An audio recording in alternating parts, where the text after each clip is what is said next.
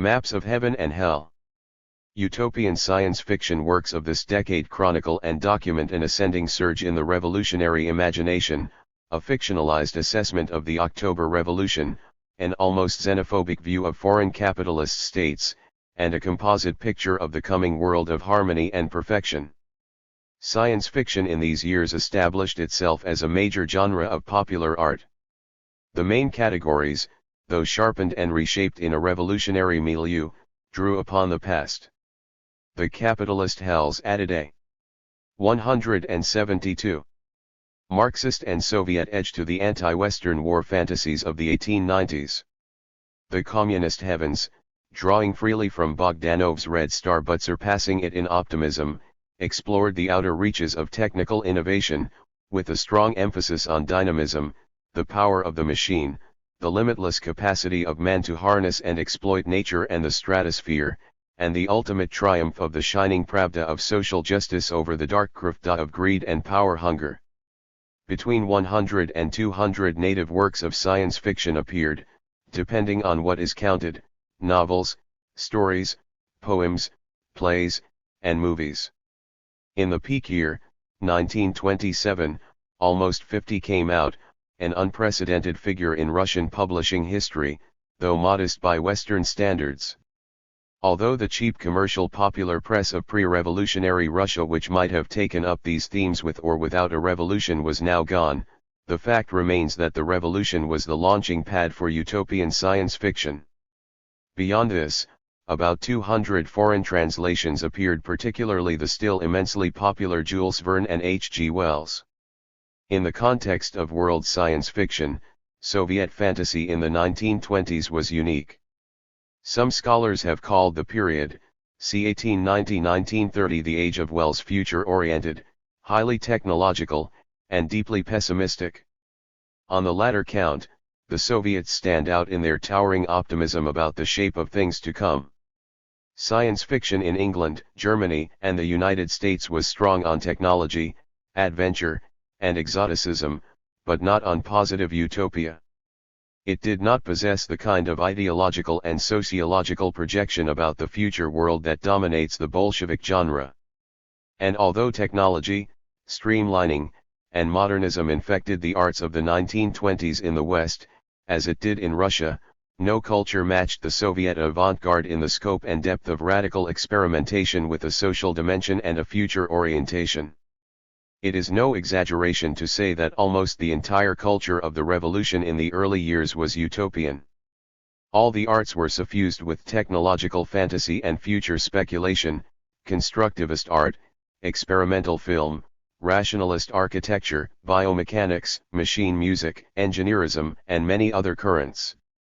Had the artists of these schools possessed power, resources, and consensus, they would have tried to transform Soviet Russia immediately into a physical utopia of modern cities of glass and steel, inhabited by functionally dressed citizens who would be treated to constructivist and futurist culture.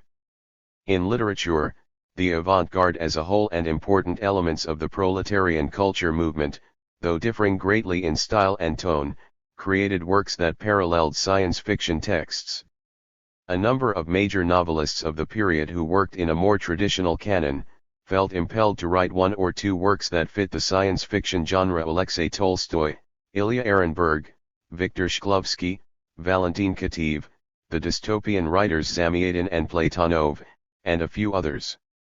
Tolstoy's Iliada, 1923, a romantic, symbolic and theosophic adventure story set on Mars, although often named the chief science fiction work of the period, was actually the end of a tradition, dating from 1905, rather than a model for the new genre. Many lesser-known writers engaged in the very popular Red Detective, Krasny Pinkerton, form in which fantasy, science, and future pictures were often interwoven.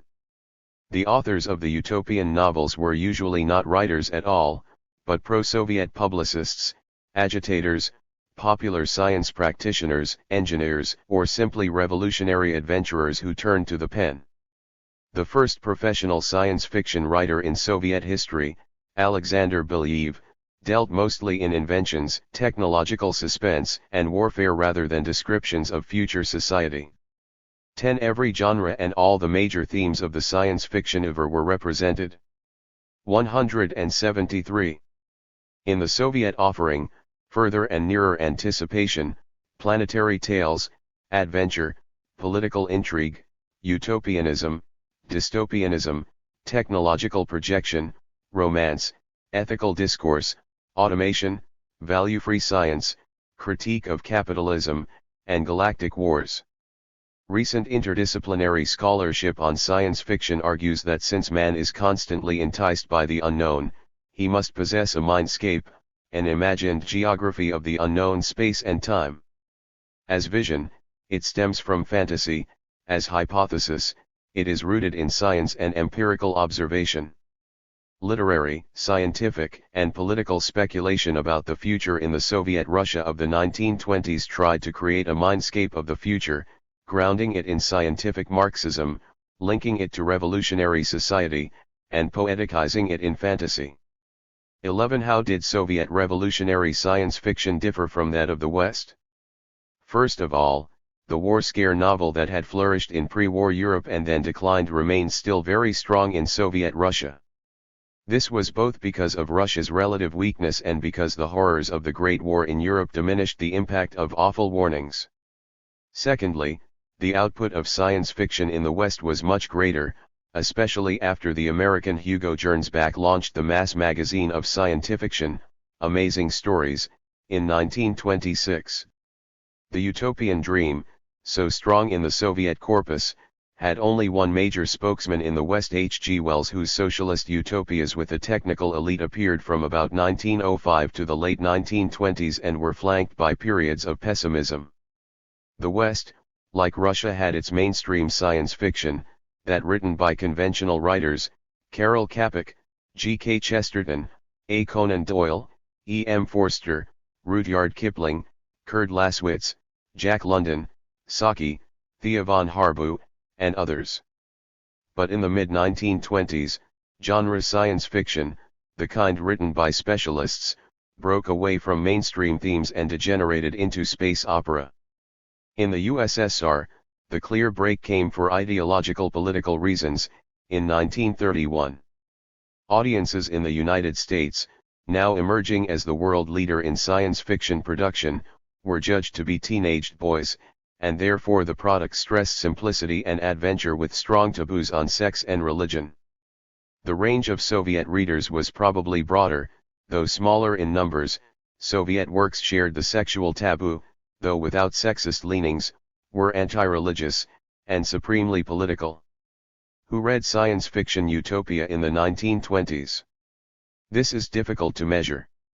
The printings were not huge, though some of the novels appeared as supplements to mass circulation journals. By the standard of the market, none could compare in popularity with the adventure detective serials of the last years of the monarchy.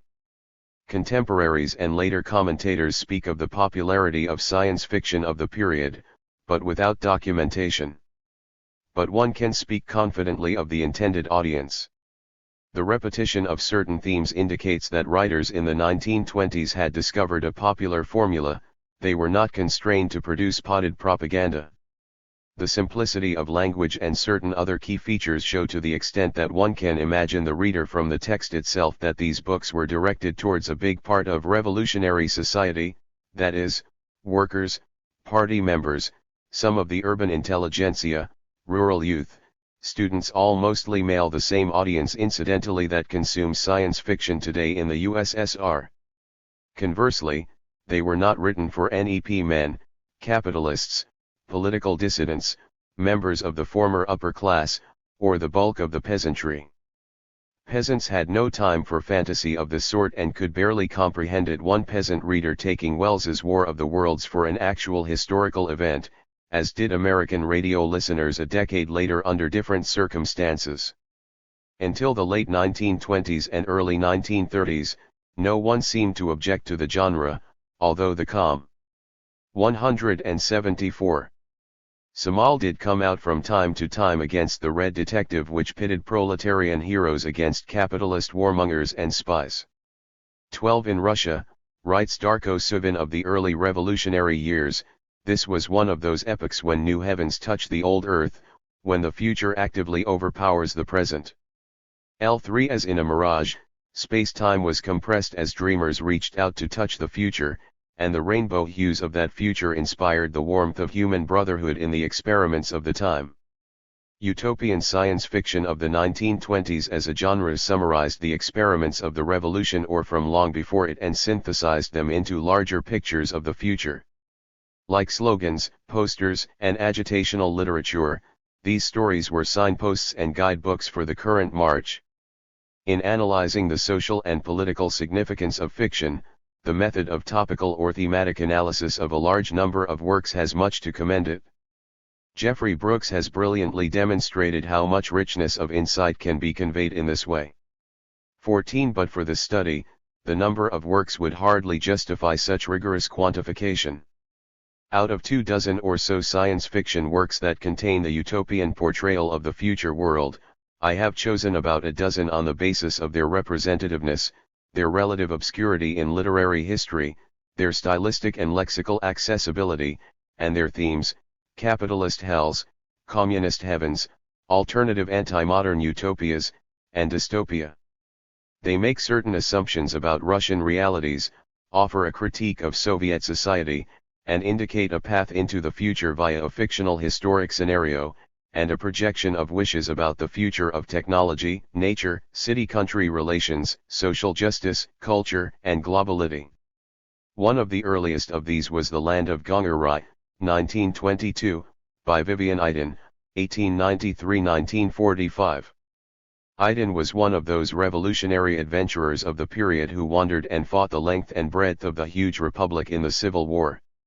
In Siberia, Iden passed death sentences in Bolshevik tribunals, closed churches and took away their bells, preserved ancient monuments, and wrote poems to exalt Siberian aviation. He was one of the few utopian writers who was a party member. The initial core of his story came to him in 1917, a fantasy dream of other worlds which he folded into a revolutionary plot and published in the obscure town of Kansk on the Yenisei River. One of the ironies of Gongarai was that it cost 20,000 rubles in the inflated currency of the moment and that the peasants who bought it used it for cigarette paper. The other was that its author, the first post-revolutionary reconnoiterer of the socialist heaven, was purged under Stalin. Gongarai is a land scene in the dream of a red partisan of oversized fruit, machines that work better than people, cities inside buildings holding tens of thousands of people and erected at astonishing speed. Work is conducted as a festival and the fruits of this labor are public squares of mirrored glass, continuous gardens, and palaces of dreams where writers create their works. Murder, war, intrigue, hungry children, terror, and the state have disappeared. The pathos of the story is provided when the 16-year-old hero dreamer is awakened at dawn by white soldiers who take him out to be shot. The brightly colored vision of tomorrow is thus limned by the dreadful cruelties of class war in the bloody Siberian campaigns. 15 In Yakov Okuna as the Coming World, 1923, we have a fleshed-out picture of a world, 200 years in the future, containing an interconnected global environment, an socio-technical complex, and a new culture of human relations. In this, as in some specific matters, Okuna was the student of Bogdanov as well as of the Western science. 175. Fiction Masters. The author was a publicist and active figure in the godless movement of the 1920s, known for his debates with Orthodox prelates wherein he insisted on the proletarian character of the first Christians. The premise of the novel Sleeper's Wake is a tour by a Russian man and woman from the world of 1923 of the world of 2123. It is an almost completely urbanized Earth right out of Gastev, an all-world city of endless streets, squares, tunnels and bridges which permit one literally to walk on city streets around the world from Australia to central Russia. The Paris-London sector is a megacity running right across the filled-in channel. All continents and islands are joined. The houses made of steel-strength cardboard are joined at the rooftops by bridges and terraces. Public buildings are topped like the churches of ancient Russia by golden azure domes and spires. There are no states, nations, or frontiers. 16. I call the vestigial administrative apparatus of this new land an eco-technical complex because of the almost total absence of government or political life. But something other than the Russian idyll or Kropotkin's anarchy has emerged. It is a self-administered economy run by machines, a crude version of Bogdanov's technology. Organs of accounting, checking, and administration, so dear to Lenin, have replaced force and wealth as the sinews of rule. People work 2 or 3 hours a day. The machines do the rest, and machines are designed to oversee the productive machines as well. Statistics have replaced the state. The Supreme Statistical Bureau of the Federation of the World Communes is the closest thing to a human polity on the planet. It is elected and rotated every 3 months. Bogdanov's computers do the real work. The author argued that this was a realistic projection of present reality and not merely a techno-fantasy. Human society, liberated from alienating labor and power, is also freed permanently as in almost all of the 1920s utopias from the familiar historic problems and social cancers, war, prostitution, crime, exploitation, famine, specialization of labor, sorrow, tragedy, and shame. People are equalized to a high degree through unisex clothing, hairlessness, rotation of work according to desire, identical housing, but with individualized interiors and furniture, collective bathing, harmony, order, and gracious comradeship, a single communist family struggling to master nature. There is but one law in this world, freedom. Its meaning? All citizens of the world city, explains the host, an elder named Stern, live as they please but each desires what all the rest desire. No one sleeps, lies, or keeps secrets in 2123. You will want to work, Stern lectures to the wakers with a smile. Since there are no ungifted people, there are no school teachers, people learn from life and labor. Men and women are free to couple without marriage or family or jealous ownership. Love blooms as in any human environment, but when one partner leaves, the deserted is automatically cured of love. Children live on the mountain terraces of the Alps, Pyrenees, Apennines, Himalayas, and Pamirs in special health resort colonies and palaces. Idiots and the hopelessly deformed are painlessly put to death. 17. Here was the big picture with the small details embodying all the hopes and dreams, the naivete and the ignorance, the technical answers, the equitable solutions to the eternal human problems and all the monumental avoidance of reality and of human nature that had been part of utopian science fiction of the past and was now endowed with revolutionary credentials. O'Connor reversed Bogdanov's premise and situated the communist heaven on earth, not Mars, and removed as well the entropy, the ambivalence, the nuances, and the contradictions required in any major fiction. Where was one to go from here? A Minor Tale of 1924, also inspired by Bogdanov, even in its title, provided a few additional curiosities. Innocenti Zhukov's Voyage into 176. The Wonderland of the Pioneer Detachment Red Star. The setting is 1957, not 2123, but Zhukovsky's Utopia is hardly different from O'Connor's. It does contain a historical explanation of how the New World emerged, a simple class and revolutionary war, beginning in 1924 and ending in the victory of world communism with all people living in a peaceful world laboring commune.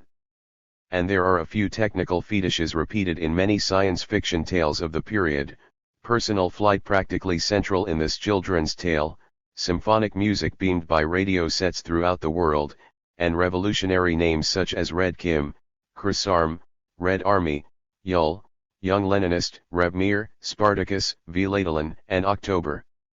This was also the first Soviet utopia in which Esperanto was the language of the planet.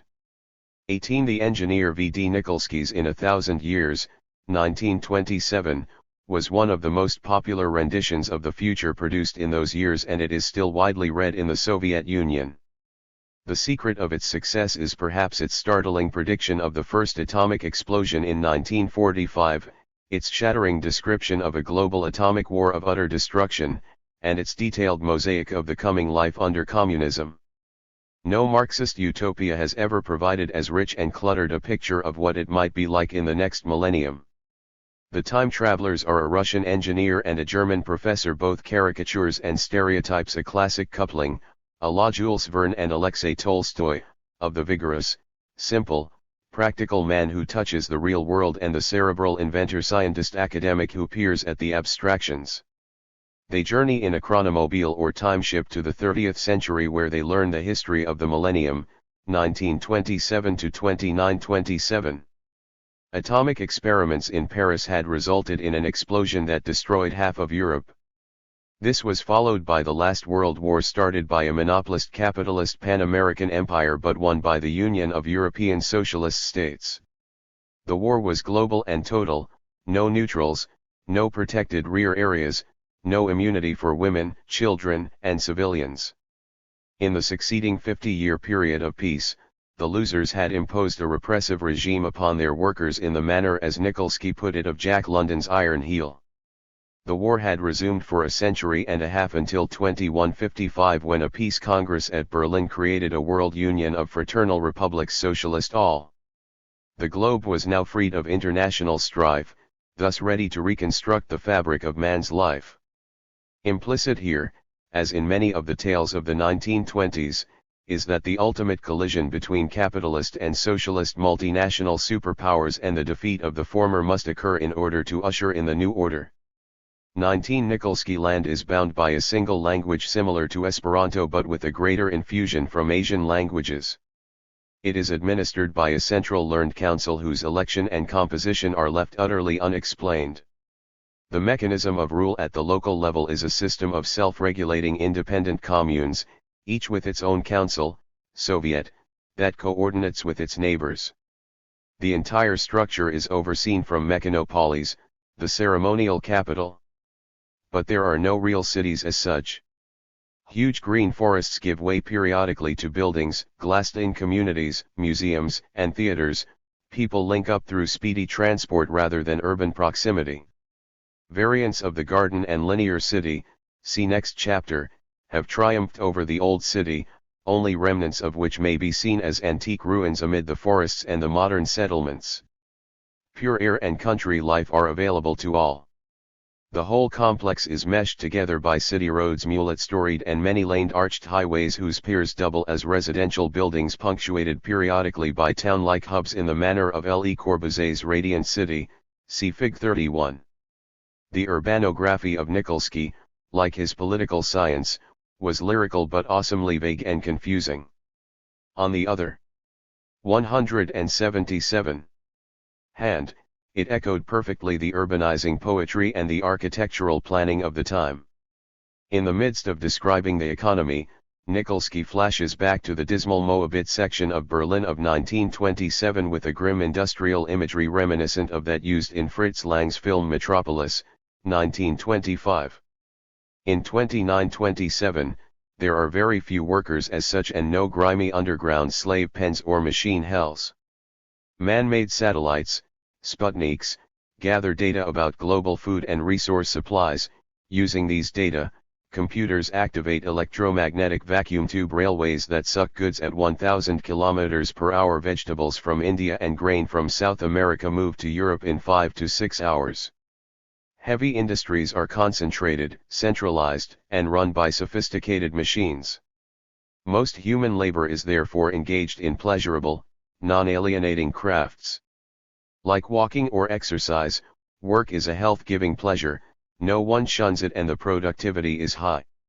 All of life is embellished with time-saving and rational technology, talking books in mechanized libraries, automated shops and cafeterias, energy produced by sun, wind, tides, and atomic power, now peacefully harnessed, medical and scientific research that has eliminated disease and extended life to 200 to 300 years, and applied eugenics that allows only the best to multiply.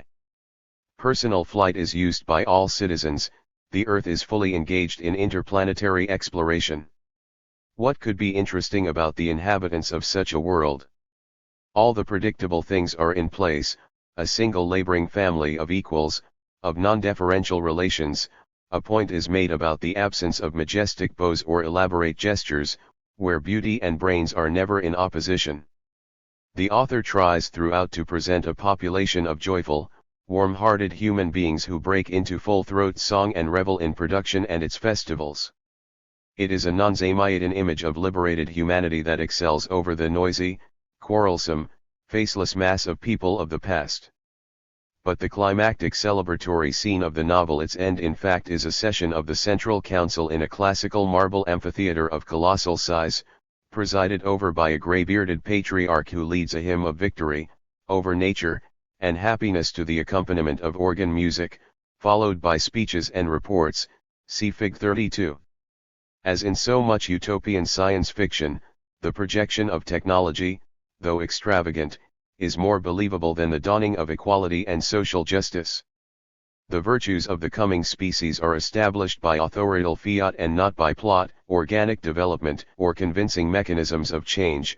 The human machinery of political interrelationships is replaced, literally, by a political machine, and the moment of greatest communal bliss is housed in a wholly traditional monumental structure, orchestrated and led by an iconic male father figure, while its symbolic and ritual actions and songs give way to the prosy dross of speeches and reports, and almost incredible capitulation to the revolutionary idiom of political discourse.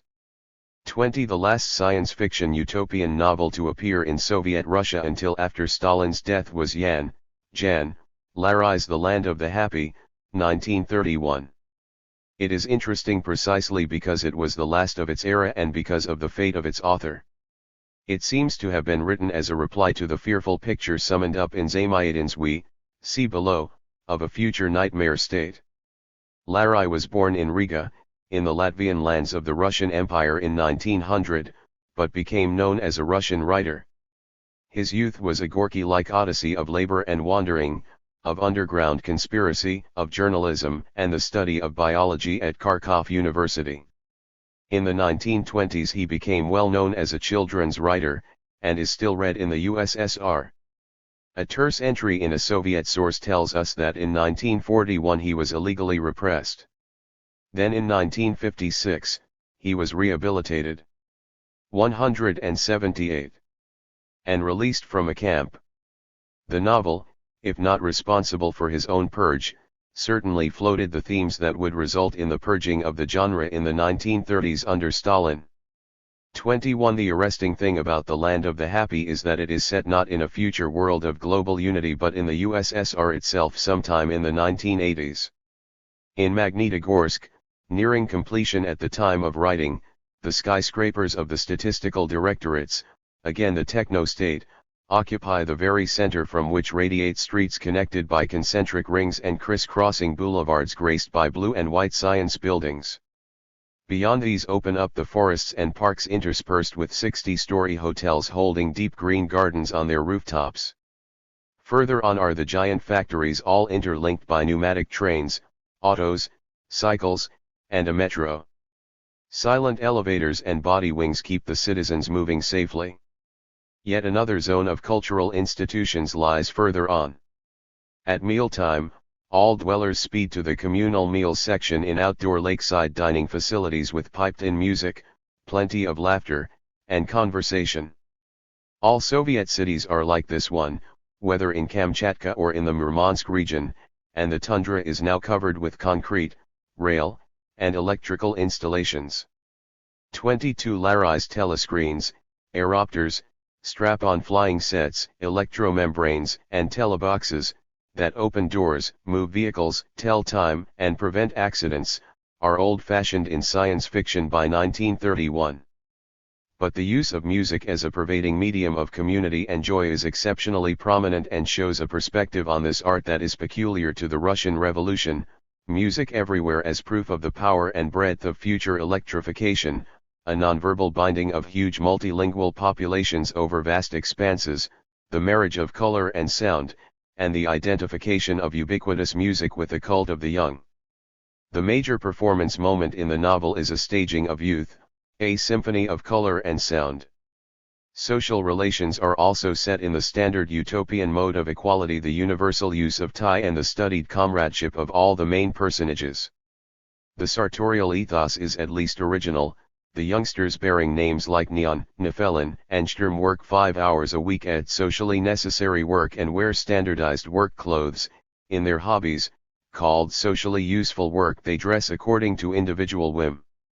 What is both novel in this work and also reflective of its time, at the very end of the generationally combative cultural revolution of 1928-31, is the constant tension and debate between the young, dynamic and explorative, and the old, stuffy and prudent. A bubbly atmosphere of laughter, good fun, and antics of the young pervades its pages from beginning to end. The editor reveals the motivation and spirit of Land of the Happy and defends utopia as a society within reach. Larai's work, he argues, is not the usual depiction of the demise of the old world and the sudden appearance of a perfected planet. It is the projection of what we have now in a believable direction. He cites Bogdanov's Red Star as a prototype of the land. The editor sees Larai's picture as the Soviet answer to Zamyatin's We.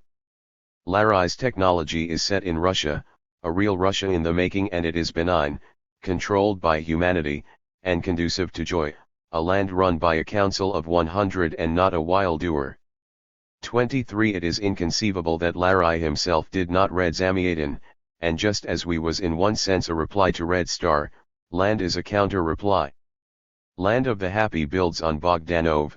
One of its main themes is a debate on space exploration, but it populates its glassy surfaces with noisy and laughing people who in many ways actually resemble Russians, who go beyond the big-eyed Martians of Bogdanov and the faceless numbers of Zamyatin as well, racing off to the resort hotels. 179. Sun City, the Happy Fisherman, Calabria, the Gay Pilot, Land of the Soviets, Evening Stars, Future, and the Bronze Horseman.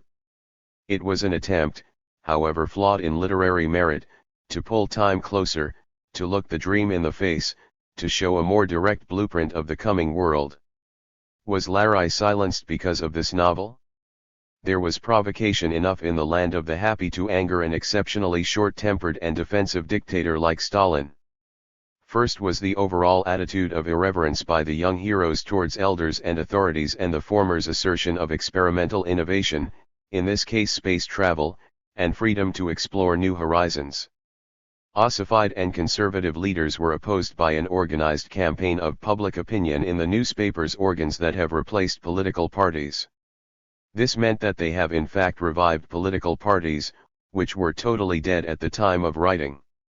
The leaders of the authoritarian faction and the opponents of the hero are called molybdenum and Kogan.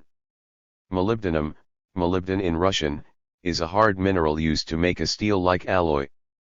Like Stalin, from the word for steel, the character molybdenum is hard, direct, simple, and unyielding.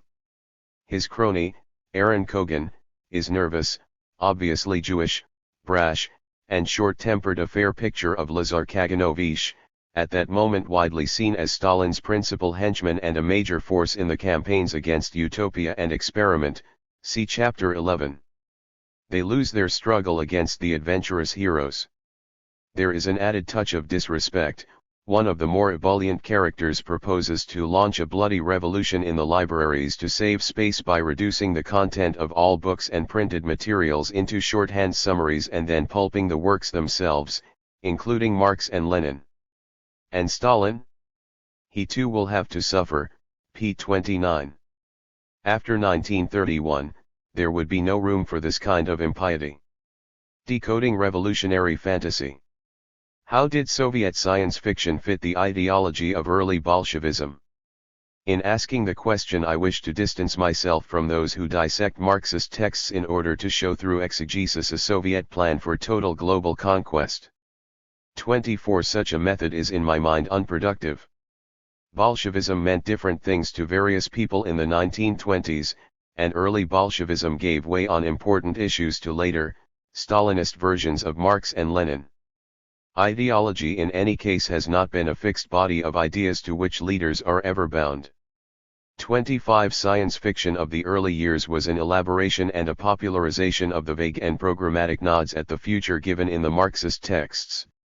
The classics of Marxism offer glimpses rather than visions of a unified world. Engels, for example, echoing many previous thinkers of a non-Marxist persuasion, spoke of a world republic. Lenin, at a moment of supreme darkness for Europe, spoke of a United States of Europe in 1915, and Trotsky independently of a united world economy, both inspired as much by the Holocaust of war as by Marxism. 26 In the Revolution and Civil War, such pronouncements took on more immediate relevance. Upon the publication of the first Soviet constitution, of the RSFSR, in the summer of 1918, when revolutionary expectations were at a fever pitch, Lenin saw a world socialist republic emerging out of the constitution of the first socialist state. Bukharin called the coming order an international republic of Soviets, and the 1919 statement of the newly born Communist International spoke of an international Soviet republic defined as one cooperative commonwealth, that is to say, a community 180 of socialist nations or states. When the next constitution, of 1922, forming the USSR was issued, Stalin glossed it as a step to a world Soviet Socialist Republic. The rhetoric and the hope behind it continued into the 1920s and then was muted under Stalin in the 1930s as nationalism and socialism in one country took a tighter hold on Soviet imagery. 27 science fiction writers were the mediators between official ambitions and popular conceptions, and their filled-in image of the unified globe reveals a layer of hope beneath the political veneer of language. The global unity of science fiction was not a Russianized world but a cosmopolitan one where the capital was more often London or Paris than Moscow, where Russia was part of a United States of Socialist Europe or Eurasia or simply an undifferentiated sector of the planet. Implicit is the hope for acceptance of the Russians into an egalitarian world order, a world where Russia is finally greeted and assisted on equal terms in a new community of peoples, a world where the language is usually Esperanto-like and not Russian. As Jerome Jelisin has pointed out, utopians need a unified globe because islands of utopia can be corrupted or invaded. 28 The imminence of war is a dark and heavy theme in the anti-capitalist dystopias of science fiction in the 1920s. Some were separate novels dwelling on the evils of Taylorist exploitation, death weapons, and mad scientists, some were the infernal antechambers to a communist heaven. For mankind to reach the heavenly gates, the hellish world had to be vanquished in a decisive war usually launched by the capitalists, personified by a captain of industry, a dictator, a plutocrat, or a fascoid anti-socialist leader. These wars possess a standard scenario, a fiendish plot to dominate the globe and destroy the eastern half. Socialist heroes, not always Russian, enlist their own technology in the struggle against injustice and enslaving warfare, and they are aided by the insurgent proletariat or mutinying crews and armies, a potent combination of international war and interior revolution. More and more often in the novels, the United States came to personify the shark of capitalism and the menace to world peace, and its leaders emerged from the pages of Soviet science fiction as an ugly array of bloody butchers, cynical prelates, and frenzied proletariophobic industrialists. The capitalist hells were partly inspired by Jack London's Iron Heel, 1908, translated into Russian before the revolution and made into a film in 1919, and partly by Emil Verhaeren's Les Aubes, 1898. But the probable direct model was the master plot for a Wardopia outlined in Eugene Preobrazhensky's Glance into the Future of Russia and Europe. Writing in 1921-22, he predicted that Europe, devastated by the catastrophes of late capitalism, dispirited by Spenglerian pessimism, and rotting with decadence and religious revivalism, would burst into revolution and war, producing in one camp a Soviet Germany allied with Austria, Hungary, Northern Italy, Bulgaria, and Soviet Russia against a coalition of France, Poland, and Romania, supported by a reactionary United States. Out of this war would emerge victorious the Federation of the Soviet Republics of Europe, in it Soviet Russia, which previously had outstripped Europe politically, now modestly took its place as an economically backward country behind the advanced industrial countries of the proletarian dictatorship. It is a scenario echoing with Slavophilism, populism, early Bolshevism, and Trotsky's permanent revolution, all of these bound in a way by the common notion that Russia's moral political superiority and messianic power would save it from economic backwardness. 29 One of the first science fiction versions of this was Yakov Okuna's Tomorrow, 1924, which reverses the dismal conclusion of Iron Heel, The Wheat King and Other. 181.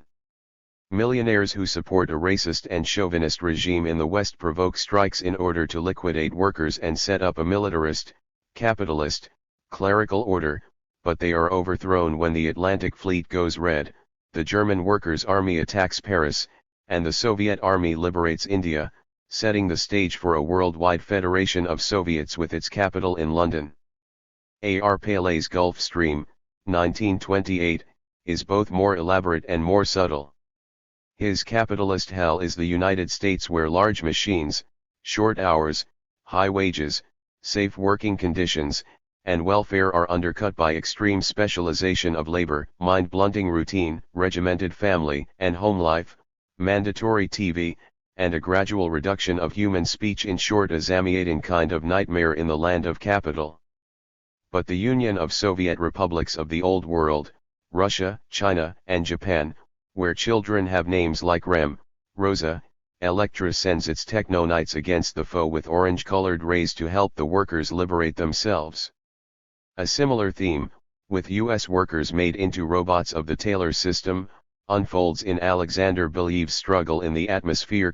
0 In spite of their Marxist rhetorical flourishes and invocations of decency and harmony for the future, these geopolitical fantasies anticipate the Manichean nationalism and xenophobia of the Stalin years. Ironic also is how the Bolshevik ambivalence toward Taylorism in the 1920s was treated. In the utopias of communism, rationalism, symmetry, and mathematical efficiency in work were seen as liberating virtues. In the dystopias of capitalism, the darker side of mechanized labor, mindless robotization were emphasized. 31 The political vision, more accurately the anti-political vision of the Soviet utopia in the 1920s, drew its central premise from Marx's theory of class and state, namely that once private property and classes disappeared, so would the state, a coercive instrument of the dominant economic class. Under communism, government by persons would give way to the administration of things. This potent image had inspired Bogdanov, Lenin, and Bukharin, who envisioned a gigantic centralized economy, state or no state, not only a single polity but also a single, enormous workshop. 32 If governance consisted solely in economic problem solving of the most mechanical sort, this implied an issueless world, a world without questions, or a world where questions had only one answer. This arose partly from Marxian class analysis, but it was partly indigenous also. In the science fiction of the time, the aversion for authority and friction is palpable. In Belyaev's Utopia, for example, all worked in close harmony, like so many musicians in a conductorless orchestra. 33. When there is a government, the apolitical population is happy to turn over the coordination of the economy to specialists, technocrats, councils of 100, and even bearded patriarchs or elders. The rulers in these novels are faceless and interchangeable. The real political foundation is the consensual attitude of the people. Everybody wants to work, everybody wants what everyone else does. This is the vaunted collectivism or collective will of the masses of which the Bolsheviks talk so often. In fact, it was the revolutionary version of Sobernost. Russian Sobernost, celebrated widely by Orthodox theologians and Slavophiles before the revolution, and Soviet collectivism, for all their vagueness and obvious differences in origin, possessed a common element: concern for and control of the group by the group. Concern in the Soviet context was expressed in many ways: welfare, communalism, sharing, cooperation, all the features connected with harmony and brotherhood. In Soviet science fiction this was extended to everyone on the globe precisely as a universal moral perspective. But the impulse to control had the same force, a strong desire to check the egoistic and individualistic impulses of others, meaning all. 182. In this view, translated into political language, both democracy and capitalism meant collision, conflict, competition, and thus anarchy and chaos. It need not be repeated that the Russian Revolution destroyed not only the old autocracy but also the liberals and the anarchists. In many ways, the elemental drive for a consensus that would shorten or eliminate divisive debate, avoid conflict, provide justice, and exert control with a minimum of machinery resembles more the ancient Russian Vesh or the village mir than it does Western Marxist political views. Thus when we do glimpse on occasion the vestigial organs or persons who deal with politics in Soviet science fiction, they resemble peasant elders, church fathers, ecclesiastical councils, or tsars presiding over ultramodern machinery of production, distribution, accounting and control. Perhaps science fiction as a genre should really be called technical fiction because in it science often only means technical innovation in a finished form. The level of scientific literacy is not very high in the Soviet works. Pure theory and explanatory processes are rarely offered. With a few exceptions, usually not in the utopias, the technology is ready-made and reasonably convincing as futuristic projection. Several areas of technical development stand out: transportation, electricity, communications, and weaponry. The first a transport system and range of vehicles sufficient to bind a planet together was as prominent in the Soviet science fiction as it was in American, in that it broke down distances in these two huge countries, eliminated the backward Tachenka image of Russia by putting the population into speeding and flying conveyances of every sort. Communications networks performed the same function at a more intimate level, dense cultural bonding via telescreen, TV, radio, and phone. Electricity, as in Lenin's vision, was the source of great power. A single, invisible, clean, and modern energy source, it was also the emblem of triumph over the dark forces of ignorance, superstition, religion, and disease. The use of architectural glass and the brightly colored worldscape are the almost inescapable fantasy features reminding us that light means right. The weapons deployed in the science fiction war were more frightening and devastating than those of the previous epoch.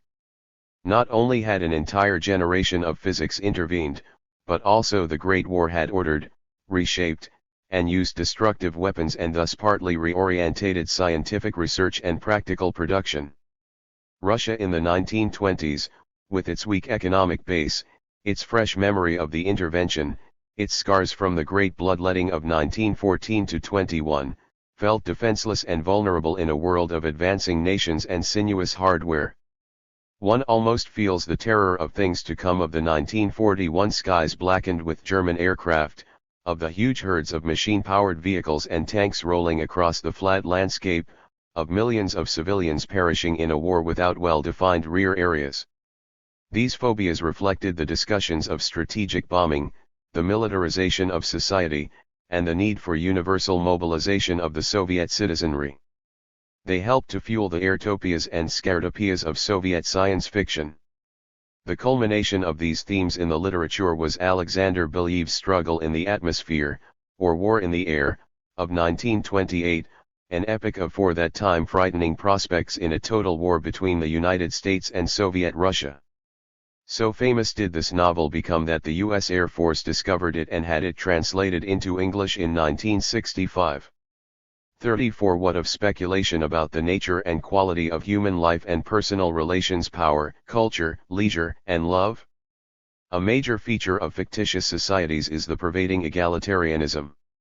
In all the utopias, work, what remains of it, is rationed equally or according to ability, hand and brain labor alternate for all, the city-country contracte dic.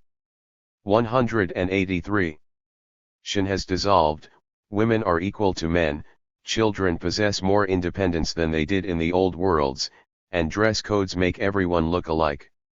Deference has given way to egalitarian systems of communication and gestural behavior. 35 The remnant of administrative decision-making not handled by self-governing systems is rotated by election and its holders made pallid and undistinguished. This was a perfect rendition of revolutionary iconoclasm, the abolition of authority, authority figures, and symbols.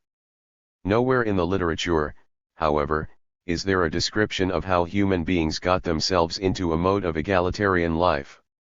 The moral question has in a sense been solved by the prevailing culture of harmony and equality. Soviet utopias are lands of peace, affluence, sharing, cooperation, integration, altruism, non-alienation, and community, exactly the formula that can be pieced together from the various Marxist speculations about life in the future. 36 As O'Connor remarked, there is only one law, freedom, the freedom to do as all others do. Labor, the prime necessity of life, is desired by everyone. Struggle is no longer interspecific but against the forces of nature. Thus a new morality is possible only under communism. But none of the scenarios that detail the military and geopolitical stages of the path to future perfection talk at all about the process of human transformation.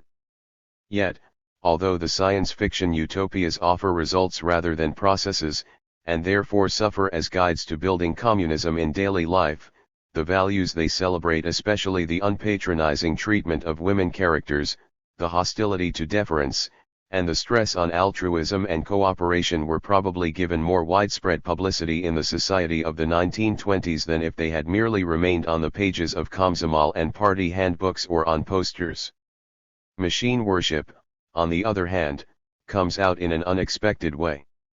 There are traces of Taylor-like movements in the lives of utopian citizens, but not on the industrial front where Taylorism began. Gastev's ultimate dream was of a new humanity, transformed by the clock and the machine, through a revolution in time, reorganized in its diet, housing, clothing, transport, leisure, and work into a community of kinetic-minded units, running around on schedule, organizing themselves, their work, and each other, and producing in abundance. Kurzyantsev added to this picture what workers should do with themselves and the goods they produce after work. The utopias of Soviet science fiction were more serene than the frenetic visions of the Taylorists and Timeists, their stress being more on humanoid machines than on human robots. The treatment of festival and ritual in Soviet science fiction is also interesting. There is hardly a utopian work from this period that does not describe scenes of ritual celebration, to accompany labor, to glorify construction, to grace the leisure hours, to bring large numbers of people together. It becomes a surrogate for ordinary community life which is hardly ever described. One can learn almost nothing about family relations, friendship patterns, or communal life as it was being planned by architects and city planners at exactly the same moment or lived out in Soviet communes. The celebrations are both solemn and joyous, but again only at the command of the author's pen. However much the authors may paint smiles of bliss upon the faces of their participants, they resemble more the herd-like marches and cheers of Zamaidinzwi, and their real-life equivalents of the 1930s, than they do the early spontaneities of revolutionary festival.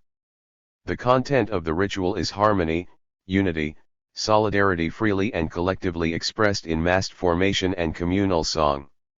Reverence and celebration on the public squares or in the colosseums of fantasy is a fictive shorthand for writers who are trying to persuade readers that their recipes for social perfection actually work. 184. The arts, which are supposed to embellish life and fill the leisure time of workers in a communist society, are surprisingly neglected, with one striking exception: music. But it is a music transposed from art form into therapeutic instrument. Utopian writers favored proletarian mass song or machine music. A whole array of electronic music inventions appeared in Soviet Russia in the 1920s, designed to broaden the range of sonority and to broadcast on radio the wonders of urban noise, electricity, and revolutionary music. The sonic compulsion resounds in the science fiction novels of the 1920s. In Efim Zozolia's Gramophone of the Ages, set in 1954, the sunrise is greeted by musical factory whistles and orchestras. Every building contains musical equipment that drones mighty music. It greets the sunrise, wakes up the workers, accompanies them to their work, to dinner, and home again. One can hardly finish reading a science fiction work of the period without hearing a buzzing in one's ear. Music dazzles at festivals, ennobles and enriches, entertains at lunch, enhances labor, soothes one's sleep, and invests one's dreams.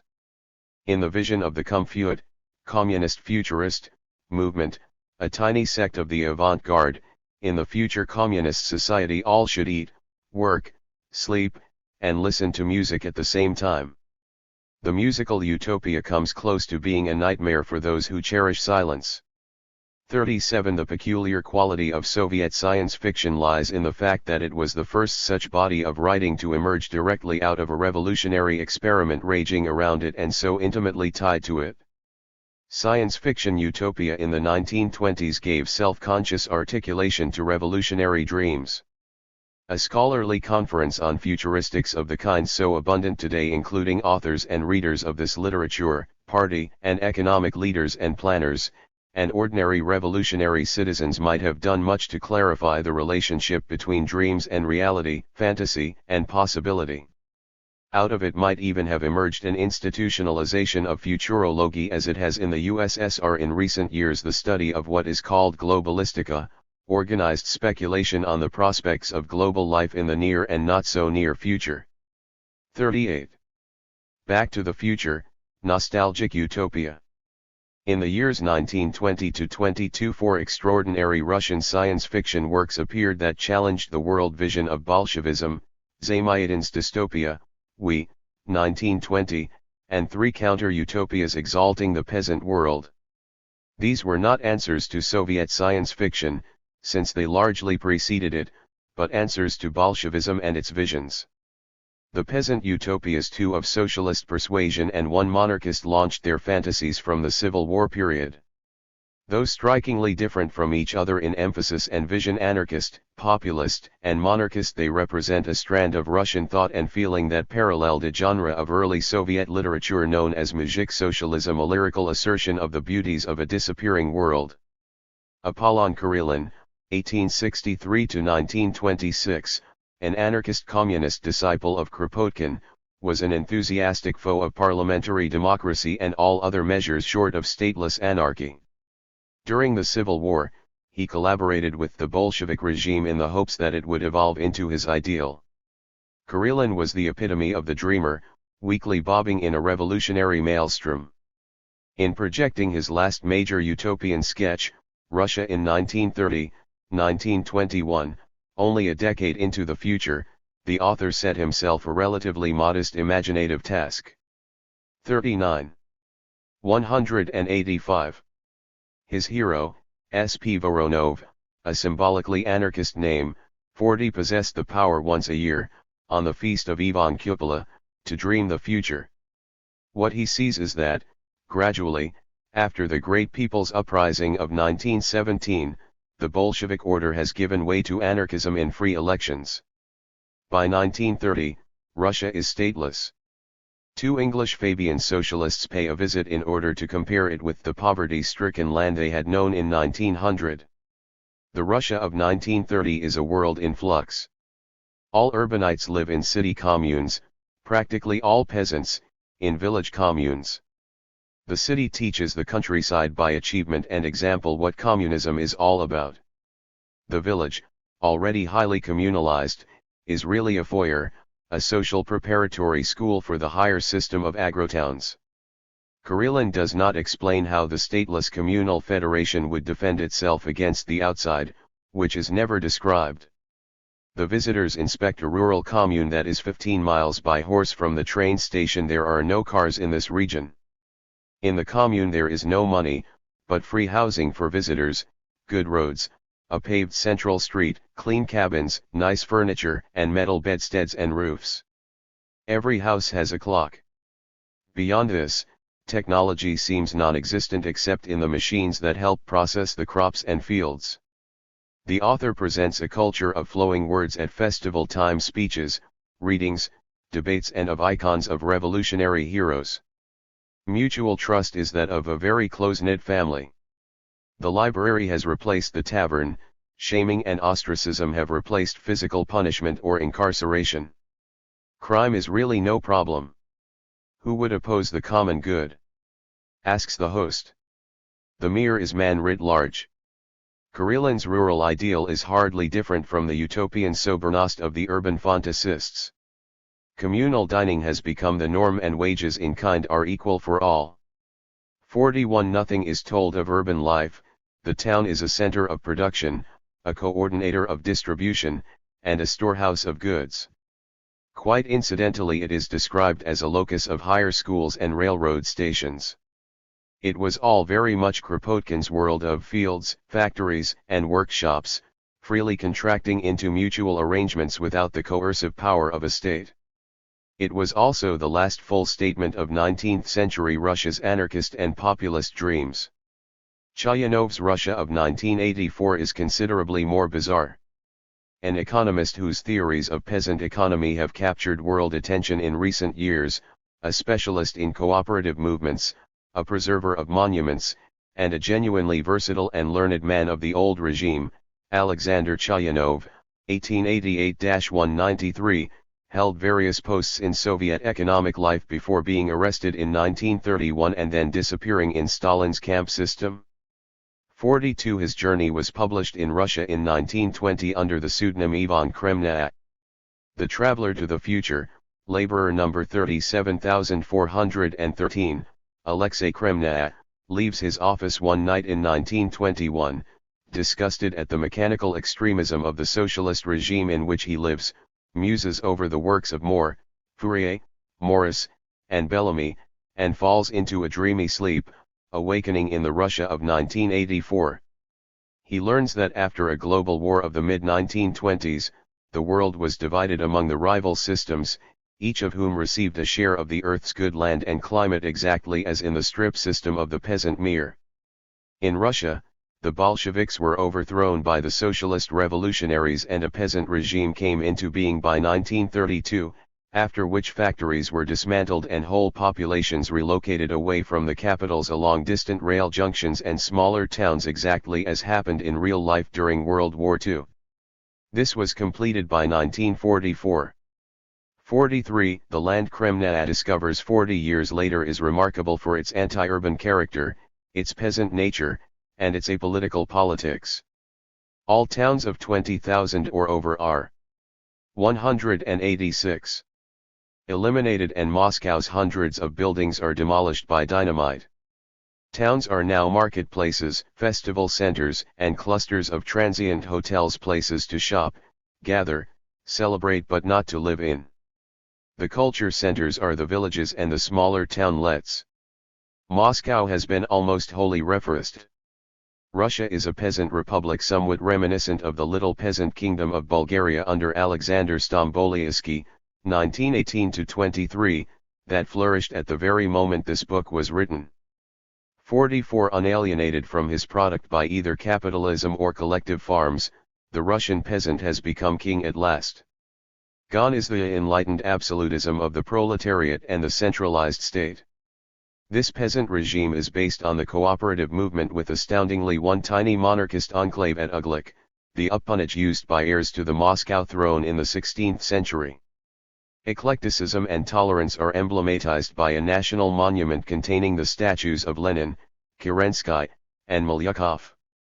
The culture of Chayanov's Russia was drawn largely from the past village life, peasant izba, traditional songs, games, and festivals, the bells of Moscow's churches, to ring out Scriabin's Prometheus as the national anthem, musketeers, Moscovite costumes, and customs, antiquity frozen into a tableau of bygone times as static as those of the 21st or 30th century.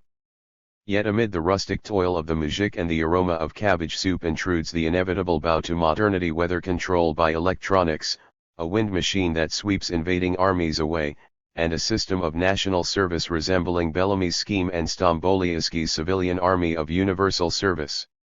That well-known combination of rural nostalgia and reverence for military power that often accompanied fascism between the wars is faintly present, but hardly any of its other usual components. Chayanov shared the anti-capitalism, anti-Bolshevism, and anti-urbanism of the socialist revolutionaries, but he was clearly more conservative in his exaltation of cooperatives and individual peasant plots, his allowance for inequality, and his cultural nostalgia. The improvement of morals, he wrote, moves with the speed of geological processes. His book generated little resonance. It was published by the state publishing house, an absolute impossibility 10 years later. The dissenting preface by V. Vorovsky, a well-known Marxist critic and diplomat, poked fun at the futility and utter unreality of an Arcadia of individual peasants run by cooperative-type intellectuals.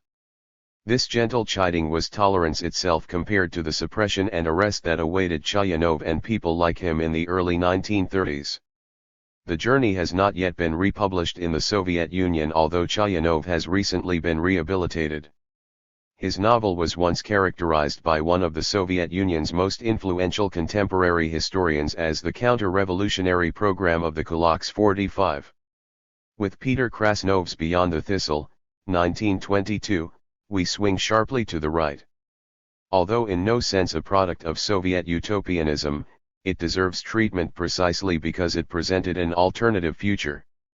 Krasnov, a white Cossack general who fought in the civil war against the Bolsheviks, emigrated to Germany, where he wrote his Neo-Romanov fantasy in late 1921 when the idea of restoring the monarchy was still in the air. His Russia of the 1960s displays on its banner restored autocracy, Great Russian chauvinism, anti-Semitism, Jews do not rule us anymore, Eurasianism, anti-communism, anti-democracy, and anti-decadence. The story tells of the misrule of the Bolsheviks and their dethronement. In the meantime, Russia has disappeared from the sight of Europe, lost beyond the thistle wall that now grows around it. Into the void marches Michael II Vsevolodovich, the last Romanov, who has been hiding in 187. Tibet. The 15-year-old heir makes the long march to the capital dressed as a white Tsar with an entourage of 3,000 Cossacks on white stallions to reclaim his throne. 46 Beyond the Thistle speaks to us down through the years as a dream of the losers and as hopeful consolation for the monarchist emigration. Krasnov's Russian Empire, including Poland and Finland, is ironically called a one-party state, the party of the brothers and sisters in Christ. The Tsar rules as autocrat with the assistance of voivodas and a hierarchy arranged in tens down to elders and male family heads. Punishment and censorship are non-existent, as is political news in the papers. The people have rejected socialism on their own. The church is supreme in the realm of the mind and spirit, and man is supreme in the home, whether peasant hut, urban apartment, or mansion. Distinct classes of bygone days are revived. The Domostroy, a 16th-century document of extreme domestic despotism, has been revived to guide family life and keep women in their place. The chief goal of schooling is to teach love of faith, fatherland, and Tsar. Russia has retrieved its simple peasant face in a harmonious monarchy only dreamed of by the Slavophiles 100 years earlier.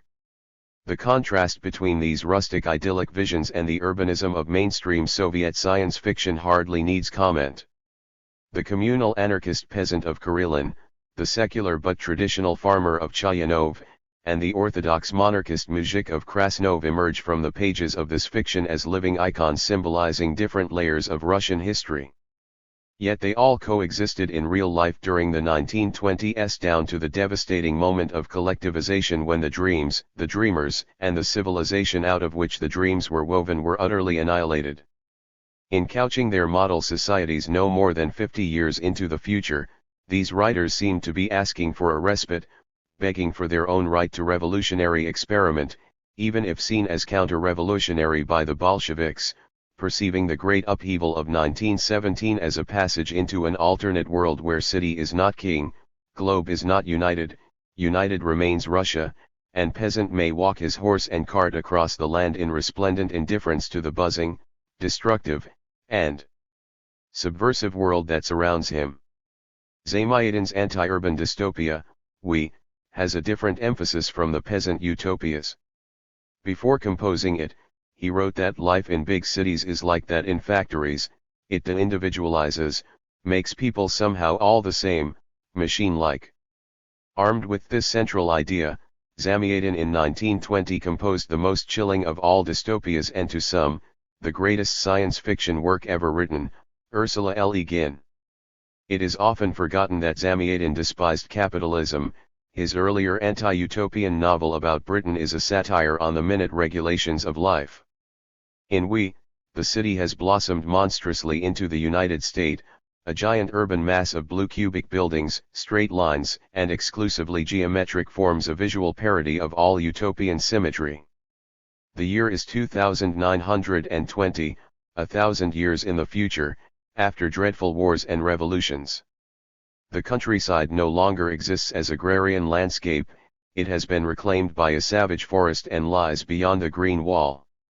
Nature, body hair, foliage, sexual passion, and fantasy are the unsubdued remnants of evil.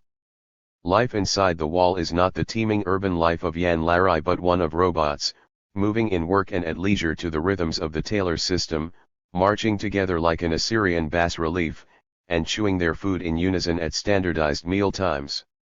The jabs at Gustav and the emerging NOT movement were obvious to any reader living in Soviet Russia in 1920. 47 Technology in we is ever present but never discussed.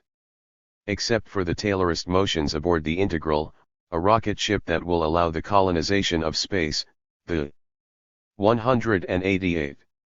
Labor process is not indicated, except for scenes of sexual contact, neither is life. The reason is clear, life, work, and love have been denuded of color, passion, and conflict among ordinary numbers, citizens, of the United States. The musical factory provides the tunes that lead them to work and play, their rituals are purely passive and deferential. Freedom means unity of thought, the only self is embedded in the collective we. Human relations in the United States seem like an answer to the prayers of those nihilist reductionists of the Russian Revolution who wanted to break all forms of human expression and equalize all humans into faceless and expressionless units.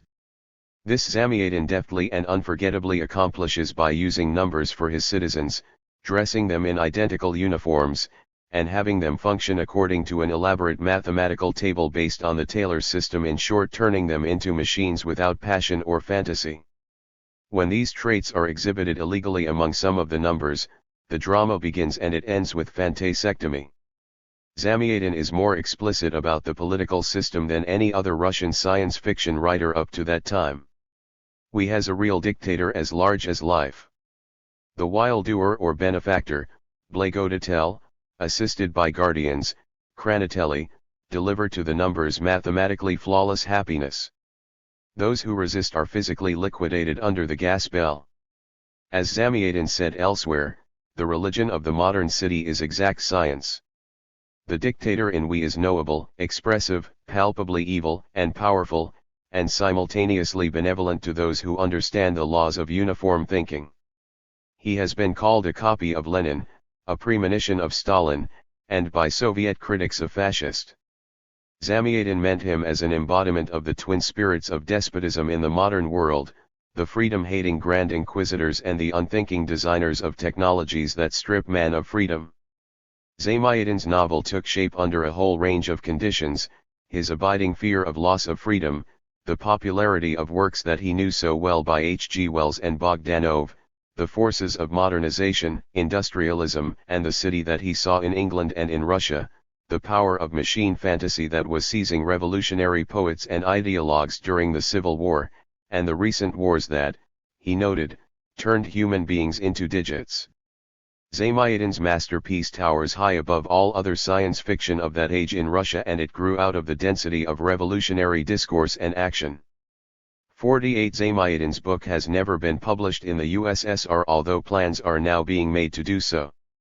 It is rarely mentioned in Soviet discussions of science fiction. When it is discussed, its picture of the future is compared to Nazi Germany, not to any period in Soviet history. But Zamyatin was confronted head-on in the 1920s. The critic A.K. Voronsky wrote an essay on the author in 1922. Noting that the themes of we had already been moot in the anti-British The Islanders, 1918, Voronsky viewed the anti-socialist elements of the novel as part of an older dystopian tradition. But the Bolsheviks, he argued, did not strive to subjugate people under the heel of the state. We, he said, resembled the reactionary state socialism of a Bismarck. Bolshevism stood for a synthesis of the we and the I, and not we over I. Machine-like life, he said, is not our goal, but machine-lightened life. There would be no dual world of Nightmare City and Wild Forest in the future, but a humane combination of urban and rural elements. 49 When Zainuddin's book was revived and reissued in the early 1950s in the West coinciding with late Stalinism, the publication of Orwell's 1984, which was indebted to it, and the emergence of the theory of totalitarianism, many took Zainuddin's nightmare to be simply an accurate rendition of Soviet reality from the very beginning. Few people. 189. Then and not many more now were aware of those utopian experimenters and visionaries of the 1920s whose main mission was in fact to avert a rising menace of the United State of Guardians, mathematical conformity, odious authoritarianism, and a malevolent well-doer. 50. The death of utopian science fiction in the early 1930s is the perfect metaphor of the death of the utopian revolution of the 1920s. The prose was primitive and the characters forgettable. Perceptions of the West were filled with neuroses, phobias, and stereotypes.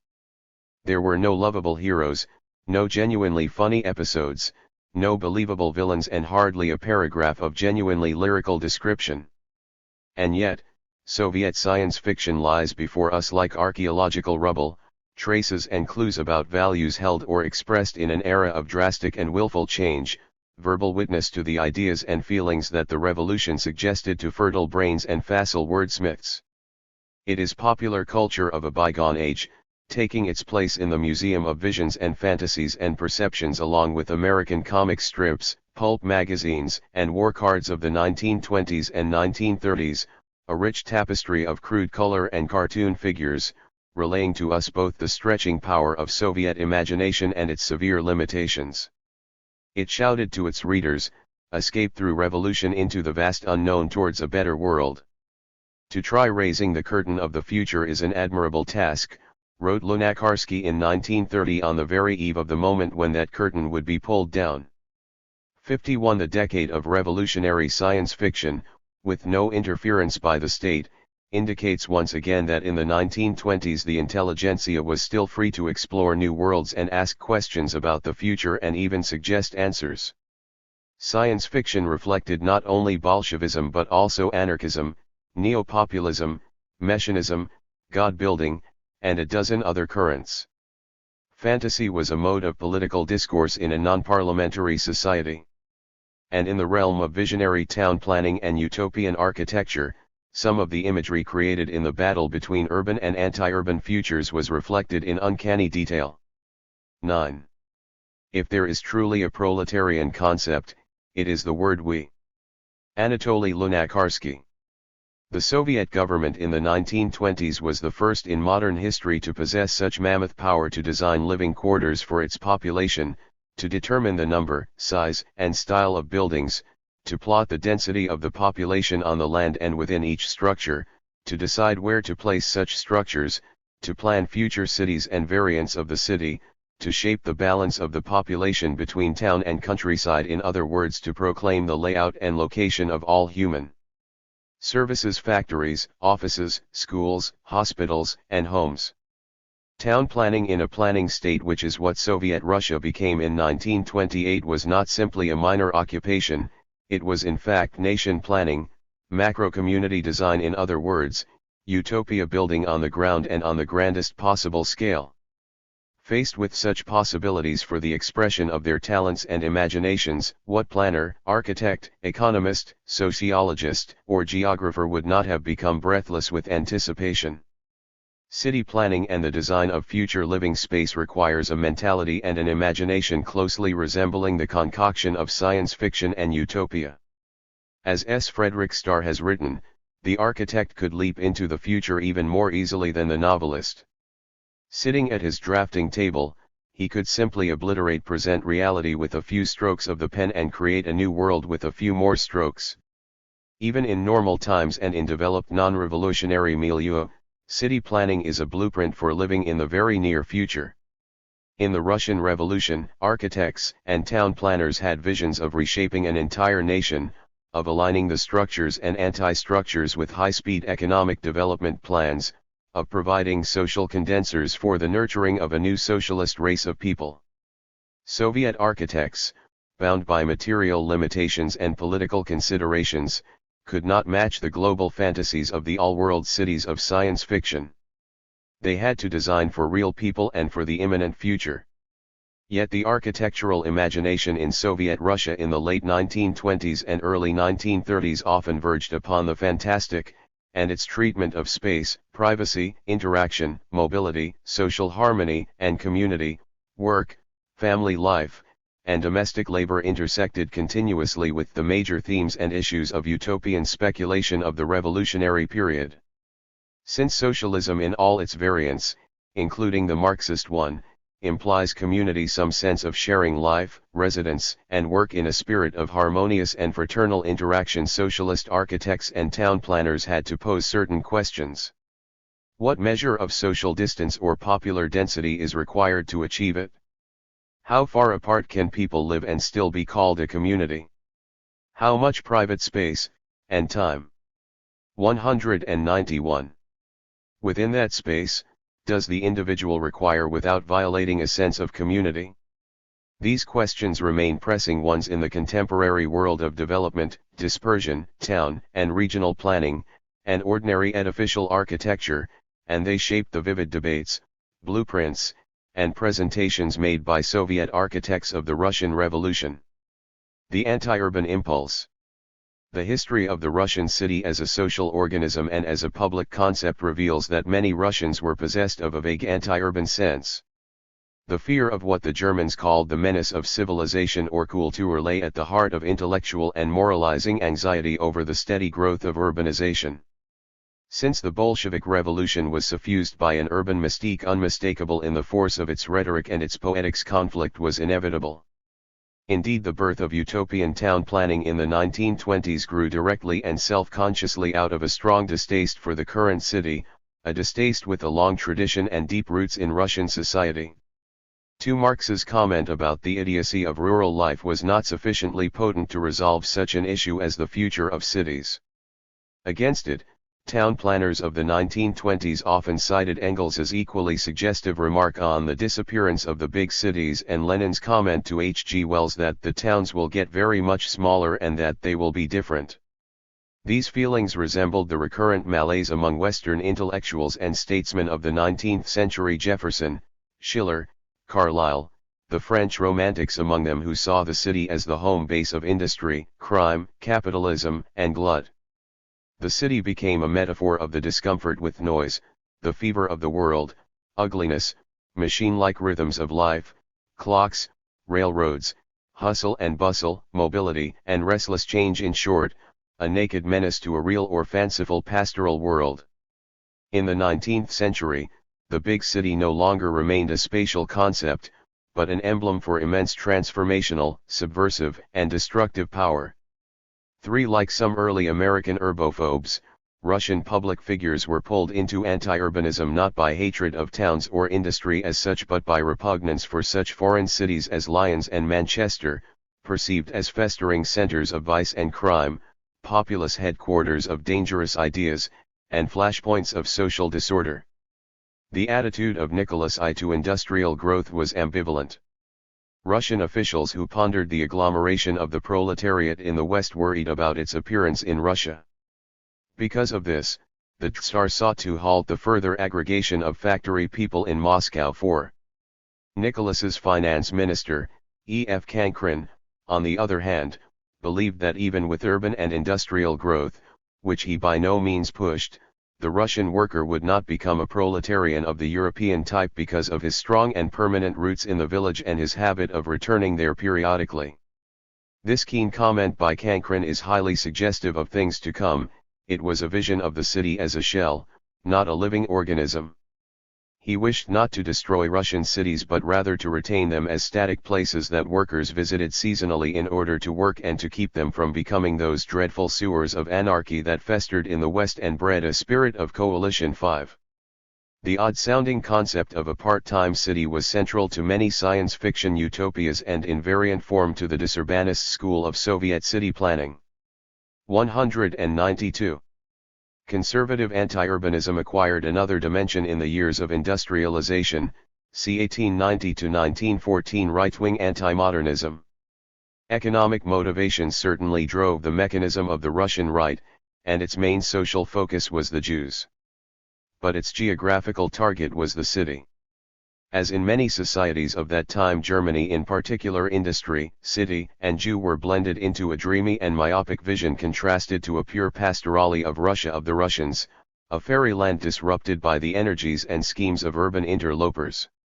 This was a kind of perverted Slavophilism and Muscovite nostalgia. 6. In the radical response to the city, we detect another kind of repugnance.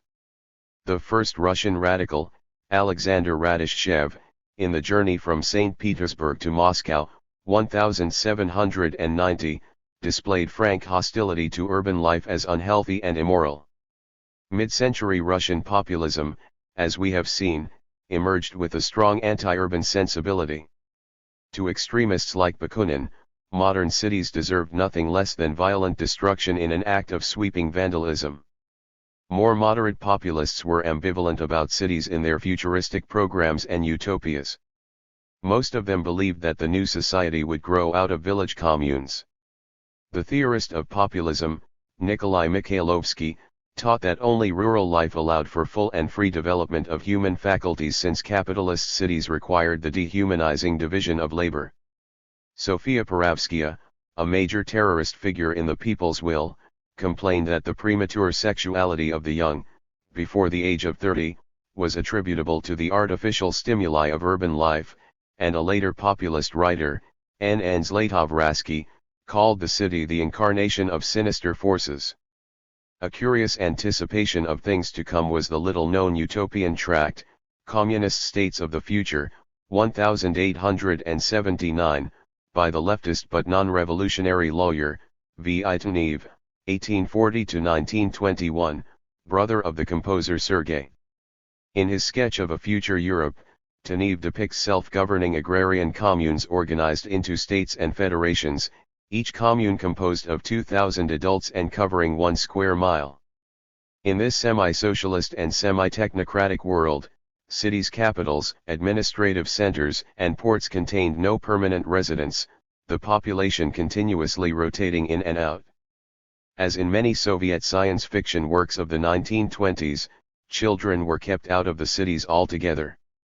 7. In the generation before the collapse of the monarchy, a whole chorus of liberal, socialist, neo-populist, and Tolstoyan publicists joined the right in a moral assault on cities as bastions of decadence, prostitution, faceless enemy, and raging vice. The Russian flood of Sin City literature was of course a local version of the anti-urban moral crusading that appeared in many places at the turn of the century, but its edge was very sharp. The outcry over decadence, anything from free love to sex clubs and perversion through violence and child seduction, was a major thread in the intelligentsia's discourse in the years after the 1905 revolution. Its connection with general culture and political climate has never been fully explored. Elements of city hatred sometimes combined with a latent and tortured sexual envy, as in the anguished book by P. D. Neprov, The Cruel City, 1907, portraying Petersburg as a mass of icy stone and at the same time an inferno of lust. A revealing piece of evidence from the world of popular culture is the fact that urban song as a genre was widely known as Žestoki romans, cruel song.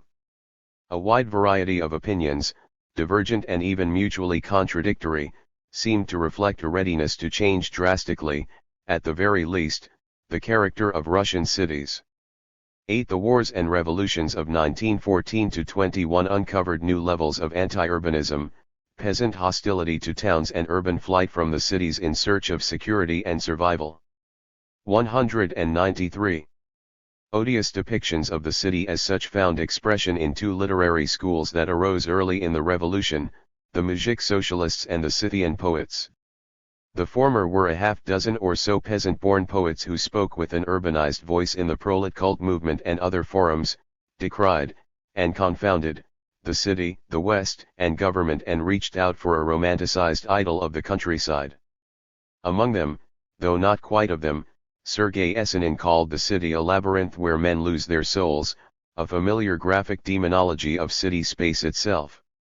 The Scythians and others, Bloch, Belly, Pilniak, and Ivanov Razumnik, projected a negative image of the city, a chillingly rational world of atomization, lack of community, and isolation, all in spite of the supposed density of population. 9 literary currents and the peasant utopias provided a vivid link between the deep layers of city fear and the architect's practical concerns about what to do with existing cities. In literary works, towns were destroyed, abandoned, emptied, gutted, or transformed in various ways into administrative centers or temporary camps or visiting sites. In the urbanist science fiction of the 20s, where big cities did exist independent of a single world city complex or a megacity, the old ones had been torn down, allowed to rot, blown up in the wars, or in part preserved as picturesque ruins and archaeological sites. Rare was the literary visionary who remained content to reform Moscow or Leningrad, or simply let them grow organically. The revolutionary city planners, educated, well-trained, and socially alert people, were alive to the utopian traditions of Europe and Russia, to the deep anti-urban currents of its past, to the German Marxist urban schemes of the turn of the century, and to Russia's own pre-revolutionary garden city movement. The question was, what would they do with these legacies? The greening of Russia, the disurbanists. The major schools of utopian city planning came to be known as the urbanists and the disurbanists, yet both grew out of anti-urban sentiments and traditions. Both the European socialist movement and the international garden city movement with occasional but not extensive overlap fed revolutionary Russian town planning. Socialists glorified the city and its productive capacities but lamented its capitalist social evils. They scorned the countryside, but envisioned a world without the contradiction between town and county, a vague formula. In Spain, where the linear city was conceived, in the 1880s, and in England, where a spate of novels and utopias preceded the garden city movement of 1900 to 14, social reformers and architects sought to create new communities to illustrate the possibility of planned living in defiance of the historical growth of medieval towns, fortuitous anarchic industrial patterns, and the resultant nexus with the surrounding hinterland. E. P. Howard's Tomorrow, 1898, a scheme for an anti-city town in the midst of natural greenery, variously called Green City and Garden City, dominated this tradition for about 20 years. Russian gardenists were discussing these town plans in the years before the revolution, and their ideas attracted socialists, Tolstoyans, religious groups, and even vegetarians who linked healthy diet with healthy environment, open space, and modified residence patterns. 10. The Soviet disurbanists and urbanists of the 1920s took Marxist writings as their avowed texts but were clearly touched by deeper currents. Some had direct links with the garden city movement of the pre-revolutionary period. But their models were also shaped by social concerns, plans for organizing the psyche of the masses, technical. 194. Limitations, aesthetic impulses, the need for personal expression, professionalism, and ideological considerations. Since ideology, though Marxist in name, was in a state of flux and still uncodified, this allowed considerable latitude in urban planning for the future. The disurbanists in particular disdained modern cities as museums of eclectic styles, haphazard reminders of uneven growth, irrational accretions created by ignorant power, and clusters of concretized social evil. Their anti-urbanism went beyond Marxism. They believed that Moscow was a dying city and they wanted to hasten the process. They believed in their utopian schemes for creating a new spatial world of work and residence. And in the brief era of their prominence, c. 1928-32, they believed in and worked for the immediate and complete realization of their designs. In this they were for a time supported by the authorities. 11. Who were the disurbanists? Not all were architects. Their ranks included sociologists, social theorists, journalists, political figures, economists, and professional planners from the Soviet Central Planning Organ, Gosplan. The ideologist of the group, Mikhail Oktyabevich, 1896-1937, died of natural causes. A sociologist, wrote regularly for the main disurbanist organ, Contemporary Architecture, the journal of the Society of Contemporary Architects, to which most disurbanist architects belonged. His associate Mikhail Barsht was a practicing architect and a member of that organization. Moise Ginsburg, 1892–1946, one of the most influential builders and theorists of the late 1920s, joined them in 1928. Leonid Puzice of Gosplan added his own designs to the main disurbanist schemes, and the independent and fertile Nikolai Milyutin, 1889–1942, though not properly speaking a disurbanist, provided a linear variant to their visions. According to Puzice, they enjoyed wide support in Soviet official circles, including the Commissar of Health Semashko, the housing specialist N.L. Meshcheryakov, and the influential party figure, Yuri Larin. 12. In its most irreducible form, disurbanism meant the non-urban redistribution of the population. Okitavish conjured up a de-stationed world, meaning a land not only without cities but also without capitals, without a center, that magic word which then and now in Russian denoted not only geographical situation but also concentration of power, communication, and culture. To Okitavish, the converse was openness, motion, freedom. In arguing against the urbanist notion of big cities and buildings as the pathway to communal life, he asserted the then not so obvious fact that form did not guarantee content, that a dormitory remained a dormitory whether in a barracks, in a sector of an apartment building, or in a separate communal dwelling, and that a patriarchal izba, peasant family home, with all its sociological overtones, could be found in a skyscraper as well as in a village, an acute observation whose truth would become apparent in the communal apartments of the Stalin era. 13. Okitavish opposed oppressive and unnatural collectivism as much as he did excessive individualism. Personal property, personal needs, personal initiative, personal development, personal hands, feet, head, and brain not only do not disappear under socialism but will be for the first time accessible. Economy of scale, he argued, becomes dysfunctional in life as well as in production when taken to extremes. In a graphic refutation of some classical utopian formulations, he made it quite clear that 25 laundries serving about 1,000 people apiece were superior to a single laundry for 25,000 people. Collective services, therefore, had to be reasonable and manageable in scale and not the product of a mathematical mentality. By engaging in a bleak debate with urbanists and science fiction writers, Okitavish was exhibiting 195. The utility of utopian discourse once again. Unnatural or social division of labor between capital and labor, between men and women, between town and country, between mental and physical labor, between nation and nation, or metropolis and colony, must be abolished, but not the natural and functional division of labor essential to all human life. 14. Under the slogan "Down with the City," Okitavish called for the depopulation of Moscow and other cities and their regreening as parks. The new locus of population was to be linear, an endless road of habitation flanked by individual dwelling places. His own preference was for prefabricated, portable or mobile, collapsible homes that could be set up anywhere along the Magi's Trail, or line of communication and service points. Some of his colleagues preferred homes on stilts, or adjoining rows of what we would now call townhomes, consisting of one spacious room per person. The service points, easily accessible to residents, were the key element of communalism: shopping, culture centers, and communal gathering points. Their mechanism and administration did not come under Okitavish's scrutiny, a curious lapse for a professional sociologist interested in human dynamics and not just employment of space. There are diagrams, see Fig 33, suggesting what the disurbanists had in mind.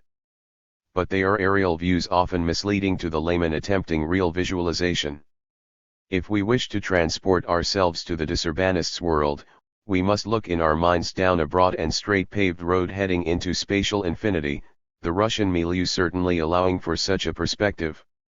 Instead of towns or supercities every 40 to 50 miles, we see an endless and uninterrupted stretch of dwellings on either side of the road, rows of individual apartment cells, mobile homes on wheels, or boxes on sturdy columns stuck in the ground. Beyond the roads are fields and forests, perhaps farms, industrial sites hidden away along the route. We stop and plant our house, in time we acquire a spouse and plant another box beside our own and attach it.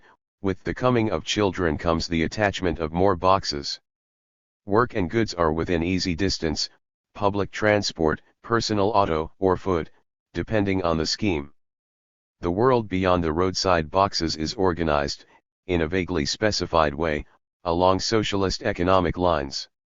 At the service points and the workplace occur the moments of communal interaction or spiritual community so important to other prophets of utopian experiment in these years. But it is never described, much less analyzed. Space and structure alone seem to possess the power to communalize people, an implication quite at odds with Okitavish's original point. Other scenarios simply altered the details of the major vision. The green city of Barscht and Ginsburg, for example, stressed row houses as the ideal, not the separate boxes or little houses. They are flanked front and rear by a green world but on the sides by neighbors endlessly in both directions. Only in the collective of space, argue the architects, can the individual come into full play. The nearby bases enrich this semi-private, semi-communal life, bus stops that are also reading stations, auto parks, cafeterias serving 250 citizens, and nearby centers of sport, culture, education, and communal utilities, kindergarten, laundries, etc. The world is brought in via nearby production centers, radio, TV, and telephone. As with Okitavish, marriage, divorce, and family growth are made possible by the constant switching of adjoining rooms with lockable doors. All the planners were extraordinarily sensitive to personal quarters for women and the possibility of divorce, a sensible notion at a moment in Soviet history when divorce was reaching mammoth proportions after the 1926-27 family reforms. 196.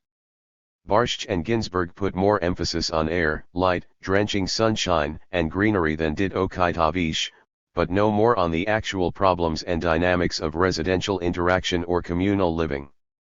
15. In later years, Barscht called disurbanism our futurological fantasy, based on a perception of the decay and self-destruction of the then existing cities and a vision of the reign of the automobile. 16. In retrospect, the disurbanist planners occupied a peculiar place in utopian thinking. They did not share the basically rural sensibilities of the Russian anti-urbanists in poetry or science fiction or of the peasants themselves. But they are akin to those utopian writers such as Shalansky, see Chapter 1, before the revolution, and Believe at the end of the 1920s, who saw privacy as the only means to true community. The characters in Believe's struggle in the atmosphere are constantly on the move, almost permanently separated from each other. Parents, relatives, friends, and loved ones never actually visit each other, yet they converse constantly by means of what we might someday call conference video, or satellite interview, a device that apparently provided the same kind of satisfaction for Believe's people as does ordinary close-up company for present-day mortals in Russia and elsewhere on the globe. The proximity of housing and service points are pathetic attempts to compensate for the missing street life of the old city. Today's dwellers in and visitors to suburban communities, forest condominiums, townhome developments, and the gallerias and malls that service them might offer a different testimony about the communal utility of such visions. Apparently no one noticed at the time that disurbanism seemed to herald the end of architecture as a profession, or at least a major branch of it, residential design. The portable boxes or adjoining cells were standardized, leaving the ensembles of service center or communal points as the only foci of constructive genius. Some of the existing designs remind us of present-day American shopping centers along the major strips, or modern universities built on podiums and pods. In some sense, disurbanism resembles Frank Lloyd Wright's scheme for a broad acres, a dispersionist design for America that would individualize living by blending the structures into the contours of nature. 17. What we have gotten instead in Russia is the continuation of the cubic block of apartments marching outward from the city lines. Disurbanism highlighted in a very dramatic way the eternal conflict in modern, urban society between the yearning for community, sociability, conviviality, the animation of crowds, and neighborliness on the one hand, and the need for privacy, family life, individual space on the other. The disurbanists, for all their claims about synthesizing and reconciling these needs, clearly leaned in the direction of individualism. The extreme dispersionism, the yearning to cover all the Russian land with criss-crossing Magi's trails of residence, the insistence on separate living units, and the hollowness and blandness of their visions of communitarian interaction at loosely conceived bus stops and cultural shopping points all point to this and underline their highly developed aversion to the city life they knew as well as to the massive and grandiose schemes of their rivals, the urbanists and superurbanists, whose dream would cluster millions of people together in unheard of communal density. 197. Supercity, the urbanists. Although both urbanists and disurbanists were inspired by the anti-urban impulse in Russian history and fueled by hostility to the rotting cities they saw around them, they divided on whether cities as such would replace the current ones or be wholly eliminated from the socialist landscape. Lenin in 1913 had written that cities are the centers of economic, political, and intellectual or spiritual life of a people and constitute the chief promoters of progress. The notion of the city remained very strong in the Bolshevik vision of the future. Trotsky in the 1920s was quite emphatic, the city lives and leads. If you give up the city, that is if you let it be torn to pieces economically by the kulak and artistically by Pilniak, there will remain no revolution, but a violent and bloody process of retrogression. Peasant Russia, deprived of the leadership of the city, not only will never get to socialism, but will not be able to maintain itself for 2 months, and will become the manure and peat of world imperialism. A Bolshevik economist, arguing with leftover populists of the 1920s, wrote in 1927 of the leading role of the city in modern history as the bearer of the most advanced economic forms. Men and women of power, culture, and economic weight, however much they allowed for reshaping the city, seemed unable to dispense with it altogether. It was their base, their camp, their headquarters as well as the locus of putative progress. 18. This explains why there was so much furor in the discussion of the city, so much fear and hostility to an anti-urbanism that threatened to become a reality and make Chayanov's dream of detonation come true. It also explains the eventual decisiveness of the Stalinists in reaffirming the city even in its present form. For ruling circles and responsible administrators, the city was a practical necessity. Without it they might float through the void of a vast countryside without power and influence, their voices echoless. For some intellectuals, however, the attraction of the city was positive, like that of the machine. A humble rank-and-file communist, Lev Kopelev, used to dream that Moscow, Kharkov, and Kiev would be as big and as well built as Berlin, Hamburg, and New York, with giant skyscrapers, autos, bikes, fine clothes, and lots of watches, planes and dirigibles. Mayakovsky, Meyerhold, the futurists, and the factory poets made a regular fetish out of the shape and dynamic quality of the big city. One ought not to see this as a Marxist urban vs. Russian rural dichotomy. Superurban fantasy was just as Russian in its appeal as was anti-urbanism. Architects, science fiction writers, poets, and artists of every sort dreamed up numerous visions of futuristic cities before and after the revolution. The anarchists, who were viscerally opposed to most Bolshevik programs and style, projected more than their share of free cities and giant urban communes filled with millions of workers. "We shall build," wrote the anarcho-syndicalist Grachev, "as yet unheard of giants from concrete, glass, and steel." L9 The earliest years of the revolution evoked a strange mix of architectural fantasy and social vision. The school sketches and projects of the period, especially in the famous avant-garde Academy v.kh.u.t.e.m.a.s, show a variety of abstract, constructivist projections of hanging, floating, flying, and jutting structures, fantastic temples, mausoleums, crematoria, and monuments. Out of it emerged the victorious principle of rationalism in architecture, whose main spokesman, Ginsberg, drew on the ideas of the father of modern psychology, Wilhelm Wundt, to prove that the correct appearance of buildings had a healthy civic-minded effect upon the viewer and that simple geometric forms required less physical energy to perceive. Apparently influenced. 198. By Ford, Taylor, and Gastev, he stressed symmetry and geometric precision, and the honesty of showing the function of the structure openly. A major constructivist architect, Alexei Gan, designed a kiosk that would speak to the peasants and help mold in them an urban mentality. A still minor current was early monumentalism. The competition for a palace of labor, unrealized, in 1922 brought forth an oft-quoted reverie of Sergei Kirov. On this new, magnificent, splendid, and revolutionary earth, we the workers born in miserable hovels, will leave those hovels in comradely ranks to enter our enchanted palaces to the strain of the great Internationale. We are capable of embellishing this wretched earth with monuments such as our enemies could never imagine, even in their dreams. This was another rhetorical link between fantasy, architectural discourse, and prominent policy makers. The various Red City projects of the early 1920s encased both these tendencies, but were almost never built. Like the Disurbanists, the urbanist school of town planning was a child of the Society of Contemporary Architects O.S.A. It adhered to the view, voiced by Archisher in 1928, that the city was a social condenser, and that the architect's mission was to alter radically the structure of human life, productive, social, and personal. By merging Western technology with Russian revolutionary notions of cooperation and communalism, OSA designers hoped to change the texture of life in the USSR and create the new Soviet person.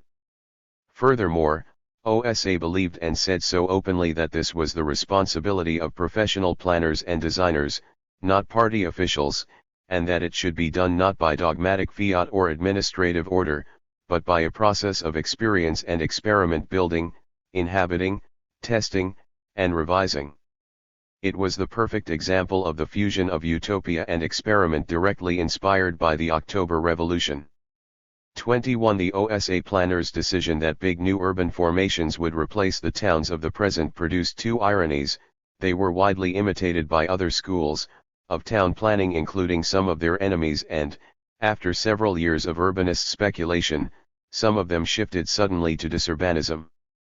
As early as 1926, B. Korsunov printed in O.S.A.'s journal a project for a city of skyscrapers surrounded by open space and green parks, in the manner of Le Corbusier, and ringed by 7-story workers' dwellings in the form of house communes.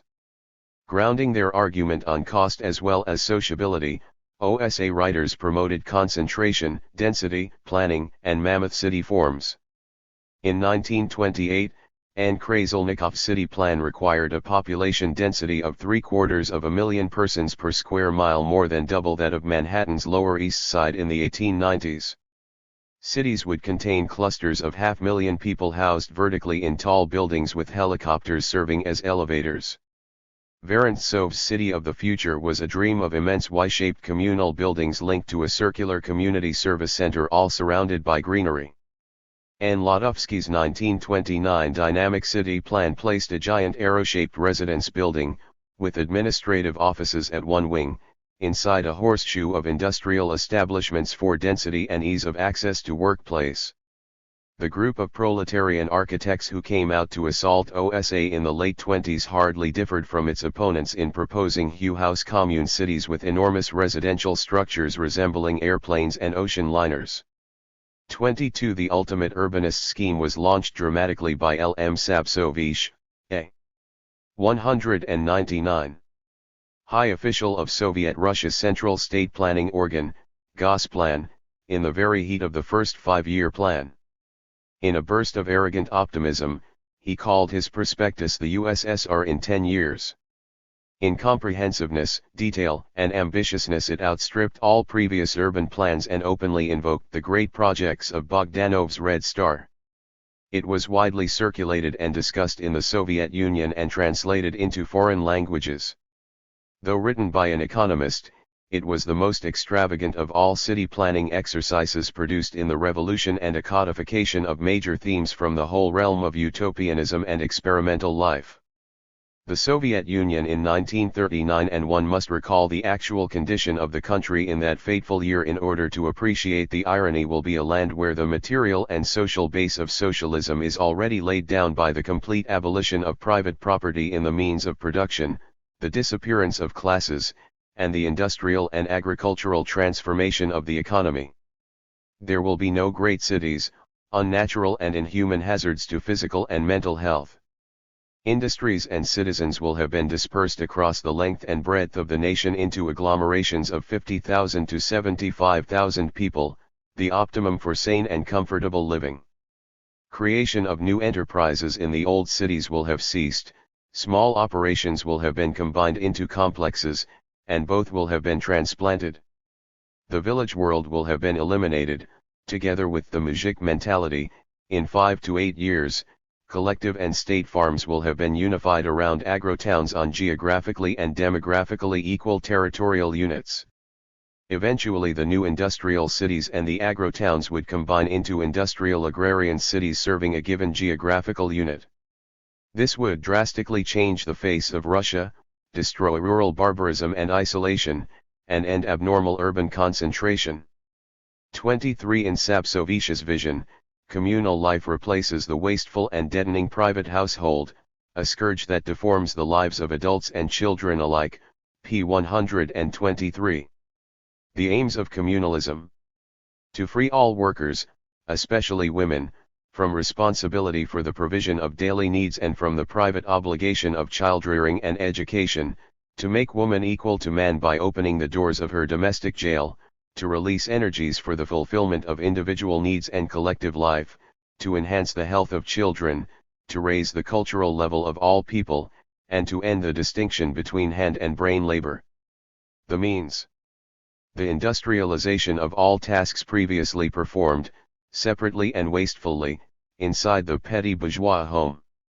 Building on the whole tradition of socialist dreams of household collectivism, Sapsovish imagined the coordination of all food-producing operations in order to transform raw food products into complete meals, deliverable to the population in urban cafeterias, communal dining rooms, and the workplace in ready-to-eat form by means of thermos containers. No food shopping, no cooking, no home meals, no kitchens. Similar industrialization of laundering, tailoring, repair, and even house cleaning, with electrical appliances, would allow each person a sleeping living room, free of all maintenance cares. Russia would in fact become a vast free-of-charge hotel chain. In his cities of 50,000 to 70,000, Sapsovish suggested that 25 to 50 large residence buildings would accommodate the entire population, meaning 1,400 to 2,000 persons per building, children being housed nearby, or about the size of Fourier's phalanstery, 1,700. Sapsovish's new city would service its inhabitants culturally at 3 levels: reading rooms, halls, and galleries within each building, larger and more elaborate culture centers in the city, and higher courses, studios, and laboratories in every workplace and factory. The work week would fall to 3 days, 2 of work, 1 of rest, and then to 200. 5 days, 3 of work, 2 of rest, and all workers would retire at age 49. The nation's health would be protected by athletic and medical facilities, the short work regime, and acres of greenery surrounding the cities. Sapsovish's mammoth social condenser would serve as the physical shell of social being, which in turn would shape consciousness. Thus the cultural and spiritual level of all would actually be transformed in a few years. One is left breathless by the scope and grandeur of Sapsovish's predictions. So outlandish did they seem that he revised his schedule a bit later to project 15 instead of 10 years into the future and reduced some of his exorbitant figures. But if one stands back from any version of the scheme and adds other technological details contained in it, transport, efficiency, sheer output levels, one gazes upon a land utterly refashioned, enveloped in utopian themes, a land of ultra-modern medium-sized cities whose population is bursting with productivity and at the same time speeding across the land in large passenger planes or personal aviettes and living happy communal lives in the midst of utmost comfort and convenience. One could cut away the statistical tables and economic prognostications, add some laughter, a few characters, and any feeble plot to build from it a typical science fiction novel of the 1920s. Larry's Land of the Happy, written at about the same time, though projecting several decades further, hardly differs from it in the majestic scope of its fantasy. Socialism in one building, the house commune. The word commune, kommuna, became a regular part of the Soviet lexicon right after the October Revolution. House commune or communal dwelling, dom communa, designated a structure or cluster of them designed for collective and communal life. Radical architects freely and often uncritically plundered the works of the 19th century utopian socialists, especially Fourier, though often without discussion of social meaning.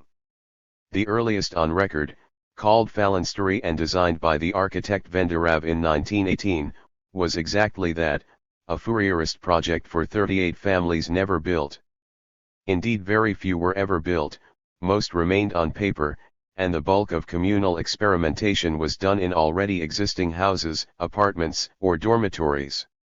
Yet the communal house was one of the most crucial elements in architectural experimentation for a new life, the concretized rendering of 100 utopian dreams. 24 in the relatively serene years after the Civil War, designers began to combine their colorful fantasies with practical considerations about buildings and their future occupants. The first examples were extremely eclectic and much too lavish to be the models for a general pattern of construction. The 1921 Phalanstery of Tverskoy and Berezhkin, for example, looked like a classical palace from one angle, although its modern outward curving wings place it in the tradition of the American motel also, see Fig 34. It was a prize-winning entry for a project to be built in the suburbs of Petrograd for 30 proletarian families with common dining room, kitchen, reading room, and daycare center built around a courtyard, and with residence rooms above and in the wings. Leonid Vesnin's Moscow housing ensemble of 1922 was more ambitious, a dozen buildings, including club, bathhouse, technical shack, daycare and kindergartens, and residential buildings, with a large play area between them. It was in fact what we call a garden court apartment complex, spacious and self-sufficient, with common services including a place for socializing. Other projects from this period display the same. 201. Attractiveness and common sense, but without elaboration on how the inhabitants would achieve communal sensibilities. Though strikingly modern in form, the projects had little ideological content.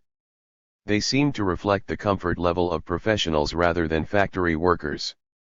25. With the formation of OSA and its doctrine of social condenser, the house commune came into its own as the central ingredient in town planning of the future among the urbanists. Recognizing the indisputable fact of overcrowding in Moscow, invoking the wastefulness of repetitive individual living units, homes or separate, fully equipped apartments, OSA leaders saw the house commune as the only solution. It would cut costs by communalizing services, release women and men from repetitive domestic housework and thereby raise national labor productivity, promote a spirit of communism through collective living, and allow some privacy as well.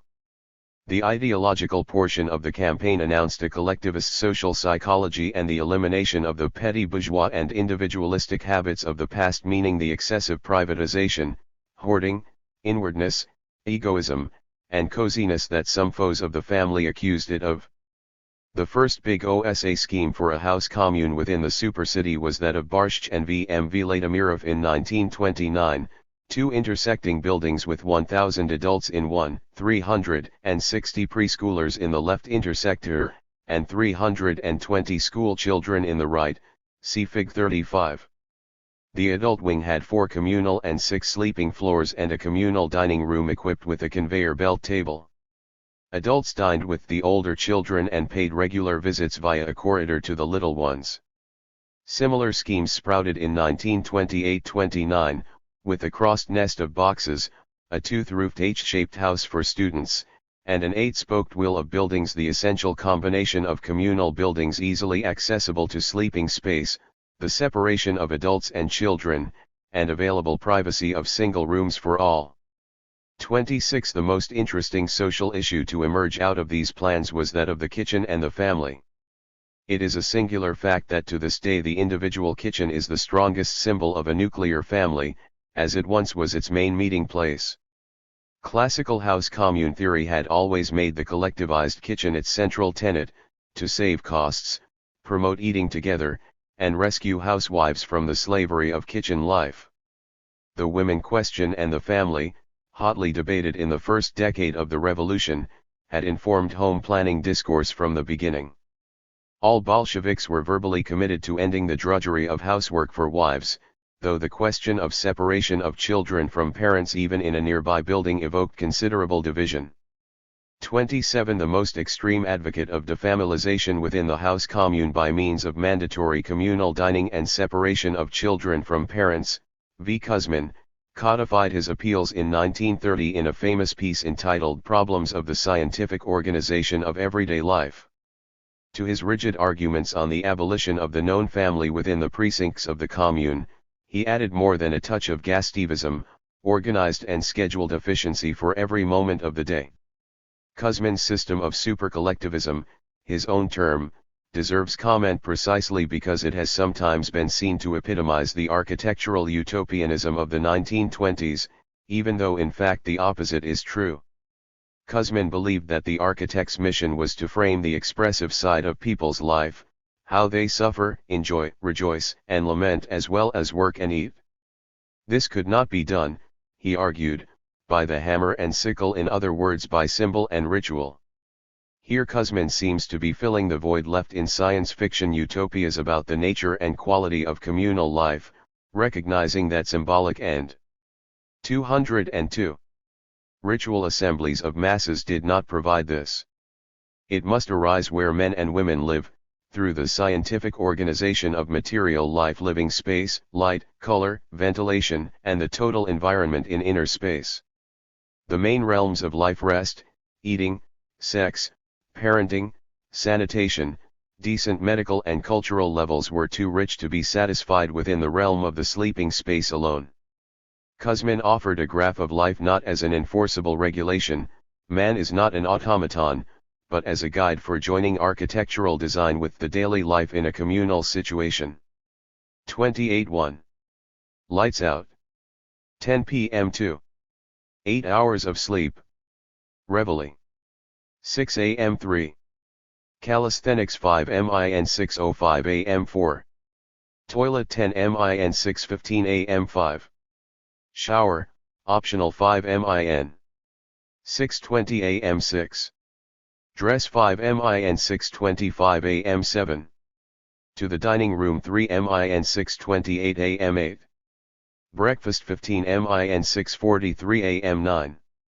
To the cloakrooms 2 min 6:45 a.m. 10. Put on outdoor clothing 5 min 6:50 a.m. 11. To the mine 10 min 7 a.m. 12. Work in the mine 8 hours. 3 p.m. 13. To the commune 10 min 3:10 p.m. 14. Take off outdoor clothing 7 min 3:17 p.m. 15. Wash 8 min 3:25 p.m. 16. Dinner 30 min 3:55 p.m. 17. To the rest room for free hour 3 min 3:58 p.m. 18. Free time. Those who wish may nap. In this case they retire to 4:58 p.m. The bedrooms. 19. Toilet and change 10 min 5:08 p.m. 20. To the dining room 2 min 5:10 p.m. 21. Tea 15 min 5:25 p.m. 22. To the club. Recreation. Cultural development. Gymnastics. 9:25 p.m. Perhaps a bath or swim. Here it is life itself that will determine how time is spent, that will draw up the plan. Allotted time, 4 hours 23. To dining room, supper, eat, and to bedrooms 25 min 9:50 p.m. 24. Prepare to retire, a shower may be taken, 10 min 10 p.m. Kuzmin in a way that reminds us of Gustav, and the table of hours in We is meticulous in timing and arranging the normal, repetitive, and non-controversial side of the daily round right down to electrified cloakrooms for outer garments, a very crucial aspect of Russian life, thus the many minutes allowed for it. Radio is enlisted to assist the communards in keeping to this suggested rhythm. But sex and leisure remain in a mist. Kuzmin hopes to sleep the unmarried, by gender, in rooms of 6, without describing how their sex lives will operate, and couples in adjoining rooms whose connecting door is locked when divorce occurs. The family as such evaporates, since the children are housed apart, though, as always, parents have access to them. Everything else in life is assumed to be communal: work, motion, dining, leisure. But the big block of playtime at night is left vacant so that life itself will decide what kind of things will be done, and at what level of participation. As in many such projects, a familiar aspect 203 of life is taken away sitting around the kitchen table, talking, eating with one's own family, lounging with them, or tinkering in the evening. Yet the new conviviality is not plotted.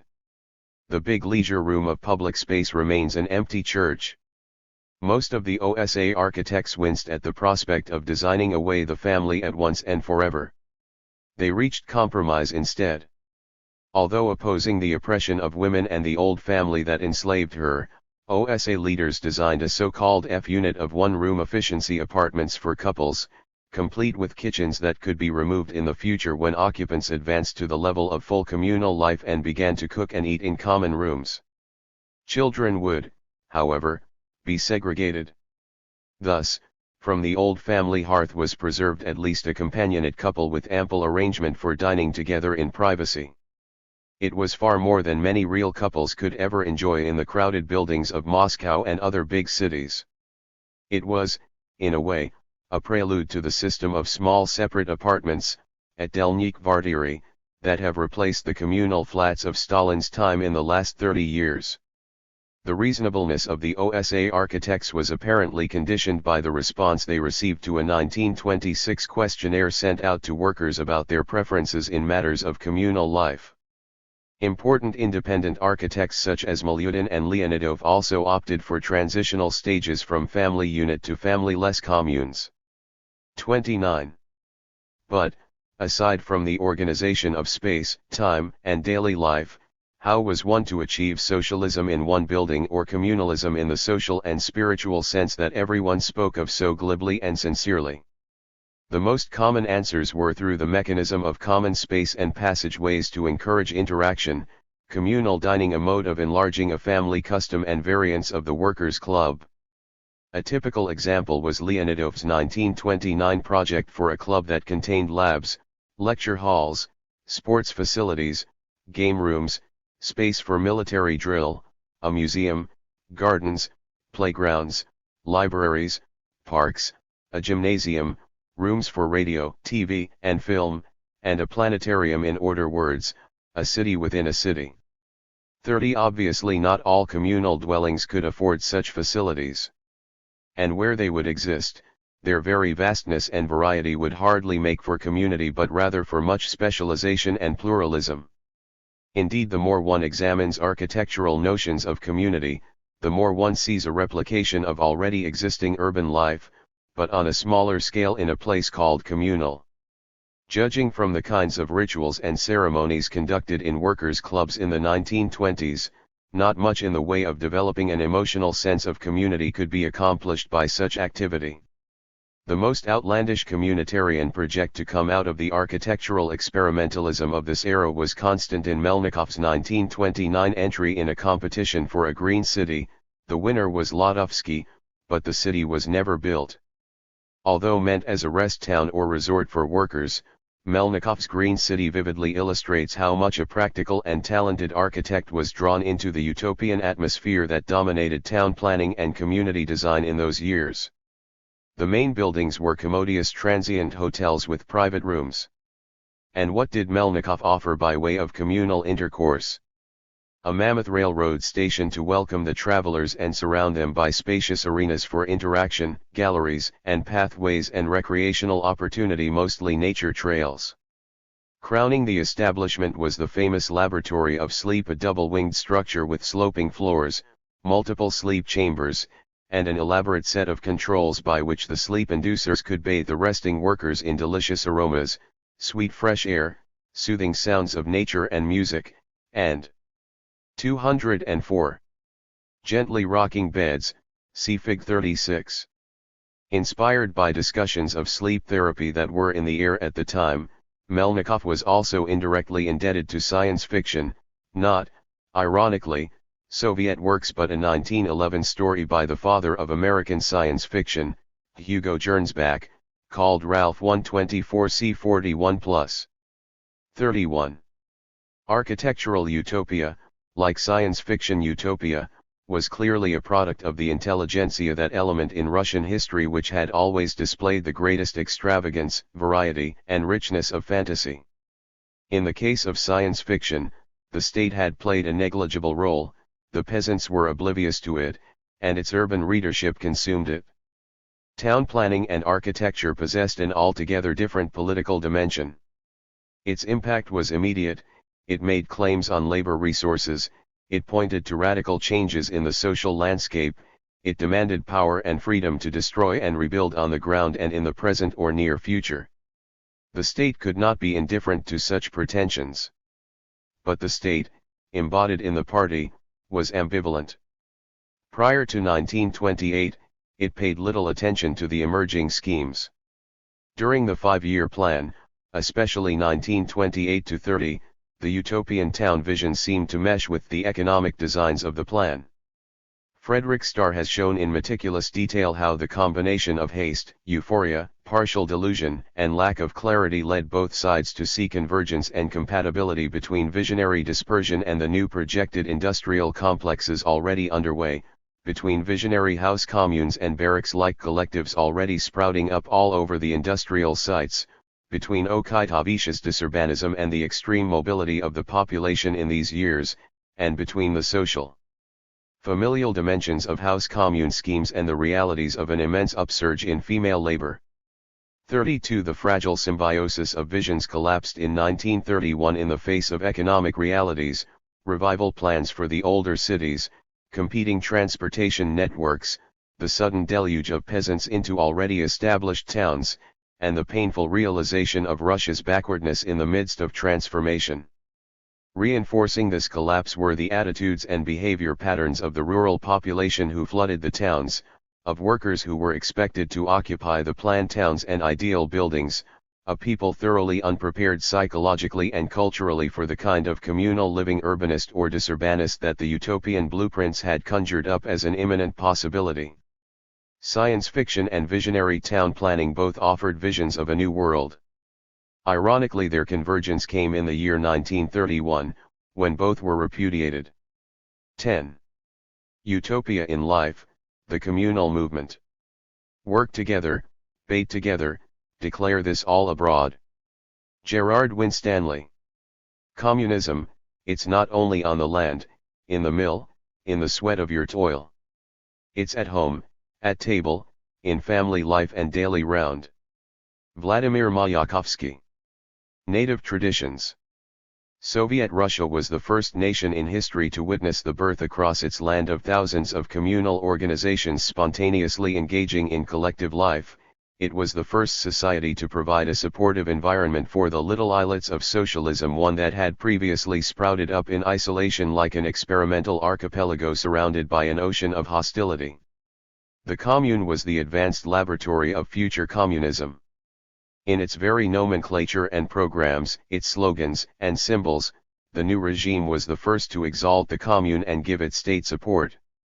When the atmosphere changed drastically in the early 1930s, that environment collapsed and communalism disappeared. Many aspects of Marxism were alien to the population: the heavy emphasis on economic modernization and on the town as organizer of human behavior and culture, the centralized economy, and intra-peasant class hostility. but Marx's from each according to his or her abilities was compatible with the peasant belief that all residents of the village mere should pull their weight in accordance with nature or abilities, men, women, small children, old people in their various ways, according to physical condition. Marx's to each according to his work was given loose expression, long before Marx was born, by the land partition system described earlier, and by mechanisms allowing the ambitious and hard-working to earn more than others. In the communes of the religious groups of the 19th century and then of the revolutionary period, Marx's final vision to each according to need was enshrined in various combinations of pooling, cooperative labor, and sharing of daily life to assure within a limited framework of production that there were no needy, even those unable to work. The word commune, kommuna, offers special problems in Russian history in that it is related to the word communism, which aside from its various 19th century meanings has two major uses in our own time, the political and social system. 206. Associated with Soviet-type regimes and the Marxist vision of future society and its productive and distributive process. Also, the Russian words mir and obshchina are often translated as commune or peasant land commune. These Slavic words indicate the organization of village life in most of the Russian lands before 1930, when the mir was dissolved. In the revolution, communa meant a place or agreement whereby people lived or worked together voluntarily and shared various important aspects of their lives: labor, property, leisure, mealtimes. This idea is related to communism but not coterminous with it, and the peasant mir was based on limited cooperation, private dwelling, family land use, and individual household meals. A distinction must also be made among communalism, in Russian usually rendered as communal life, communalnayazhizn or communalny byt, collectivism, and cooperation or cooperativism. The word collectivism is often used to embrace the other two and to indicate any activity that links or binds people together. Cooperation indicates working together or collaborating in some mutually advantageous way, short of living in a commune. Cooperation showed two related but distinct faces in pre-revolutionary Russia. One was the organized cooperative movement lasting from about 1860 to about 1930 in rural areas, especially Siberia, and subdividing into producers, consumers, and credit coups, hardly differing from its counterparts in Denmark or Iowa. This was an extraordinarily important movement in Russian history, but had more to do, as Tikhon Baranovsky put it, with surviving in a wicked world than with changing it, and it had no necessary relation to the communal movement. The other, the artel tradition, was very much tied to communalism. The oldest and most successful communes were the peasant religious ones of Old Believers and sectarians. But religious dissidents were not the only ones to try communal life. Intelligentsia of various persuasions went out onto the land to set up communal experiments. Most were populists. The people worshipper Alexander Engelhardt and his pupils created communes and collective artels. Ex-revolutionaries in the Godmanhood movement and followers of Tolstoy in Russia and elsewhere created rural communes designed to share lives in a religious milieu and to cut themselves off from the sinfulness of civilization. In this they resembled the monastic hermits of the Middle Ages and the sectarian communalists of their own time, the difference being the apparently eternal difficulties of city-raised and educated people in keeping such communities going. Illustrating most of these currents was the Krinitsa commune, founded in the 1870s by a princess who wished to live the code of the intelligentsia, a vague socialism and nihilism, but avoid radicalism. She wanted an enormous commune covering all the earth and to bring contentment to all. She and her friends sold their jewels and created a community of manual and mental labor, mutual readings, and sharing of property and life.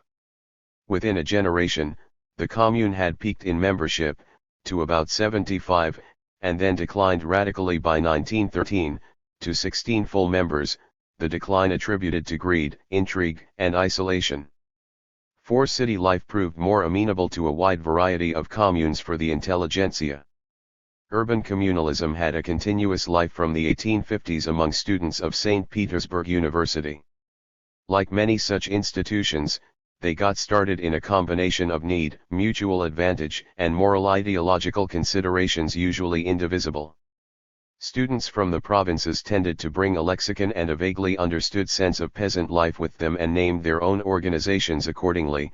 Student protest meetings were named after Obshchina assemblies, for example. Their communes and artels were hardly more than pooled money for food and rent. 207.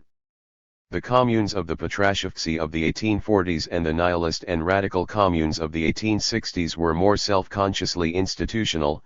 They offered shelter from a hostile world, a laboratory for egalitarian sharing, a sense of community, and later, a useful locus for conspiratorial work. They became incubators of revolution and drew in provincial youth, especially women, to a new kind of life. The influence of Chernyshevsky on this development in the 1860s and beyond was strong. Nihilists were known to have looked to the pages of What Is to Be Done? For clues as to how to organize self-help artels and residential communes. Some of the most important radicals of the 1870s came out of a communal environment. When arrested, revolutionaries often carried the communal idea to prison. The men and women of the Kara penal colony shared all goods, read to each other, and lived according to a strictly written constitution. Artists and other intellectuals emulated this form in the 1860s for non-radical purposes. 5 urban workers eventually surpassed all these little experiments in sheer numbers but in a very indirect way. The Russian artel had a wide variety of forms in Old Russia, but usually denominated a small band of like-minded people of the lower classes: workers, peasants, thieves, musicians, Cossacks, soldiers who hired themselves out for temporary work and then shared the proceeds equally. When rapid industrialization brought laborers into the towns, they retained the artel tradition, which was applied not only to jobbing and dining but also to residential patterns. The so-called artelnaic kvartira or cooperative communal apartment was the fruit of this custom. It sprang from need, the housing shortage, and a clinging sense of community. Groups of workers would hire a communal apartment, share the rent, buy food, and dine together, and even attend leisure events in groups. The worker Seaman Konichikov eloquently describes such a commune of 15 workers in one large room, with their beds ringing a table. At mealtime they ate from a common bowl, as in the village cabin, and ritually fought for the meat at the bottom. Not dozens, but hundreds of thousands of workers lived in this way in the generation or so before the revolution. 6. In smaller towns, peasants often set up agrarian enclaves where the rural traditions of sharing were perpetuated. These customs were a major background factor in the growth of communal experimentation after 1917. Thus, when Bolshevik intellectuals uttered a philosophy of collectivism, they were drawing upon an authentic tradition quite independent of Marxism. In Lunacharsky's words, communal life is based not on compulsion and the need to herd together for mere self-preservation, as it had in the past, but on a free and natural merging of personalities into superpersonal entities. 7. This piece of ministerial rhetoric is rich in hope and throbbing with vision but weak in sociology, history, and psychology. It ignored the importance of survival and practicality in the communalism of the pre-revolutionary period as well as that of the revolution. It was precisely the combination of perceived need in a world of shortage with a utopian hope to reshape the human psyche that accounted for those successes registered in the revolutionary communal experiment of 1917–30. 8. Communes on the land. New communes were organized spontaneously in 1917 before the government decrees of 1918–19 by returning veterans suffused with trench brotherhood, poor peasants, landless laborers, and urban workers availing themselves of the land and the manor. 208. Houses being freed up by the peasant revolution. They were diverse enterprises of collective labor, pooled resources, including tools, and shared produce, quite unlike the peasant obshchinas but very much like the artels, marking a migration of the artel from the countryside to the town and then back to the village again. Nor did they resemble the Soviet agricultural artel, the direct predecessor of the kolkhoz, or collective farm. Terminology varied. Sometimes the use of the word kommuna was avoided in order not to antagonize neighboring peasants or prospective joiners who were naturally suspicious of Latin root words imported from regiments and cities. 9. In the Civil War, these grew apace, attracting a large number of returning veterans and landless peasants. Ikatev, writing a decade later, tried to explain the movement. 10. Sometimes middle or poor peasants argue for the commune, and consequently against the artel, in a days of Russian extremism, radicalism of a kind, well, put everything in one pile, if that's the way it's to be. This urge to general equality is very strong, especially in the mind of the most backward, poor peasants, partisan fighters, farm laborers. However, on the upturned, agitated soil of half-conscious economic aspirations, there easily take root and grow up the seeds of the old dream of brotherhood equality, seeds drifting, it may be, even from flaming times of Egalite, Fraternite, in any case from booklets and preachings of populists, legends of migrations and fairy tales of rivers of milk, from partisan dreams of 1919. This remark has been cited in the literature on communes as somehow definitive. One may discount deep deposited memories of 1789 or even of populist teaching. The revolution certainly summoned the familiar rural dreams of Valia and community because it made them possible. But the sources indicate that the main motivation was survival under new and menacing circumstances. Landless people, as many cynics have pointed out, have no problem in sharing land. The vast majority of the peasants did not form communes or join them, instead they expressed their natural aspirations by reviving and strengthening the peasant mir or obshchina as they had known it, though in many cases revolutionizing it, i.e. making it somewhat fairer and more egalitarian than before. The Bolshevik government took a hand in the communal movement almost immediately. As part of its effort to promote collective and cooperative agriculture during the Civil War, it exalted the commune as the highest form of rural production and life. Inside the Commissariat of Land, a commune section, Etelcommune, began organizing, counting, naming, recording, and financing communes, taking already existing ones under its wing, and giving lands and estate property out for new ones. Not only did the landless and land poor, the front soldiers, and the hungry workers reach out for communal assistance, but also more prosperous peasants and even former landowners, all seeking security and subsidy for survival from the state. By 1921, communes constituted about 20% of all collective forms in the countryside. When the war ended and NEP made the cities somewhat more livable, many communards deserted and the commune declined, though still supported by the state right up to the moment of collectivization. 12. Government spokesmen lost no time in adopting the communes as one of the emerging forms of communism. Vladimir Meshcheryakov of the Land Commissariat of the Northern Oblast, around Petrograd, a specialist on communes, sensibly emphasized the balance between economic utility and moral righteousness in the communal way, warning his readers that most peasants were hostile to the idea and had to be won over slowly through gradualism and intermediate forms of communal work and life. PV 209. Pyatnitsky of the Petrograd Soviet lauded their economies of scale, the famous 1 kitchen versus 100 kitchens of the Fourierist tradition. He also stressed the leveling function of the commune. 13. Most interesting of all was the folksy sermon of M. Sumatokhin of the Central Executive of the Soviets called "Come On, Live Communally." In it, a returned political exile tells his fellow villagers of the virtues of the commune, which was to replace the family through the brotherhood of all members and the parenthood of Soviet power. This tale reflects the looseness of the terminology at that time. Equality is equated with need, says the speaker, in that everyone wears shoes and there is no need for elaborate measurement of work or need, an idea that was widely accepted. The narrator requires that homes, though varying in size according to family needs, be rebuilt according to a single design. On a note of administrative impatience, he also wants to plan the commune rationally and introduce bells for meal times and the divisions of the workday. 14. Much of this was simply exhortation, the government's attempt to encounter and direct communal forms. The commune section of the Commissariat of Land issued a statute in July 1918 defining the commune as an enterprise where everything was held in common except objects of personal use, where labor was done collectively, and where each received according to needs as far as was possible. Communards were supposed to combine cooking and eating facilities to conserve fuel and food and domestic labor and to attend regular meetings.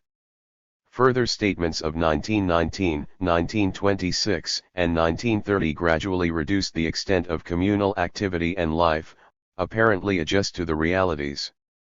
Periodic conferences of commune delegates discussed ways to improve communal forms of life.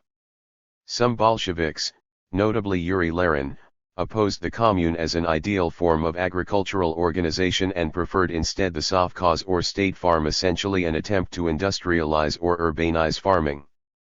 In the popular ABC of Communism, Bukharin and Preobrazhensky delivered a qualified endorsement of the commune as both progressive and practical.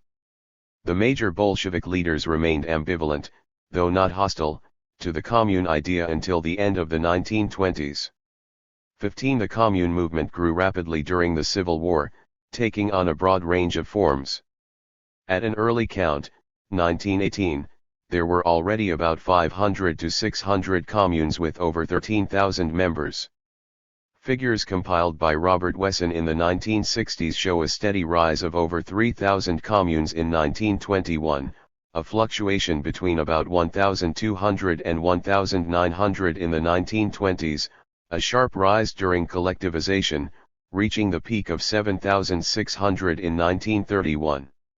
The growth was heavy in the Urals, the Northern Caucasus, and Siberia, where partisan veterans played a big role.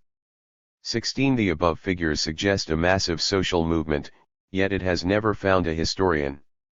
Wesson's pioneering work is statistical and episodic, with little attention to the interior life of the communes.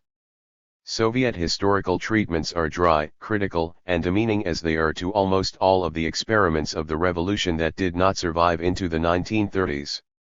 Several levels of motivation were operating: voluntarism, economic need, and coercion. To the first level belonged religious communes and those of intellectuals, some workers, and committed ideologues, including foreigners. The purely intelligent Qian communes were like the sectarian ones, strongly motivated by lofty ideals but apparently not as well equipped to survive the rigors of remote rural life.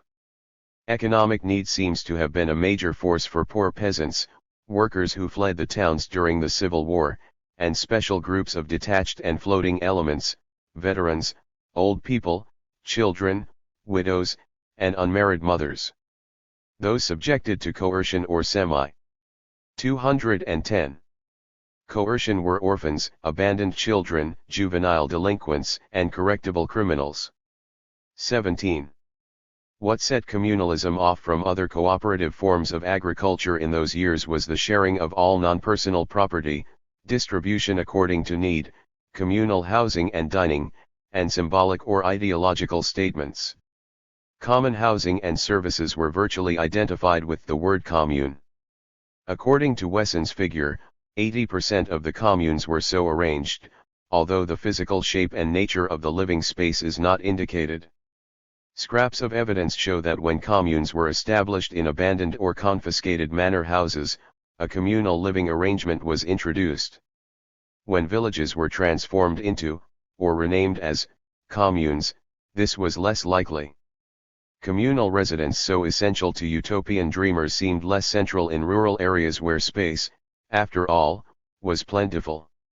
From 1/5 to about 1/3 of the rural communes possessed preschool institutions where mothers rotated as nurses and teachers. Only 2% had collective laundries. Contemporary commentators observed that communal dwelling tended to reinforce other forms of cooperation and that living in individual cabins and households tended toward the opposite: family egoism, local despotism, and a low communal consciousness. 18. Communal dining could and did take place in the absence of communal dwelling. It was the official ideal, but only about half the communes had it in 1925, and it declined further on in the decade in spite of constant appeals such as one for the collectivization of everyday life and the liquidation of the domestic hearth and housekeeping, which sustains and feeds a backward mentality as well as oppressing women. In peasant traditional households, the family supped from a common bowl in the middle of the table, but daughters-in-law cleaned off their own sector of the table. Family community thus mingled with atomism. When communal kitchens were set up, big fights exploded among the women over functions and territory. And in most peasant communes, only women performed this work. Some communes achieved a clever solution by communalizing meals in the growing season when almost everything was done outdoors, in other words, picnic meals transported to the field. In winter the individual kitchen came back into play. Why, unlike peasants in the ordinary obshchina, rural communards pooled their land and worked it together instead of dividing it into roughly equal sets of strips. Shame and social pressure were applied to shirkers. In one case, a lazy member was forbidden to work for 3 days and constantly greeted with the words, "How did you sleep?" The Red Lighthouse commune on a barren steppe in southern Russia, composed of poor and landless peasants, began their commune's distribution with complete need communism and an open storehouse for all to take from. This was also a complete residential and dining commune. Later, the wage was tied to labor performed. This seems to have been a pattern, need, often meaning equal shares to each eater, in the early years giving way to pay according to work days later on. 20 commentators noted that rural communal consciousness was distinctly lower than urban. When it was high, it took the form of self-conscious statements such as those of interviewees in the remote Down with Fraud commune in the Altai district of southern Siberia who said, "I see in the commune the future happiness of workers and peasants and its goal to eliminate egoism and set up equality."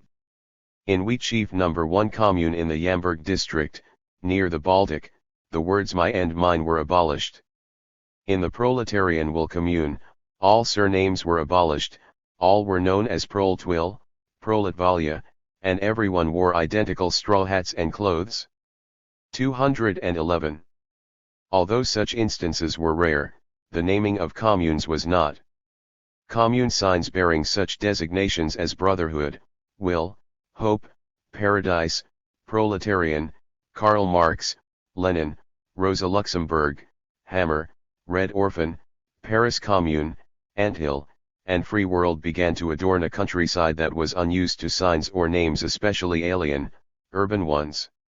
The names themselves hardly differed from those of city streets and factories, but their presence was another physical symbol of the urbanist presence in the rural world.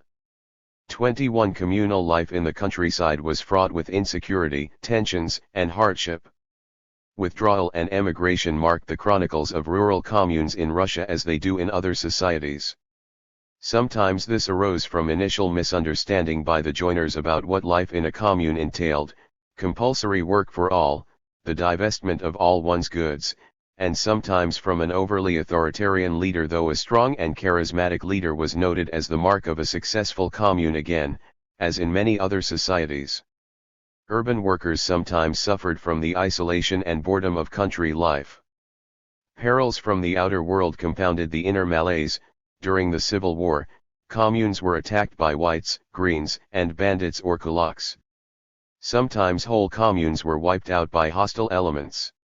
Even in peacetime, peasant enmity could be evoked simply by the proximity of a communa with an outlandish name, strange rites of Octobering, agricultural successes, the receipt of coveted land from the government for communal use, or the spectacle of city types and emancipated women. 22. High motivation helped the growth of foreigners' communes, about 25 to 30 of them in the 1920s. They were founded by returned radicals and sympathizers, settling mostly on the Don and in the Ukraine. Americans formed the largest number. They clustered according to geographic origins and gave their communes such names as Labor, Boston, Herald, Chicago, Proletarian Life, Cleveland, California on the Don, Seattle, composed of Finnish-American immigrants, New World, and John Reed. Others were formed by radicals or P.O.W.S. from among Czechs, Austrians, Canadians, Australians, and Estonians. Lenin hoped to plant an American commune in each district of rural Russia as a model, a tribute to their zeal and apparent efficiency. But many of them ran aground over poor supply, lack of land, and other hardships. A French commune, settled in the far Ladoga territory by Victor Serge and a handful of friends, started out with hundreds of acres of land, some cattle, and a manor house. Local peasants called them Jews and antichrists, and after 3 months the commune collapsed. 23 Two groups prominent among the non-peasant communal population were veterans and women. If the example of Weimar Germany is a guide, many veterans of that time seemed to wish a prolongation if not of military experience then of the bonding attachments they had made in service. German veterans signed up in private Freikorps armies and many also went in teams into industry or to the vast Junker estates of the East. The partisanshchina of the Civil War in Russia generated a similar myth and emotional bond, particularly in the new urban atmosphere introduced by private capitalism in 1921 as the war ended. Commune life was a way of continuing the struggle and a way to make a living after the return of unemployment in Soviet Russia. The Red Lighthouse, made up of veterans of Budenney's cavalry army, was a successful example of this mentality. It grew from 50 to 2,000 members and from tents to buildings by the end of the 1920s.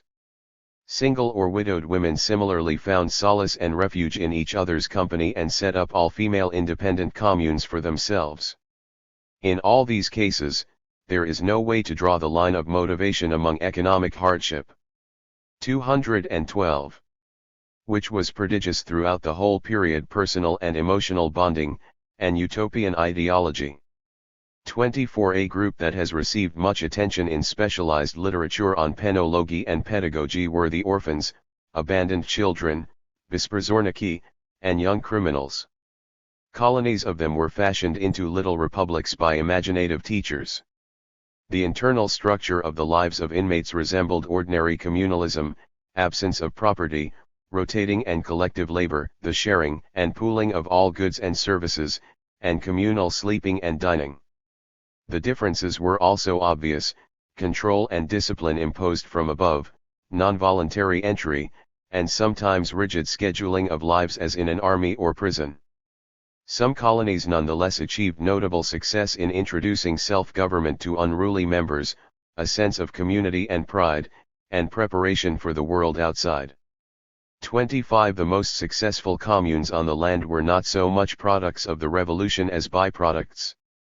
These were the religious communes, the old ones that were given new life and the new ones formed after 1917.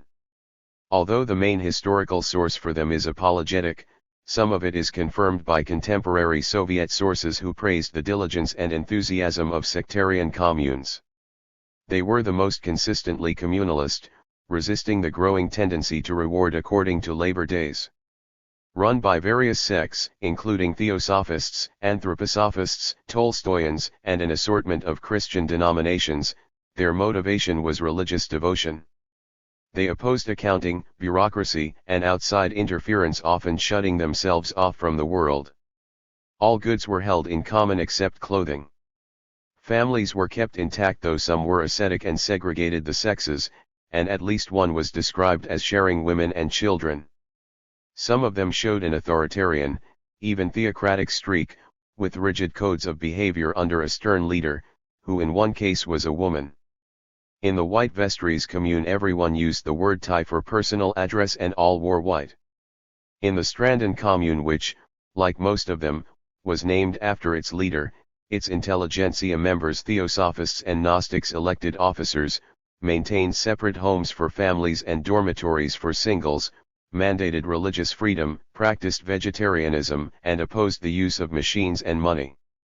26 Some religious communes looked to the Soviet regime as one that would allow them to practice their own brand of confessional communard life in contrast to the persecuting old regime.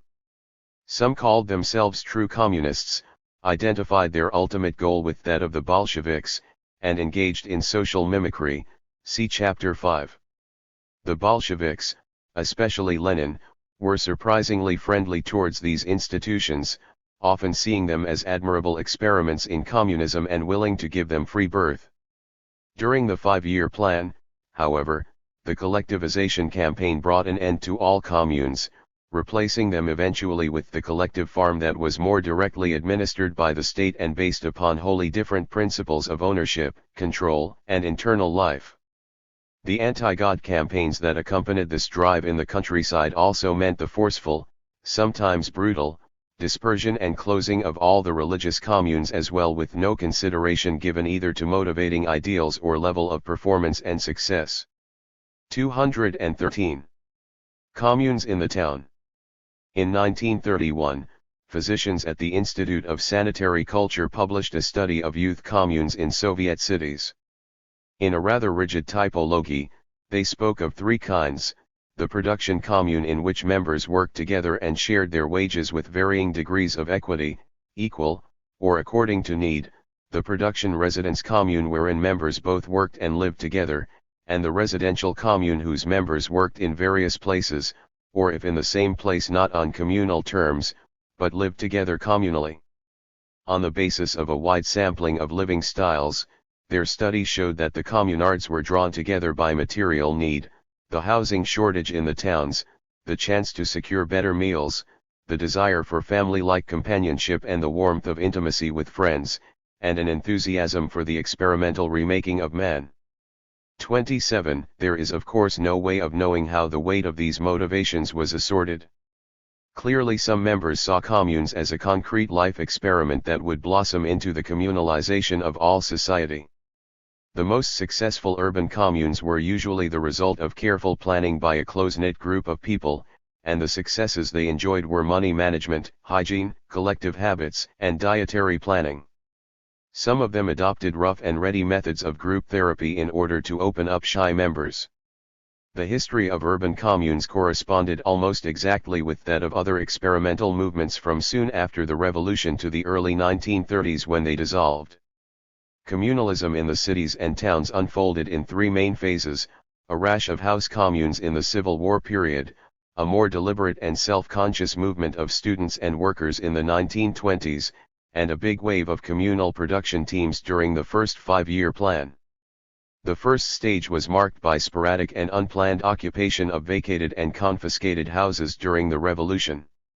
Between 1918 and 1924, 500,000 people in Moscow and 300,000 in Petrograd were rehoused. There are no figures for house communes in Petrograd, but in 1921 there were 865 in Moscow and 242 in Kharkov. According to an architectural historian, they had common kitchens, dining rooms, kindergartens, nurseries, red corners, reading rooms, and laundries. A Petrograd commune in 1919 had 230 members, and a commune of workers at the Kiev Arsenal Works, 80, though these were atypically large.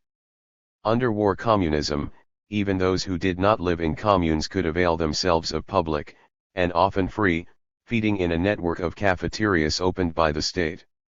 Sources are silent about life inside these early house communes, but a Western observer in 1921 noted that when the masses took over a 30-room house in Moscow, they divided themselves into separate rooms, with their own cooking and heating arrangements on an each-for-himself basis. The communalism that grew out of the sudden housing revolution was not a massive ideological phenomenon. 28. The student and worker communes began appearing after the Civil War as voluntary experiments in collective living. One of the most interesting and well documented was the Leningrad Commune of 133, founded in 1924 by students of the Electrotechnical Institute inside their dormitory on Red Don Street in the Petrograd quarter, see Fig 37. The idea was born in the drama of a shared experience, emergency work during the Great Leningrad Flood of 1924.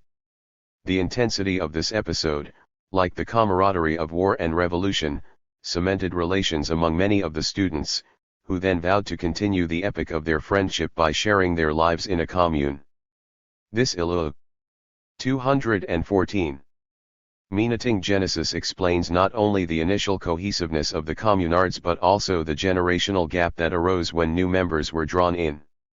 The flood episode was in a way a miniature version of the larger psychosocial schism in Soviet society between those who had lived through October and those who had not. Beneath the spiritual impulse that created the commune lay the eternal poverty of students' low incomes, low stipends, who saw bonding as a way to economize in the tradition of the older student communes and workers' artels. The members were heavily proletarian in background, and intermixed with poor peasants, veterans, orphans, and a minority of young women and non-Russian ethnic groups. The commune's chronicler, M. Yankovsky, frankly admitted that the founders saw communalism as a phase of life, not a blueprint for society. At the same time they wanted it to serve as an incubator for communists if not a model for communism. 29 Occupying several floors of their dormitory, the 60 or so original communards, later expanding to 133, used the enlarged family as their model, embellished with general notions of fairness and equity rather than classical theory. Decisions were reached collectively, the majority ruling and coordinators periodically elected. Housework was rotated equally by duty roster. Space as in a family was proclaimed open, except for couples and females. To this initial plan, a fiery leftist woman objected and her view prevailed. Saws and hammer were put to the walls, creating a spatially open commune, without privacy. Collectivism within this communal space was further enhanced by 3 institutions. The shop without a clerk was a table full of study supplies and minor notions available to members on the honor system. They would help themselves, leave some money, or sign their names. The Customs Commission inspected all incoming parcels, particularly the food packages sent from the village, and divided their contents among the communards. How a single smoked fish could be shared among 60 or 133 eaters is not made clear. The underwear, or bed linen, trust was a collective laundry basket to which all contributed at the weekly bath and drew from when it was laundered. 30 Communal life was accompanied by a continuous democratic talk fest, erupting occasionally into major issues, some of them admittedly insoluble. The battle of the budget was the first of these. Some members, receiving higher stipends, claimed to have more expenses and greater needs and were disinclined to put all their assets into the common fund. A division arose between the masses and the privileged. The debates were always couched in a semi-ironic revolutionary idiom, the former proclaiming the principle from each according to ability to each according to needs, but, in violation of the classic canon, disallowing special needs. A compromise was forged by confiscating 75% of net stipends, after deductions for communal expenses. This was later revised downward, thus allowing a reasonable degree of flexibility and inequality. 31 A second controversy was introduced by the N.O.T.ists, Notovtsi, also called models or leftists, the Soviet Taylorists, who wanted the regulation of all communal life according to a strict timetable and who insisted that members account for every minute of the day by hanging time talons on a public schedule in the living room. The surrendering of private time was thus added to the sacrifice of private space. The N.O.T.ists also wanted all personal property collectivized right down to underwear. They further insisted on the indivisibility of love, friendship, and comradeship: no couples, no cliques, no bilateral friendships, only the general comradeship of the entire commune, to be reflected not only in daily personal behavior but also in leisure time activities in which 215.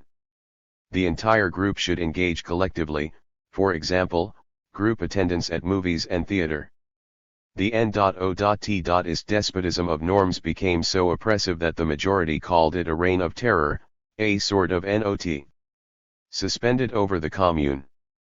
The annoying movement apparently faded after the dissolution of its mother organization, the League of Time, in 1925, and we hear no more about it. 32 The problem that defied solution in this commune and in most others was sexual relations. Women were a minority in the commune of the 133, though one served as president for a time. Equality of sexes was the declared norm, and to some men this included the legitimization of foul language in the presence of females. Sexual life was difficult and varied in scope. Some married within the commune or outside of it.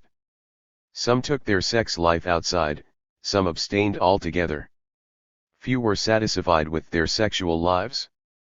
The open-door policy interfered with sexual activity, and the commune clearly preferred order and celibacy to the rampant hooliganism that prevailed in most student dorms of the time. Marriages and babies were permitted but regretted by some as divisive.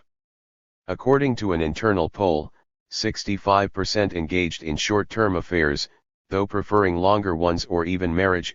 Half were celibate, and most believed that the sexual question was insoluble inside the commune. In practice this meant a considerable level. There are no figures, of migration and turnover. 33. How did the communards view their experiment after the first half-decade?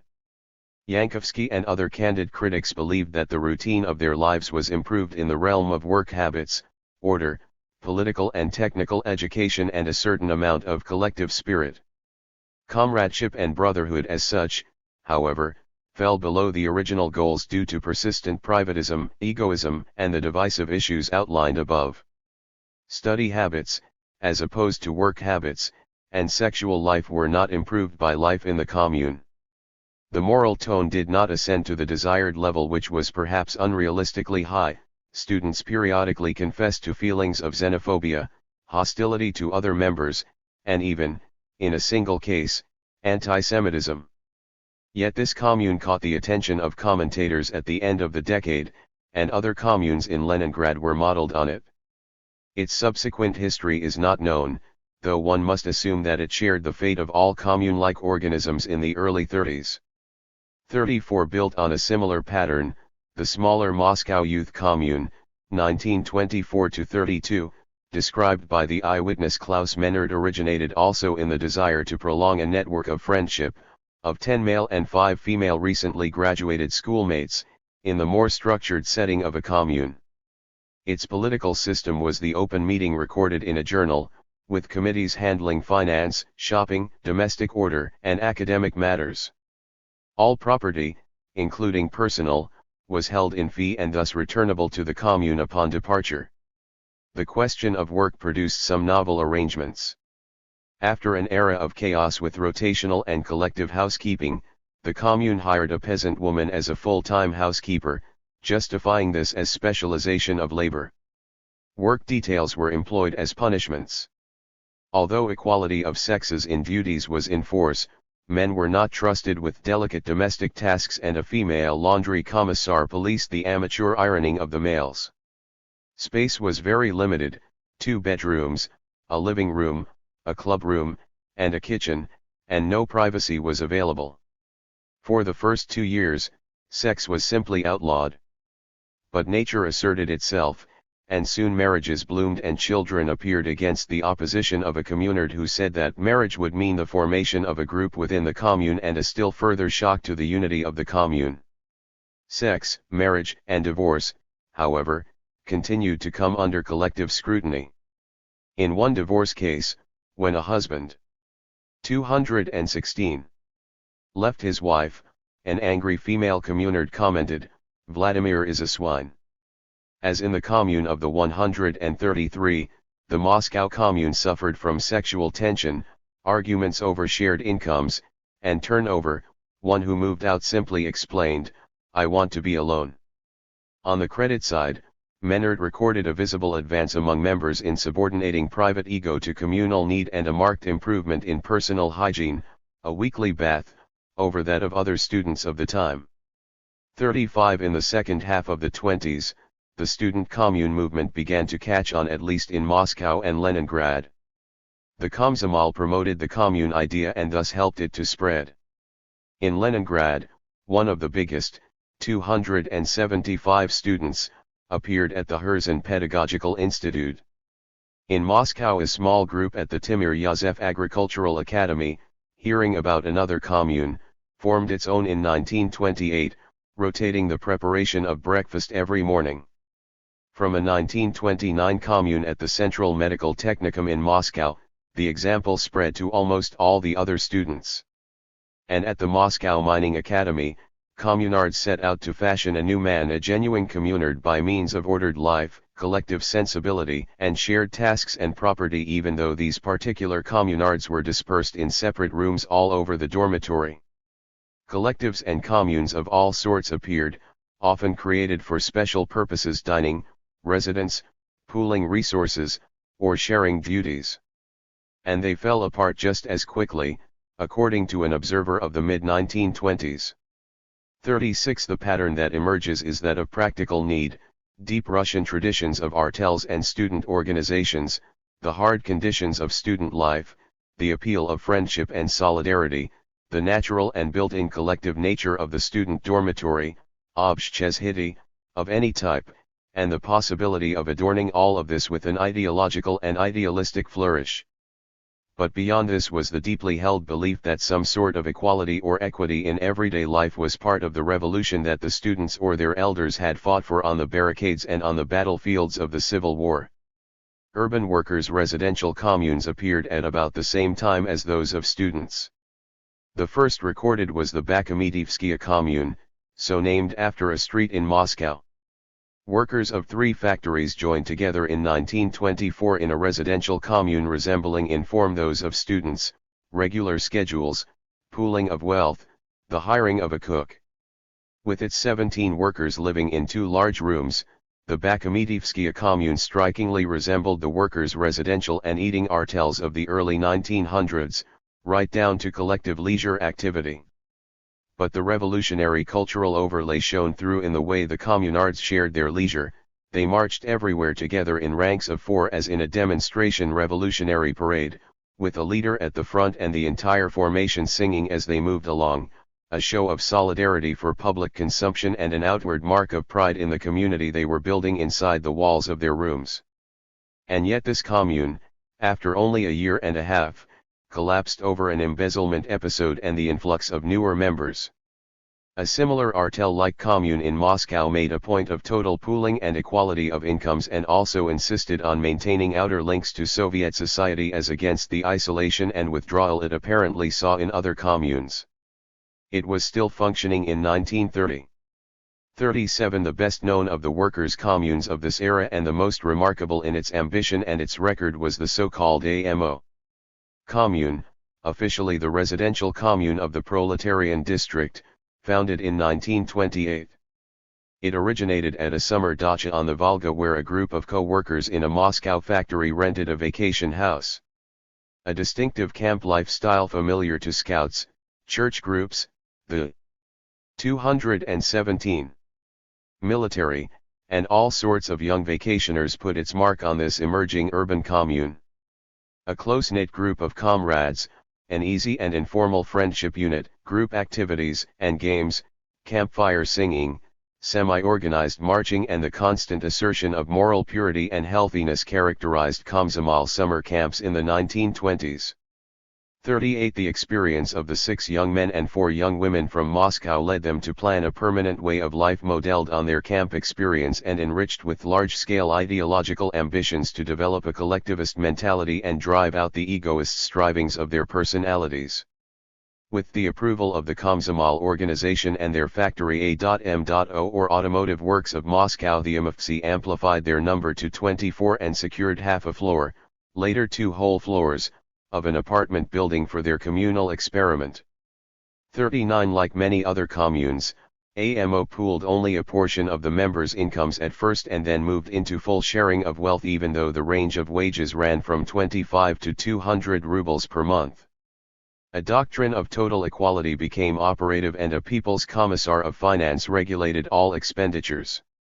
At first there was no provision for marriages among communards, but eventually those who married outside were permitted to bring in their spouses, thus solving at least part of the eternally vexing sexual problem, although the sources are mute on its other aspects.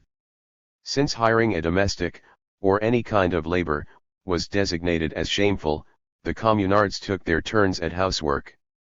A time budget study reveals the average amount of time spent on daily activities. 40 leisure time was filled with group attendance at theater, meetings, and concerts and with collective reading and discussion. A special combination of work and entertainment was arranged by having a string ensemble, from among the communards, perform while other members did the ironing, an exceptionally graphic demonstration of solidarity, fear of wasted minutes, and striving for cultural enhancement. The apparent order and harmony that prevailed in this commune was doubtless the product of very careful preparation, an established sense of kinship, and a heavy commitment to ideological goals. The members' vision of the near future was to occupy the entire building in which they lived. Their number had grown to 60 by 1930, and build a central cafeteria, factory kitchen, children's town, reading room, gymnasium, laundry, repair room, and theater, in other words a full house commune of the kind fashioned so often on their drawing boards by the architects of the 1920s.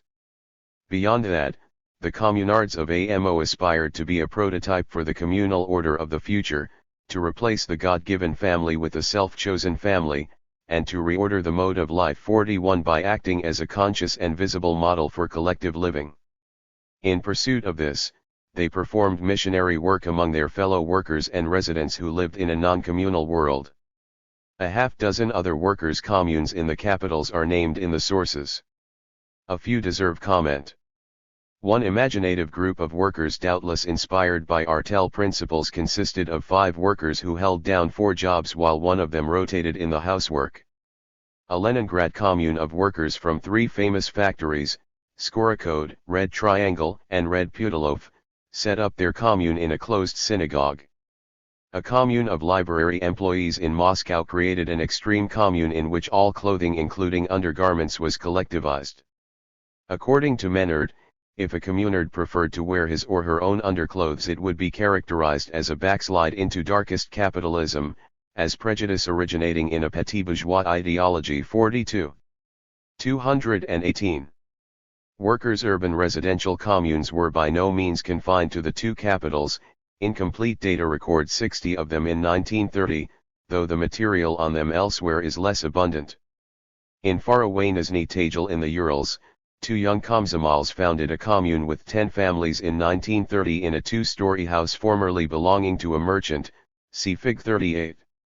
Every member was required to participate in public activity in town or workplace. A common dining room, laundry, kitchen, and children's room provided the communal framework. Each family had its own room, but no food was allowed to be taken to it. All the women worked, but a nanny and cook were hired for domestic work. Guests were permitted to stay free of charge. Communards pooled their wages, gathered together at mealtime and in the evenings for discussions. This commune suffered the blows of massive reassignment of workers in 1932 and did not survive. 43. It was one of many that disappeared in the frenzy of the 5-year plan. Communalism in the workplace in the 1920s has only recently been given serious historical study, and there is little data on how many and what kinds of institutions employed wage pooling techniques or leveling. Soviet historians consider the practice retrograde and even parasitical, and Western historians have largely ignored it. But with the coming of the tremendous industrial drive of the first 5-year plan, egalitarianism in general and communal or collective applications of it in production ascended into visible prominence from mid-1929 to mid-1930. Research has shown how the principles operated in production and how they related to the overall context of the industrialization process in the Soviet Union during those frantic years. The background was one of immense turmoil, unrealistic planning, arbitrary production norms, spontaneous enthusiasm of many workers, massive inflow of new labor recruits, the consequent dilution of skill level, high rates of vertical and horizontal labor mobility and turnover, a haze of utopianizing rhetoric, and a desperate emergency atmosphere very much like the resumption of a war or revolution. One of its byproducts was the birth of production collectives and communes, both related to the traditional artel, which also took on new life in this period. The production collective called for equal wages for equal skill levels or differentiated wages for varying skill levels, in other words the socialist principle of distribution according to the work performed. Production communes pooled equally and compensated according to family need. Ranging in membership from a half dozen or less to hundreds of members, these production arrangements reached a probable peak of 134,030 collectives and communes, the former far outweighing the latter numerically. Bearing such names as Spark, 4 in 5, i.e. the plan in 4 years, Our Frenzy, and Labor Front, they drew primarily from the ranks of shock workers, especially in the metalworking and textile branches of industry. Personal statements and charters employed ideological language to depict their outlook. We, sharing wages equally, bring ourselves closer to our comrades, said one of these. Our aim is a common life based on communist principles. In stressing their style of distribution according to need, the communards were forcefully expressing a desire to introduce the communist form of labor, thus hoping to bypass the socialist phase. 44. A few examples from the period may give a sense of the kind of motivation and activity displayed in these wage-sharing organisms. The terminology was fluid and often contradictory. The Mostroy commune in Dubrovka, near Moscow, was a labor gang converted to communalism by the AMO commune, 9 men and 3 women skilled and unskilled who shared only 70% of their earnings, recognizing in an illuminating admission, that as recent peasants, they could not be expected to reach 219. Full-scale pooling on an equal basis. The Sorokin commune, made up of 20 technical students from the North Caucasus who migrated to an auto works in Nizhny Novgorod, achieved high norms, were mobile, young and healthy, and treated the work process as a game or a challenge to their energy. Their stress was on high productivity rather than the amenities of communal residence. Indeed, they worked 20 hours a day and ate and slept in 2 tents. At the steel and tractor city, north of Stalingrad, Anna Louise Strong visited a commune of young workers, 20 boys and 12 girls living in 2 barracks, where she was told that the communards engaged in none of the petting and love-making. Like similar groups elsewhere, this one maintained an elitist identity and was accused by fellow workers of snobbery. 45. Both the communes and collectives of production were rated high by observers for their mutual responsibility, self-discipline, and organization, their skill-improving and consciousness-raising activities, and impressive productivity records. Their idealism can hardly be doubted, but as in many utopian experiments of the time, a heavy admixture of practicality was in evidence. In the arena of struggle between workers, management, and state, productive collectives and communes and the artels helped spread the risk of lowered rates due to accident, inefficiency, poor coordination, or arbitrary measures of the bosses. Equality was not only noble, but, in the words of an artel member, it was simply more advantageous. For a time, managers saw the utility of such formations in recruiting reliable and productive labor, and the regime gave qualified praise to their work. But eventually, a whole series of forces and circumstances, related in Chapter 11, brought them to an end.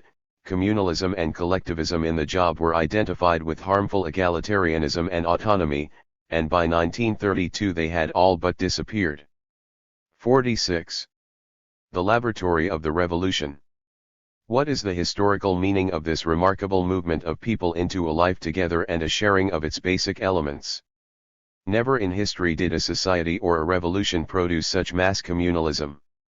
Hundreds of urban, thousands of rural, and tens of thousands of work communes sprouted across the vastness of the Russian land in the form of phalansteries, apartments carved into open space, tents and barracks planted beside great steel works and power stations.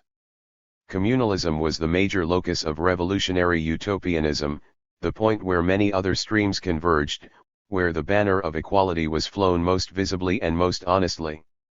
Communards did not inhabit a fixed and static world of chilling stone and faceless robots, but a constantly moving and changing current of human beings. In the most difficult of physical circumstances in one of the poorest of the major countries of the world, they sought to construct through their own mental and moral toil the embryo and model of a better world. The communal movement of the Russian Revolution, for all its idiosyncrasies and endless flaws, was a monument to the power of human hope and will. Workers who visited an urban commune in the 1920s are reported to have said, "They live just like rich folks or like dwellers from another planet." 47. This was truth and irony. Although it was but a few steps from a conventional dormitory room to a commune located in the same building or on the same floor, the world of communards was indeed alien, repulsive and funny to some and appealing to others. The irony is in the contrast between the environments of science fiction utopias and architectural fan. 220. To seize on the one hand and everyday communal life on the other. The world of the former was one of sunlight, symmetrical design, and good order even when skewed by lyrical curves and fanciful schemes. It was light, dry, clean, and cool. The world of real-life communards in town and country was bubbling with life, full of contrast and tension, electric with experimentation, noisy with debate, sometimes dirty and disorderly, often darkened by poverty and disappointment, heated by anger, and moistened with tears. As a social incubator or condenser, that is, an environment for reshaping consciousness, the living commune was both more ambitious and more realistic than the house commune. The latter was a shell built to contain a collection of families with additional space for the growth of community. The former aspired to build a surrogate family and not an assembly of nuclear families. "We saw the commune as a family and not a dormitory," said a communard of the 1920s. 48 The N.O.T.ists, on the extreme wing of the movement, wanted to ensure this permanently by banning interior families, marriages, and friendships for the sake of the big collective comradeship. This attempt to subordinate primary intimacy to larger group loyalty went hand in hand with their rigid scheduling, segregation, and scientific organization of life, as it did with dogmatic architects such as Kuzmin and the social architects of Zamaidin's United State. Most of the communards were less rigid and allowed marriage and coupling within the communes, though fearing that this would dilute communal love. Bowing to reality with troubled consciences, they made a blend of the pure commune and the house commune, a communal family giving birth to biological families.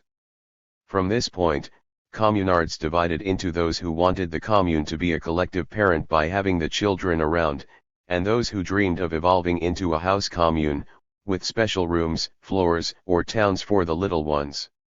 Resistance to the conventional family was weakly based. It did not account for the fact that family relations are ordinarily built around irrational and unqualified love, and that artificially built human organisms require contract and calculation, as did all the communes. Communes that most closely resembled families were those founded on a shared experience which, like a courtship and marriage, generated a kind of mutual affection and trust approaching that of connubial relations. Given the complexities, not all of them clearly visible to the participants, the very fact that communes combining family and community survived is something of a social miracle.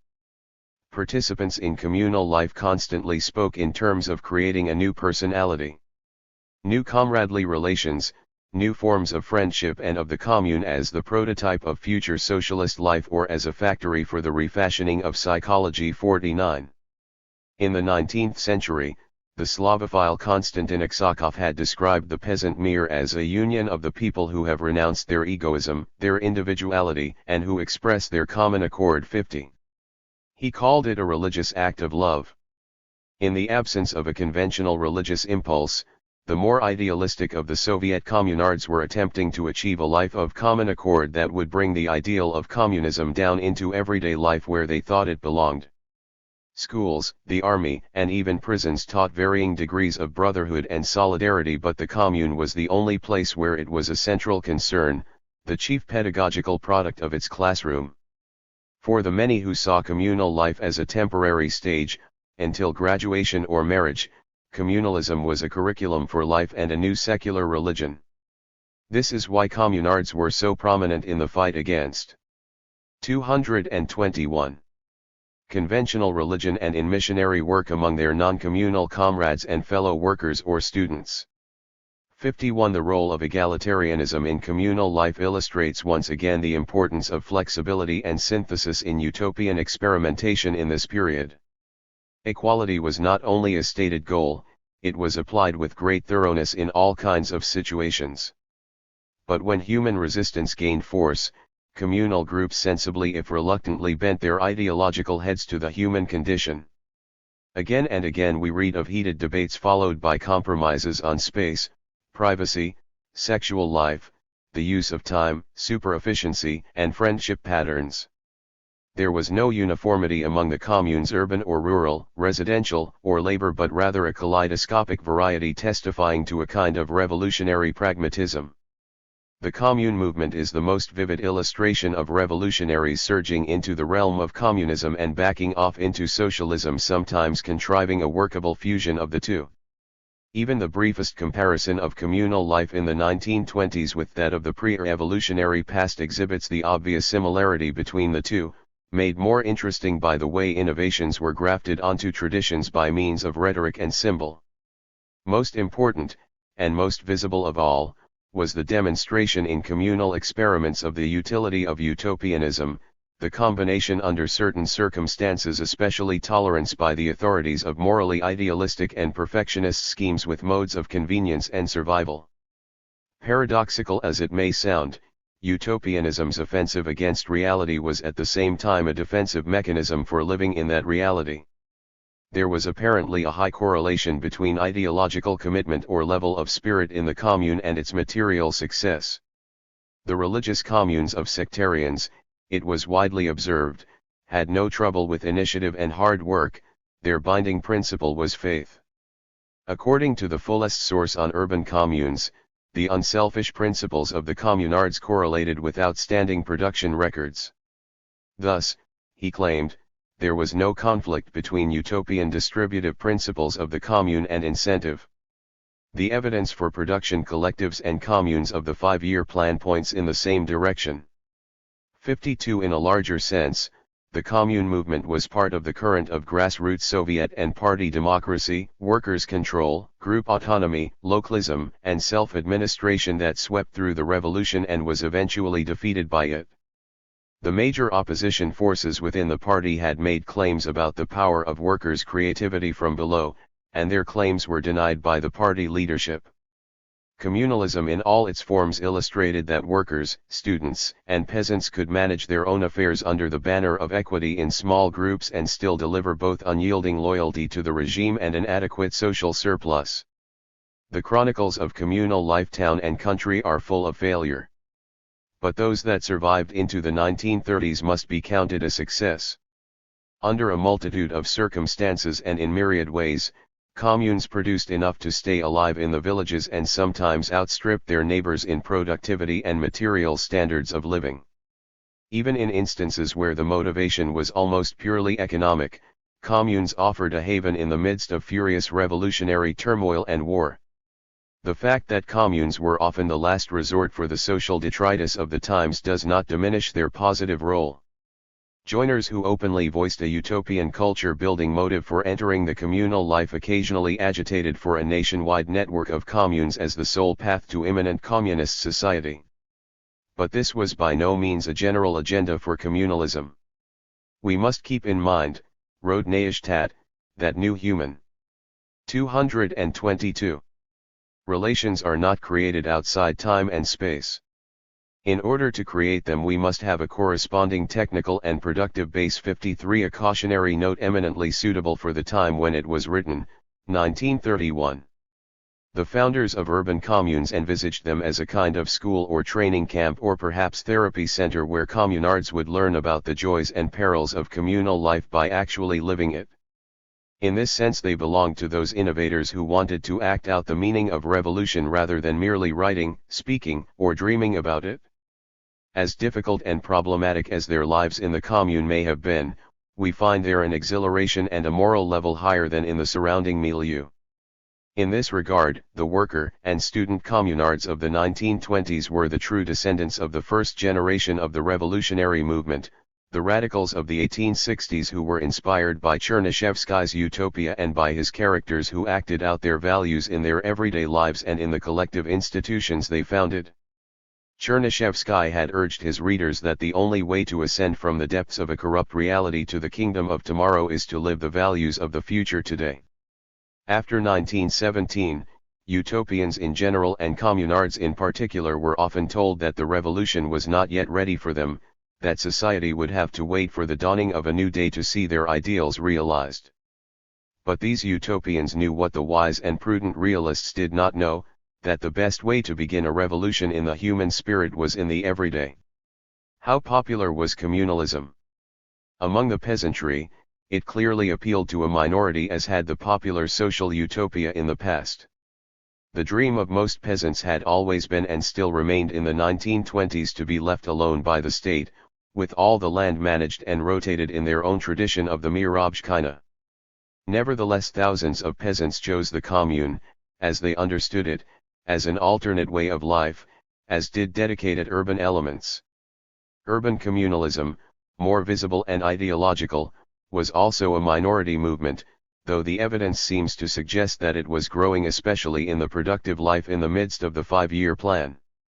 The intelligentsia, ironically enough, played a small role in this, a handful of intelligentsia communes in the countryside and the occasional commune of avant-garde figures.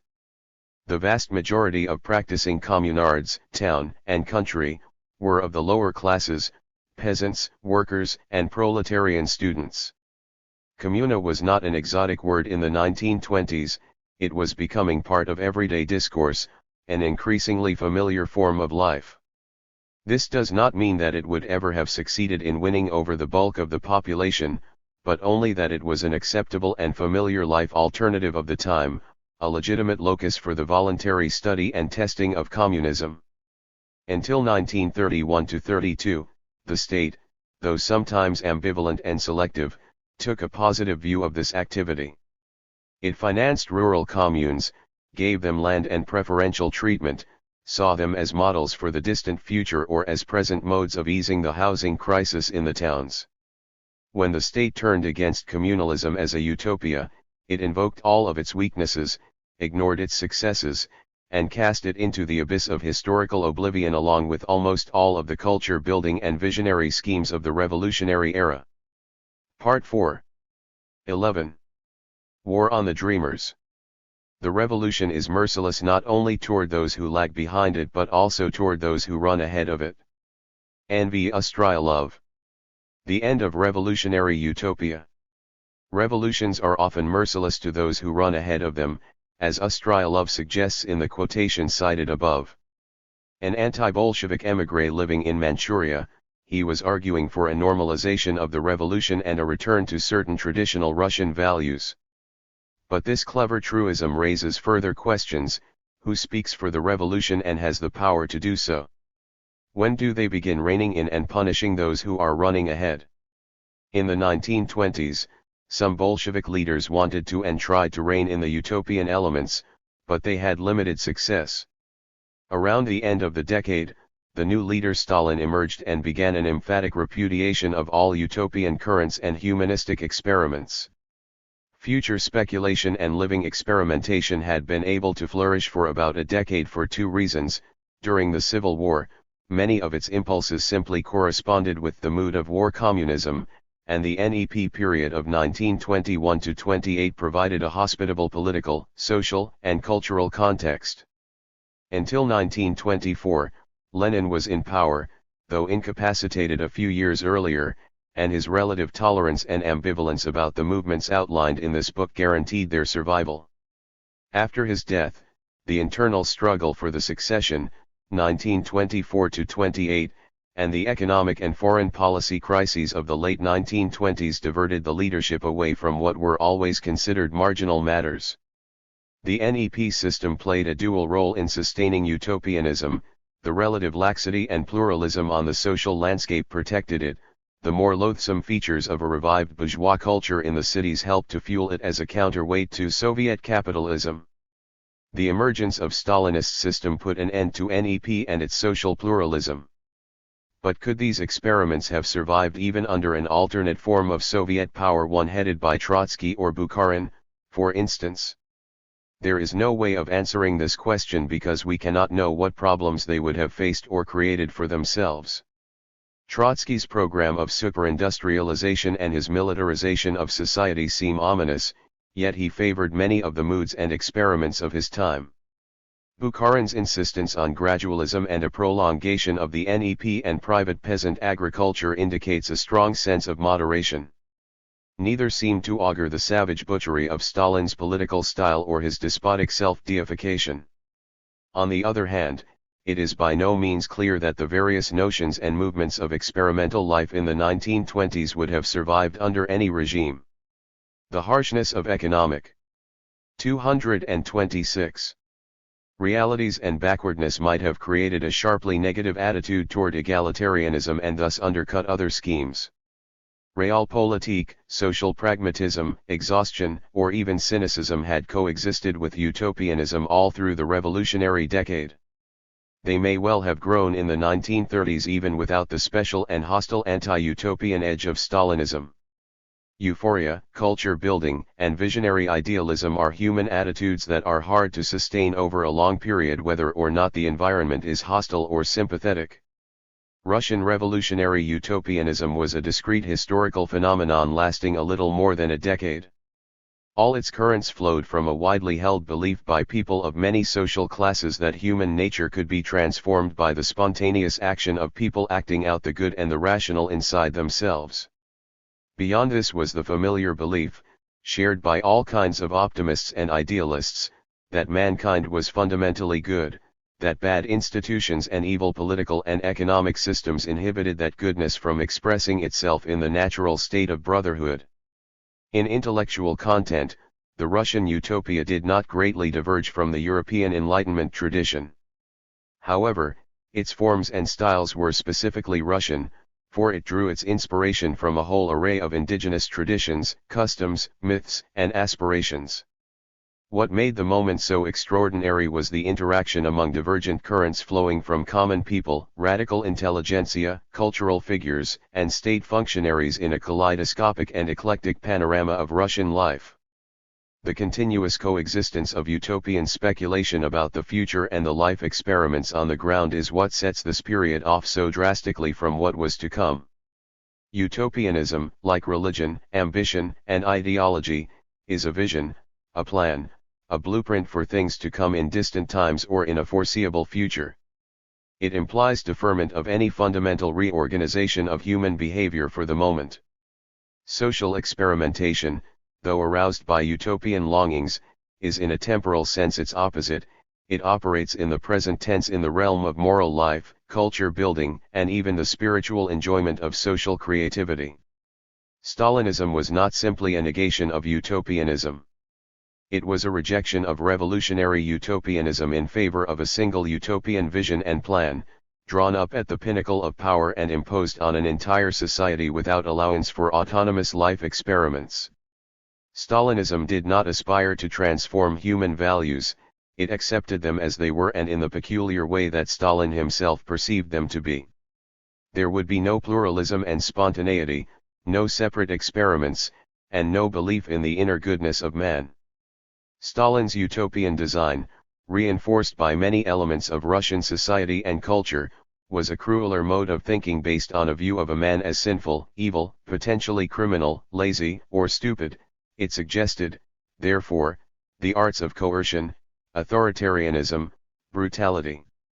The utopian experimenters of the 1920s attempted to build a socialist counterculture from the inside out, and the hot-headed anti-dreamers wanted a comprehensive leap into modernization and socialism.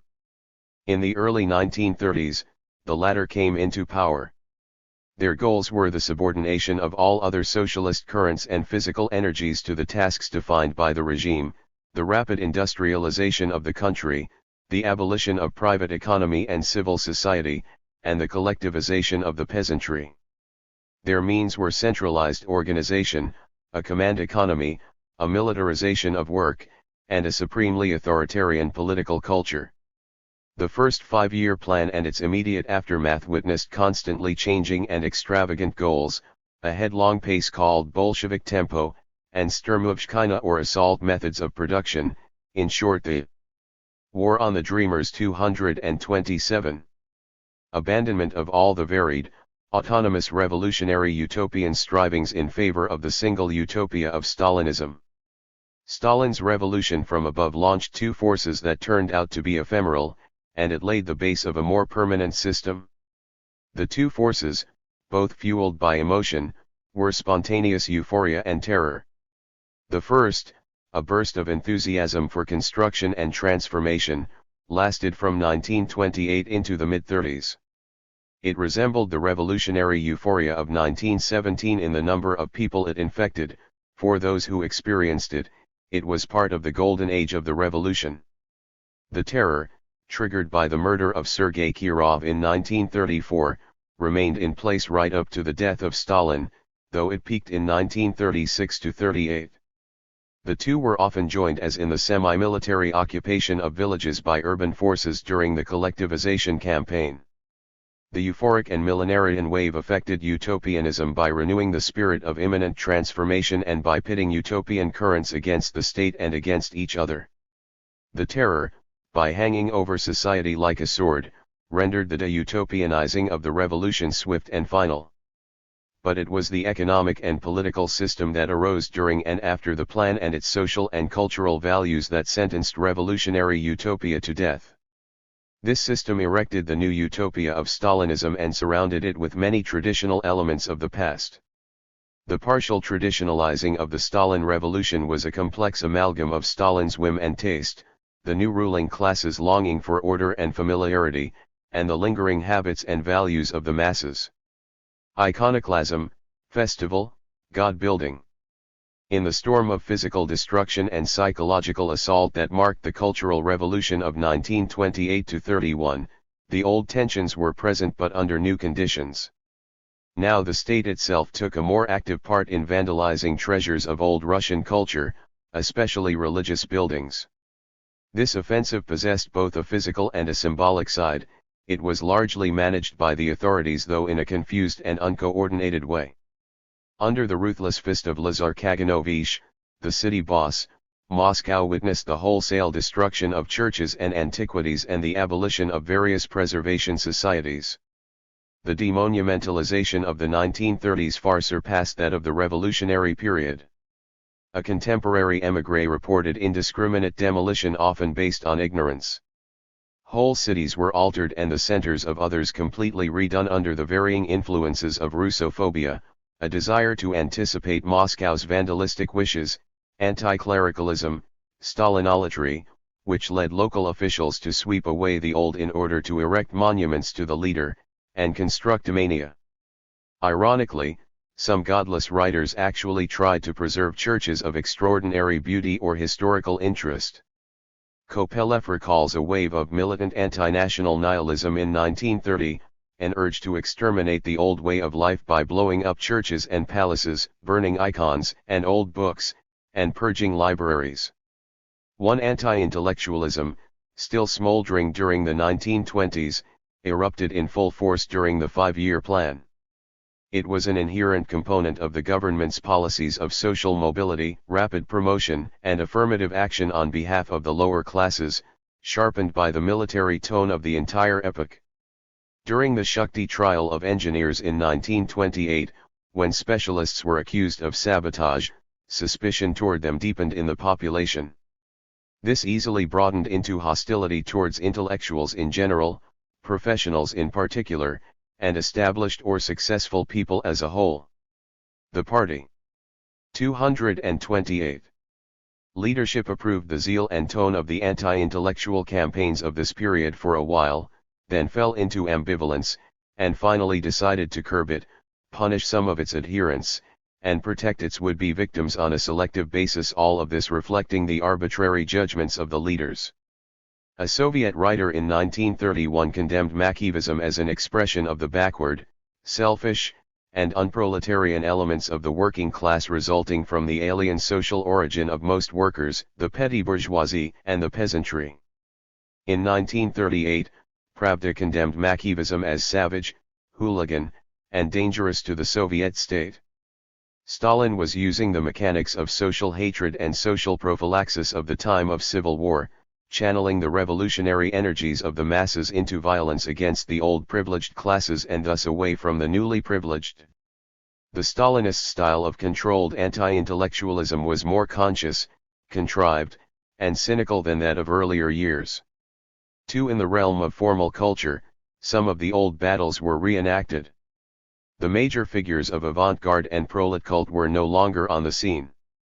Bogdanov died, possibly of suicide, in 1928 during one of his utopian medical experiments, and Mayakovsky for a variety of motives shot himself in 1930. The moderating influence of Lunacharsky was also now absent, the Commissar of Enlightenment had become virtually inactive, had lost much of his influence over cultural policy, and died abroad in 1933, a more than likely target of Stalin's murderous purge had he survived into the late 1930s. In the wake of the five-year plan, a new cohort of proletarian cultural advocates appeared in the form of organizations of proletarian writers, musicians and composers, architects, and others. With the apparent blessing of the authorities, the new proletarians waged a bitter war against alleged guardians of an old and hated cultural order. Using battlefield lexicon of assault, ambush, light cavalry attack, siege, and so on, they launched a scurrilous offensive against their enemies, exaggerating their flaws, using guilt by association, and employing every form of calumny. But the assault was stopped by the regime, the assailants were penalized, some of their victims were allowed to feel lashes and blows, others were gathered behind the protective wall of the party. And the entire scene was redefined in a context of the political control of cultural output, a fearful censorship, and a mobilization of art and culture for the stated purposes of the regime. In this, Stalin and his advisors went far beyond any of the controls created by Lenin and his successors in the 1920s. Artists who had been passive obeyers of a censorial system in the 1920s now became active servants of the state. The transformation of Soviet public holiday celebration from a festival of revolution to a panegyric ritual of power and solidarity was the public emblem of the changing nature of the system and its supporting myths. Already present in the 1920s, the stiffening elements of ritual tightened from 1928 onward. The parade in Moscow and other cities became more rigidly organized, politicized, militarized, and standardized. Carnival was banished to other walks of life or eliminated altogether, and the content of the celebrations bristled with hostility to foreign foes, shaming of inferior workers, and hatred of traitors within.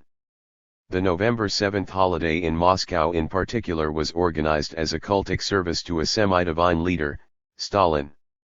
This style migrated to other forms of public show, making Soviet Russia a kind of political spectacle state. Foreign eyewitness accounts of the November 7th ceremonies on Red Square in the 1930s clearly indicate a steady militarization of the demonstration. The number of troops and variety of units deployed in front of the Kremlin rose steadily each year, falling off only in 1934 in consonance with the diplomatic peace and security campaign, and reached 229. A peak in 1939. The number of overflying aircraft increased each year, darkening the early winter sky above the capital. A parade of tanks was added, and new hardware was introduced regularly to give metallic force to the human show of might.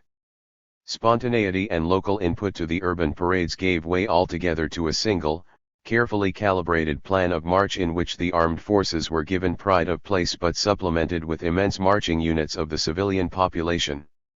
Canned speeches delivered from a city-wide network of loudspeakers replaced the lively oratory of the revolutionary years. 3. In the content of Soviet national ritual, the dark frown of anger and hate replaced the carnival laugh. Some traces of buffoonery persisted in the ridicule of old-style enemies, but a new venom was brewed for the visual and oral attacks on the enemies of the people of the mid-1930s. Trotsky and his alleged internal collaborators, most of them purged, tried, and shot in 1936–38, were depicted as spiders and creeping vermin, friends of fascism and of Japanese militarism. To guard against them, a huge mock-up called the Hedgehog's Mitten, a play on the word as or hedgehog and the name Nishov, the principal agent of the purges in 1937, was borne across Red Square, a spiny fist to smite the vermin of treason. Every important political issue, productive campaign, or foreign event was given graphic publicity in the holiday parades and shows. Furthermore, the workers themselves were targeted by the festival managers, with signs and shouts they swore to their leaders to fulfill their plans, held up evidence of their recent achievements in the form of reproduction graphs, repeated work ethic oaths, displayed shame boards, and endorsed competition in the argot of combat. Festival was now a ritualized war against the lazy. Miniature repetitions of these themes of the Red Square parades were held on the Kreshchatyk in Kiev, on Uritsky Square in Leningrad, and on Lenin Square in Minsk, resembling the mother ritual right down to format, scheduling, themes, slogans and songs, varying only in costume and in the promotion of certain local themes. For one of the notable features of Soviet ritual in the 1930s was the separation of jollity from public ceremony, the latter being exclusively solemn and political. The rulers, while attending to the ritual performances as to a church service, separated their fun from public ritual, and thus from the people, in the form of Kremlin banquets, Stalin's all-night suppers, and dacha parties of the elite.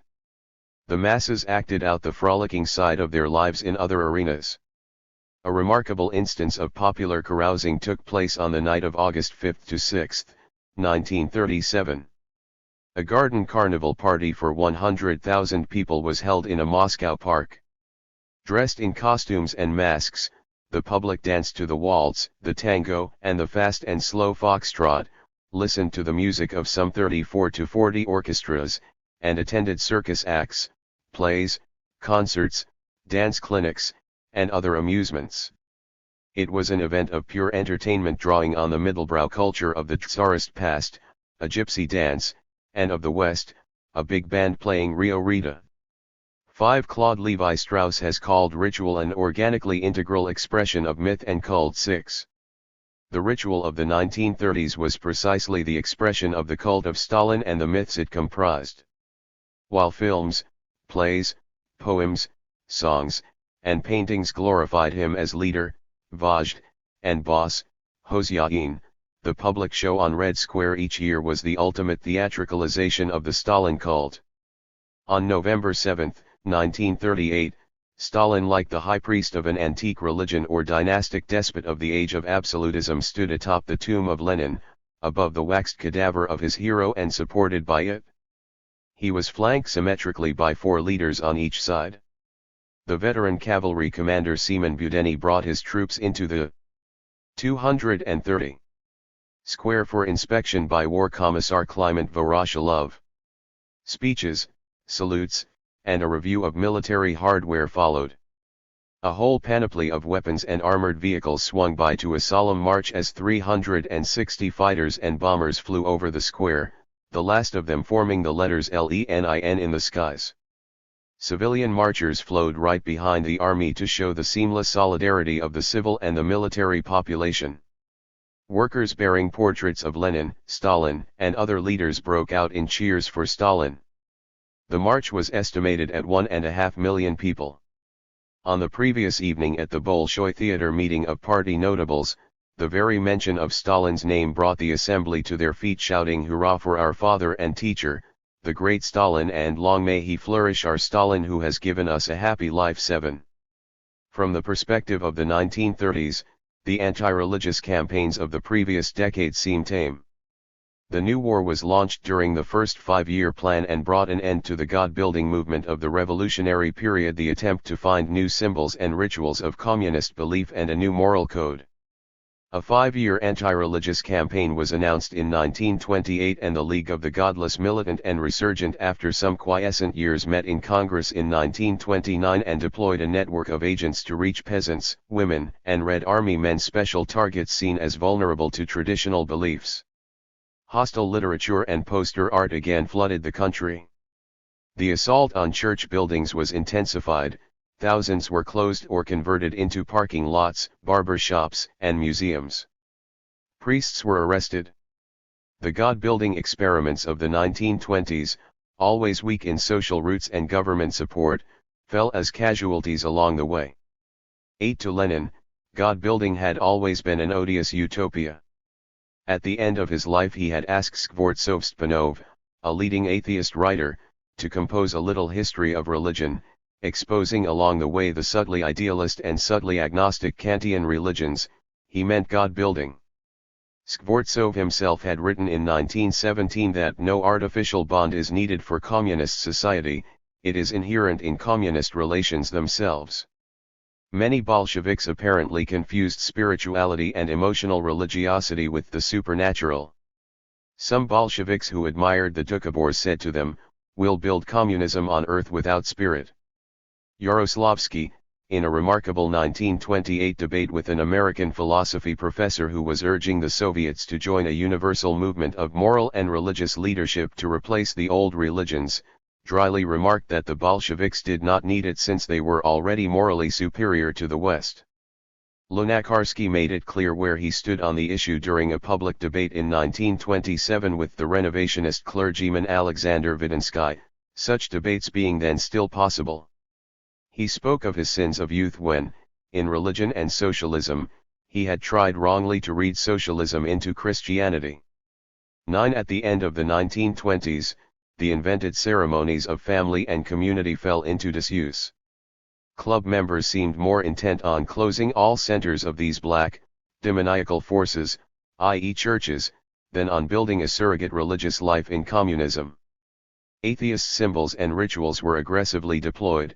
In one school, children were made to practice labor skills by dismantling the iconostasis of a church. The 7-day week was abolished partly in order to break the venerable sense of social time that had linked work, leisure, and religious life.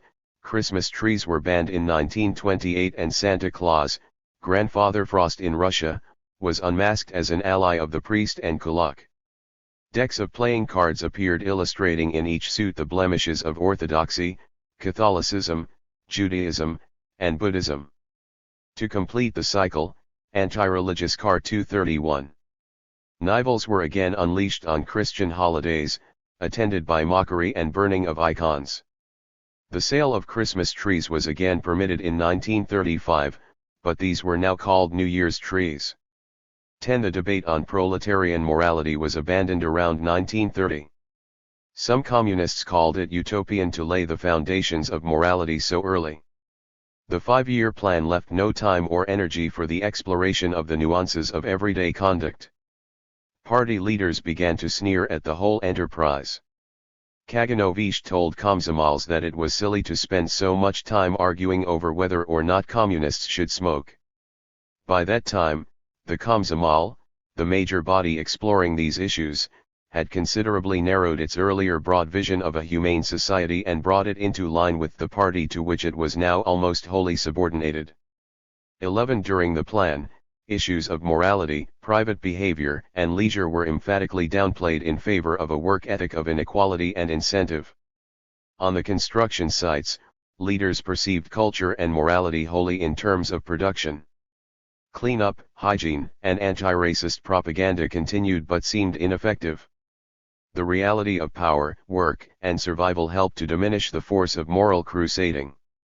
The volunteer Saturdays and shock work, though couched in uplifting terms, were unpopular because of their manipulative use. The harsh military tone of the times discouraged soft values.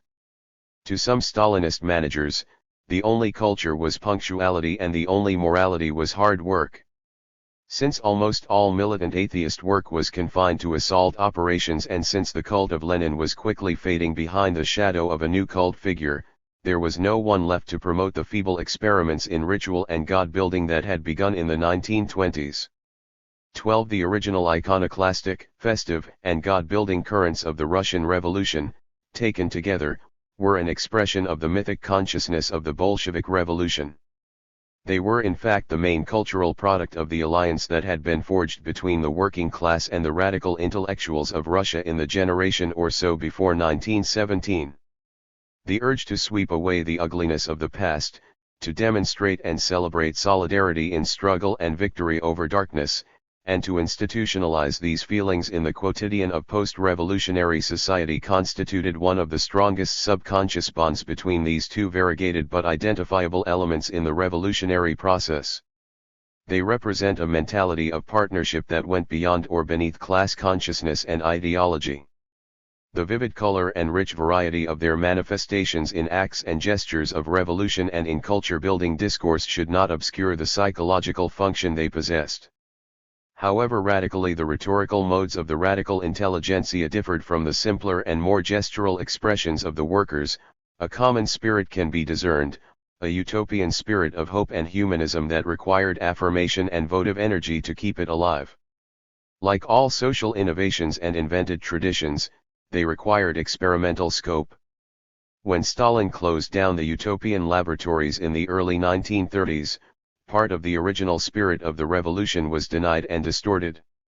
Anti-egalitarianism. David Dahlin, a Menshevik leader in the revolution, recalled that in the 1920s there still remained a good deal of simplicity and emphasized novelty in human relations between superiors and subordinates, between officers and men, between chiefs and m. 232. Employees. The economic inequalities, present from the outset, were still seen by many to be temporary in nature. In fact, When the first five-year plan began, a mood spread among the party rank and file that the revolution from above portended imminent equality. This was observed firsthand by the American journalist William Chamberlain in 1929-30. The liquidation of private enterprise in those 2 years seemed a forecast of renewed war, communism and egalitarian distribution. Civil War veterans saw the next step as leveling of living standards, and some communist officials in the village tried to promote the rural communes as the main instrument of collectivized agriculture. Instead, the opposite happened. Egalitarianism was assaulted head-on by the leaders, Stalin first among them, and the structure of privilege and inequality was greatly amplified. The struggle against equality and leveling in the years of industrialization and the consolidation of Stalin's power were in fact critical to the emerging social system and a manifestation of the victory of Stalinism over revolutionary utopianism. 13 Stalin was the most audible and powerful spokesman in the campaign against what he contemptuously called Uravnilovka, leveling. His hostility, voiced in sarcastic and dismissive terms, was so deep and so clearly enunciated that it rapidly became state policy and social doctrine. He believed in productive results, not through spontaneity or persuasion, but through force, hierarchy, reward, punishment, and above all differential wages. He applied this view to the whole of society. 14 Stalin's anti-egalitarianism was not born of the five-year plan era. He was offended by the very notion and used contemptuous terms such as fashionable leftists, blockheads, petty bourgeois nonsense, and silly chatter, thus reducing the discussion to a sweeping dismissal of childish, unrealistic, and unserious promoters of equality. The toughness of the delivery evoked laughter of approval from his audiences. 15 The first major assault came in 1931 at a gathering of economic leaders and enterprise managers. Stalin enumerated 4 repulsive phenomena that menaced industrial growth: labor turnover, refusal to take responsibility for one's work, obezlika, leveling, and specialist baiting. The practice of paying the same wages to skilled and unskilled, manual and intellectual, and heavy and light labor was scandalous, he said. It killed initiative and spurred the harmful process of labor turnover and the whimsical migration of the unskilled in search of happiness and of the skilled in search of recognition and reward. Workers acted like vacationers at the factory, visiting until they tired of a particular place or job, feeling no incentive to improve skills or help improve the productivity of a particular enterprise. Leveling of wages fed the process of turnover, and these led to irresponsibility and inattention to work. Stalin mocked managerial speechifying as useless. Pleading and persuading were not, after all, a part of Stalin's structure of dignity. 16 In his most quoted remarks on equality, the report to the 17-Party Congress in January 1934, Stalin was even more emphatic, as well as insulting and threatening. He referred to the leftish chatter on the part of some communists about the imminent disappearance of classes, the diminution of the class struggle, and the passing away of the state. Such people, said Stalin, wished to sleep while awaiting the advent of the classless society. He called the notion of the leveling of needs and of personal life reactionary petty bourgeois nonsense worthy of some sort of primitive ascetic sect, a striking juxtaposition of historical mentalities. Stalin also tied the alleged striving for equality with 19th-century utopian socialism, a rather more apt comparison. 17 Stalin's sporadic soliloquies on egalitarianism in the formative years of his system were correct readings of Marxist texts and were rooted in practical economic policies.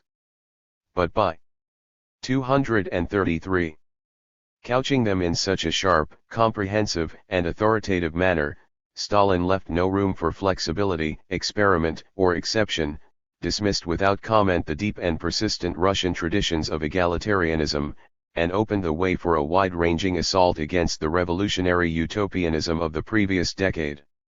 It did not take long for Stalin's pronouncements to filter downward into the press and into political styles and values. In 1931, a comprehensive attack on egalitarianism was made in the pages of a book devoted to Makievsky. Among the major sins of Makievism, said the author, was its ultra-egalitarianism, revenge or grabbing for oneself in an act of greedy egoism, specialist baiting based on envy, and the substitution of proletarian instinct in favor of revolutionary, meaning correct, theory, all of it adding up to a historically pessimistic, reactionary, and petty bourgeois fusion of déclassé elements, unskilled workers, the unemployed, and the lumpenproletariat. A more shocking combination of vices in a land of Marxism would be difficult to find. To a rising class of skilled workers, managers, and technicians, anti-egalitarianism had wide appeal. A young engineer and former communard of the late 1920s told Klaus Meinert why in the early 1930s he now thought equality was wrong.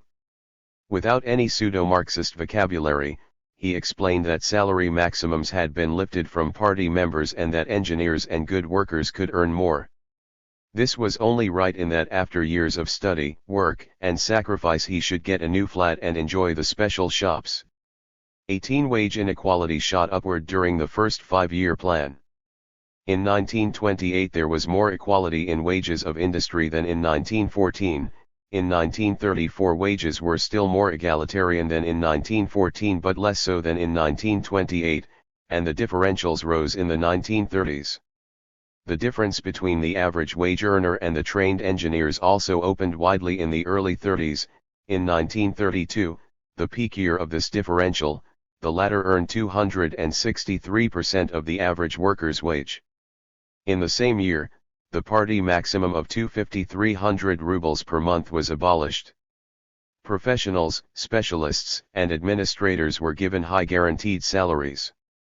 In 1929 came the introduction of devices for extra earnings, bonuses, special money packs, expense accounts, and second jobs or sinecures for certain privileged groups.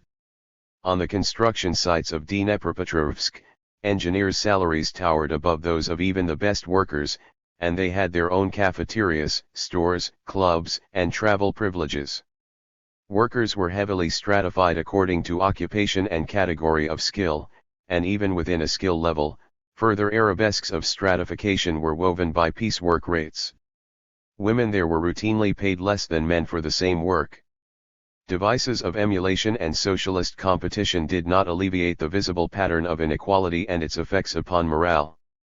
19 Upon the edifice of wage stratification and income differences arose a superstructure of augmented privilege.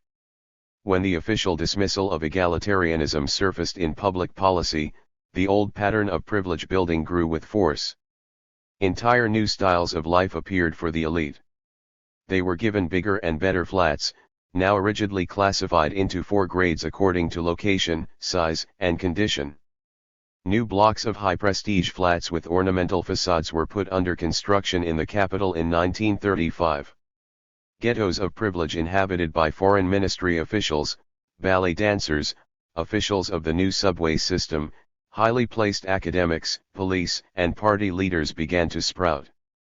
At the first Congress of Soviet Architects, these groups clamored for more beautiful buildings for themselves. A whole world of inequality and privilege dawned in the 1930s, persisting of course up to this day in food, service, medical care, travel at home and abroad, contact with foreigners, and even special parks. The new rulers, earning 10 to 234, 30 times more than a worker, enjoyed free furniture, beach houses, dachas, cars, concert tickets, and special seating. Stratified and differential feeding and housing could be found everywhere at every level. For a French worker in Moscow, all this was symbolized by Stalin's banquet for 1,700 officers and shock workers on May Day 1935. For an American businessman, it was the sight of waiters in tuxedos at the big Moscow hotels. 20 Although the Soviet elite did not flaunt its wealth in an orgy of conspicuous consumption, the extreme and growing differentiation of classes in the Soviet Union could be seen in the heraldry of everyday symbolism. In 1934, the term meritorious artist was introduced, academic degrees restored, and the Order of Hero of the Soviet Union created. In the next year, military ranks, abolished in the revolution, were reintroduced, together with saluting. By 1937 there were 16 places named after Stalin. A certain amount of unpretentious similarity in the dress still prevailed, and prevails, through the Stalin period. But government officials and other successful people began to sprout ties, white shirts, and black shiny shoes. Women's fashions were exalted, beauty parlors and makeup became the accepted norm. The sartorial experiments of the 1920s were dead. As John Bold has put it in severely ironic but very accurate terms 21. The heroines of the revolution arose from the divans upholstered in material carrying industrial motifs in Rococo settings, donned kerchiefs recording complicated episodes from the Civil War, they drank tea from cups depicting Slavic fairy tales, entered Baroque subway stations, and went to work in Neo-Palladian office buildings. Such was the haze of fantasy which clouded the pure visions of the 1920s, such was the monstrous mixture that liquidated constructivist design. Visible and audible signs of deference returned with a vengeance. The cult of personality and near deification of Stalin required extreme forms of reverence towards the leader, his images, his written and spoken words, his entire persona. Little Stalins appeared all over the Soviet landscape, requiring deference in speech and manner of address and even gestures. Stalin addressed almost everybody as Ty and expected Vy in return, like a parent, husband, ruler, superior, or lord of the old regime. He was called Ty only in ritual poems and songs, as had been the Tsars.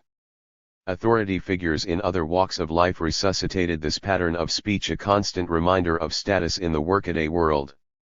22 gender roles were redefined in the mid-1930s, partially repudiating the revolutionary settlement of the 1920s. Women were promoted, put into technical schools, and afforded wide opportunities to enter and rise in economic life, to establish their own identity through personal earnings, and even gain a certain sense of self-respect and public respect as well. On the other hand, women were saddled with a triple burden, of wage earning in the economy, of principal responsibility for domestic work and childcare, and of public or voluntary work. This stripped them of their ability to use economic opportunity to advance along paths to power equal to men. The Stalinist image of woman was patriarchal, the ideal woman was a matronly mother of many children and not the thin and tough barricade fighter of the revolutionary poster. V.I. Mukina's famous statue of worker and collective farm woman once again and emphatically linked the female with the peasantry, the countryside, passivity, nurturing, and fertile. The end of equality and the creation of a super-privileged elite arose from the same fundamental circumstances and motivation as did most of Stalin's social policies in the ITY 23.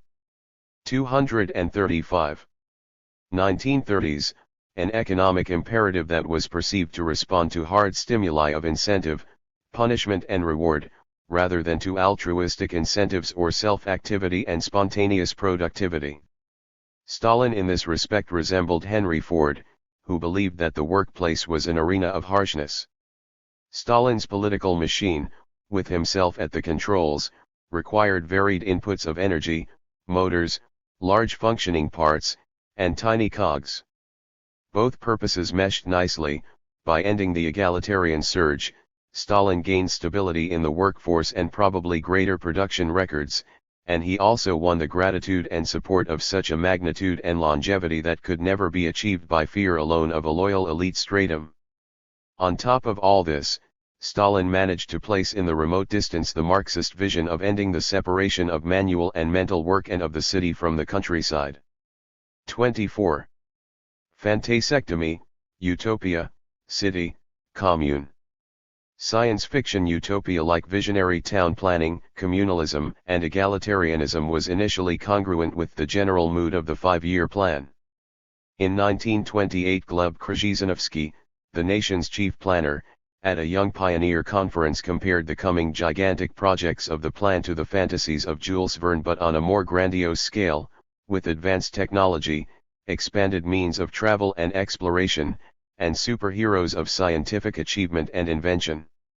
And Lunacharsky in 1930 made a plea for more utopias tied to the planning perspectives, novels showing a world of new cities, new techniques, and new people. but science fiction's future speculation had its enemies as well. In 1928-29, the Russian Association of Proletarian Writers, a late and deformed offspring of the lingering proletarian culture movement, attacked science fiction in general, utopias in particular, and most other entertainment writing as useless literature and a harmful distraction. The proletarian critics, aside from their political and careerist aims, were displaying hostility to dreamers, to romanticism, to fantasy, and to a quasi-religious obsession with the non-existent. Children's stories and fairy tales they likened to superstition and prejudice. Extravagant imagination and fancy they saw as a kind of flight from reality akin to spiritual treason. Against it, they promoted empirical study, hard-headed realism, and a focus on the plan, on work, and on building socialism. 25 This campaign possessed a moralistic streak, a hostility to pure pleasure, light leisure pursuits, non-serious behavior, and popular culture. Science fiction, then and later in the Stalin period, was, like jazz and associated activities, linked to Western influences and thus somehow unpatriotic, decadent, or bourgeois. Congress speeches and articles poured out into public discourse in the late 1920s. This alone was probably enough to silence some science fiction writers. Assisting in the anti-fantasy process was the rapid nationalization of publishing firms and the consequent disappearance of journals and publishing houses which had specialized in light adventure literature and science fiction. 30 Days and Worldwide Sleuth, whose circulation had reached 45,000 and 100,000 respectively by 1929, went out of business. Science fiction books or long stories had peaked in number to 39 in 1928, falling off to 27 in 1929, 21 in 1930 and 7 in 1931. The bottom was reached in 1934 with 4 titles. Larai's book was the last to contain a genuine utopian picture. 4 of the well-known science fiction writers of the 20s were eventually repressed in the 1930s: Reinen, Iden, Nikolsky, and Larai, though it is not clear how their addiction to fantasy con. 236. Tribute to their fate. At the 1934 Congress of Writers, a landmark in the history of Soviet literary control, the novelist Konstantin Fedin pronounced science fiction dead and buried, and the very word utopia was outlawed and ridiculed in the 1930s. Soviet historians have conceded openly that science fiction fell under the shadow of the cult of personality, in other words, was repressed by the Stalinist system.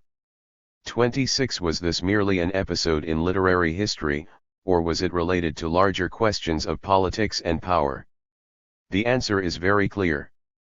Visions of utopians, idealists, fantasists, except for those who inhabited the Politburo and Gosplan, could have no place in the political culture that emerged triumphant with Stalin's victory as party leader in 1928-29. Soviet science fiction in the 1920s functioned as what one critic has called the revolutionary critique of the old world, the pathos of the revolutionary reordering of life, the affirmation of the communist ideal. 27. This kind of critique could not coexist with the power world of Stalin's regime. Fantasists, the intellectual frontline troops of a revolution, became freaks in a world of courtiers, party functionaries, bureaucrats, small-time officials, factory managers, and even rapidly advancing skilled workers who wished to see the next day dawn and the quarter's quota fulfilled. The technical, economic, and material urgency of the planning era undermined the humane visions of social justice implicit in the science fiction of the previous decade. The building of a domestic economy on an intensive scale overshadowed world revolutionary and cosmic adventure, just as the motto "socialism in one country" drowned out world revolution. There were compelling practical reasons for the Stalinist hostility to utopias of any kind. The utopias of fear and the utopias of hope, as well as peasant counter-utopias, were extinguished. Dystopias such as We that pictured a communist hell could not be tolerated for obvious reasons, nor could rural Arcadias and monarchist visions of a restored, anti-modern Russia. Zamyatin at least was fortunate in being able to leave the USSR in 1931 to settle in France.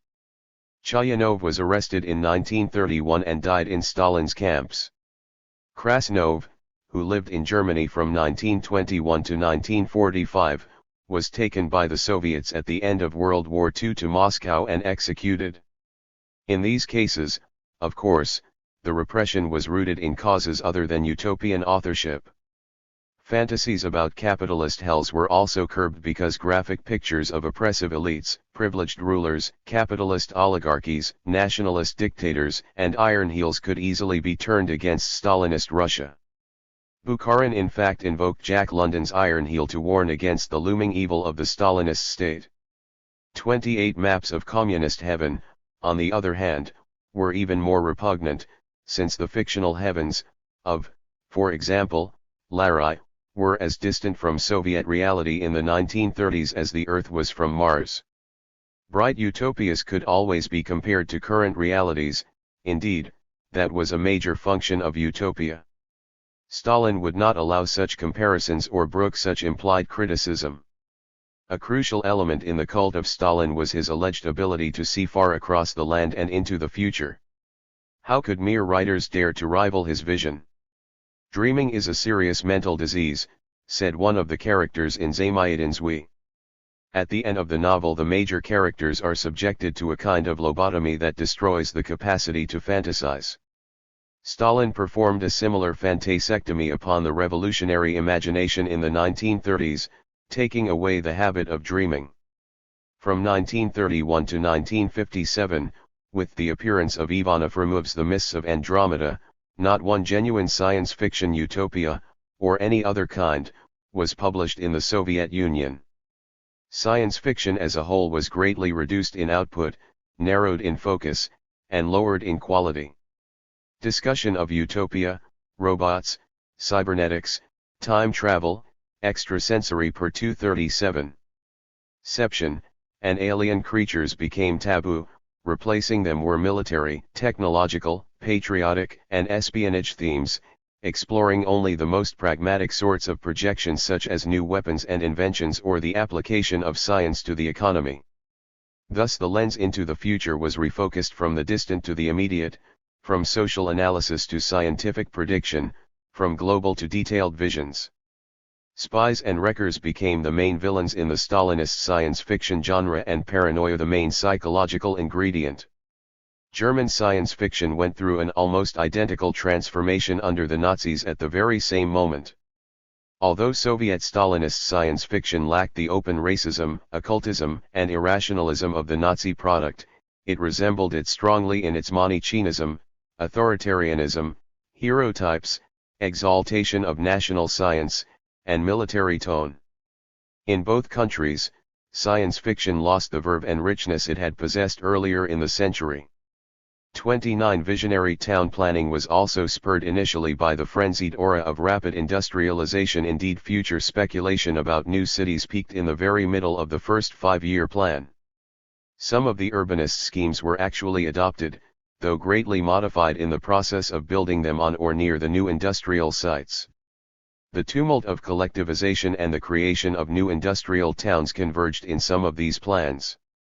The fortress of communism Commune on the Lower Volga, for example, was to be a socialist farm city of some 60,000 displaced peasants and new workers who would staff a single huge farm and work in the adjacent processing and auto factories, while living in giant apartment houses and traveling to work by car or bus. Stalingrad was originally redesigned as an immense commune in 1930 with a kitchen capable of feeding 500,000 people and apartment blocks of 2,500 each. The workers' city of the Nizhny Novgorod Austin plant was designed by Americans and approved by the Soviets, with centralized schooling, clubs, hospitals, bakeries, kitchens, baths, laundries, and other services for its 18,000 employees in communal blocks of 200 residents each, a symmetrical phalanstery on a modern industrial site. An entire village of 3,000 people was moved to make way for its construction. Yet as late as 1932 there were not enough beds and the premises had no water. These sites were parodies of the bright dreams of clean, rational, community building homes envisioned by the architects and planners of the 1920s. 30 OSA and the modernist and visionary planners of the late 1920s came under attack from two fronts. The first was from the left, the group of proletarian architects called VOPRA who, beginning in the late 1920s, accused OSA of utopianism and Westernism. In 1930, the party and the regime swung into assault position. The storm broke in mid-May when the Central Committee of the party called all the utopian planners' dreams semi-fanatical leaps over real and impassable barriers. It was one of the regime's first clear signs of anti-utopianism and an admission that the economic backwardness of the nation and the priorities of the rulers were at the base of its hostility to extravagant schemes about remaking everyday life. In June, Disurbanists were vaguely associated with Chayanovism, a clear reference to that writer's vision of destroying Moscow and all other larger cities. 31 At the June plenum of the committee a year later, Lazar Kaganovich appeared as the official voice of anti-utopianism. He had visited Vienna in the late 1920s and was struck by what Austrian Social Democrats had done in their capital, retaining the grandeur of historical Vienna while producing cheap housing for workers. The famous Karl Marx Hof, he announced that since the October Revolution, all Soviet Russia had become socialist, including all its cities. There was thus no need to speculate about 238. Abandoning them or to dream up fantasies for new ones.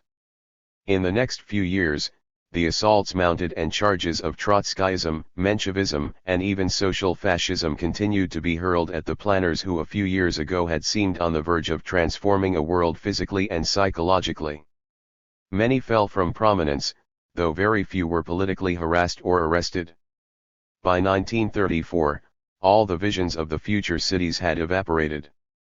32 Looking back on the Great Turnabout, the architect Mikhail Barsht saw its primary cause as the cult of personality. In other words, Stalin's megalomania. Henceforth, architecture had to sing of victories and achievements, not, he implied, serve the needs of dwellers. His colleague Rosenfeld believed that most people simply did not like the modernism of visionary architecture. G. B. Barkin thought that people were also exhausted by the constant novelty and the frenetic atmosphere of root and branch experimentation and change. And Hans Blumenfeld, a German architect who worked in Russia at the time, thought that the critics found modern planning not emotional enough. All of them seemed to recognize also that most of the plans were economically unrealizable given the labor shortage and the absence of certain kinds of key materials. 33 What followed was an erratic but steady monumentalization of Soviet architecture, especially in Moscow, which, said Blumenthal, had to look like a great capital, an attitude that he accurately enough called Haussmannism after the Great Reconstruction Plan of Paris under the Second Empire. Moscow became a town of broad boulevards, huge buildings, and big apartment blocks. Mammoth but unbuilt projects symbolized the new sensibility, the Stadium of Izmailov, a grandiose festive hall, and Borislovfan's notorious Palace of Soviets designed to be the largest building in the world, a skyscraper temple topped by a gargantuan statue of Lenin. So did the built structures that came to typify the Stalinesque style, the Council of Ministers building, 1932-35, the Hotel Moscow, 1935, the star-shaped Red Army Theater, 1935-40, and the heavily adorned Moscow Metro known as the Subway of the Revolution, as well as later entries such as Moscow State University and the big wedding cake hotels. Statues, entablatures, columns, functional or otherwise, restored the old respect for hugeness, order, symmetry, all associated with solemn and unchallenged authority.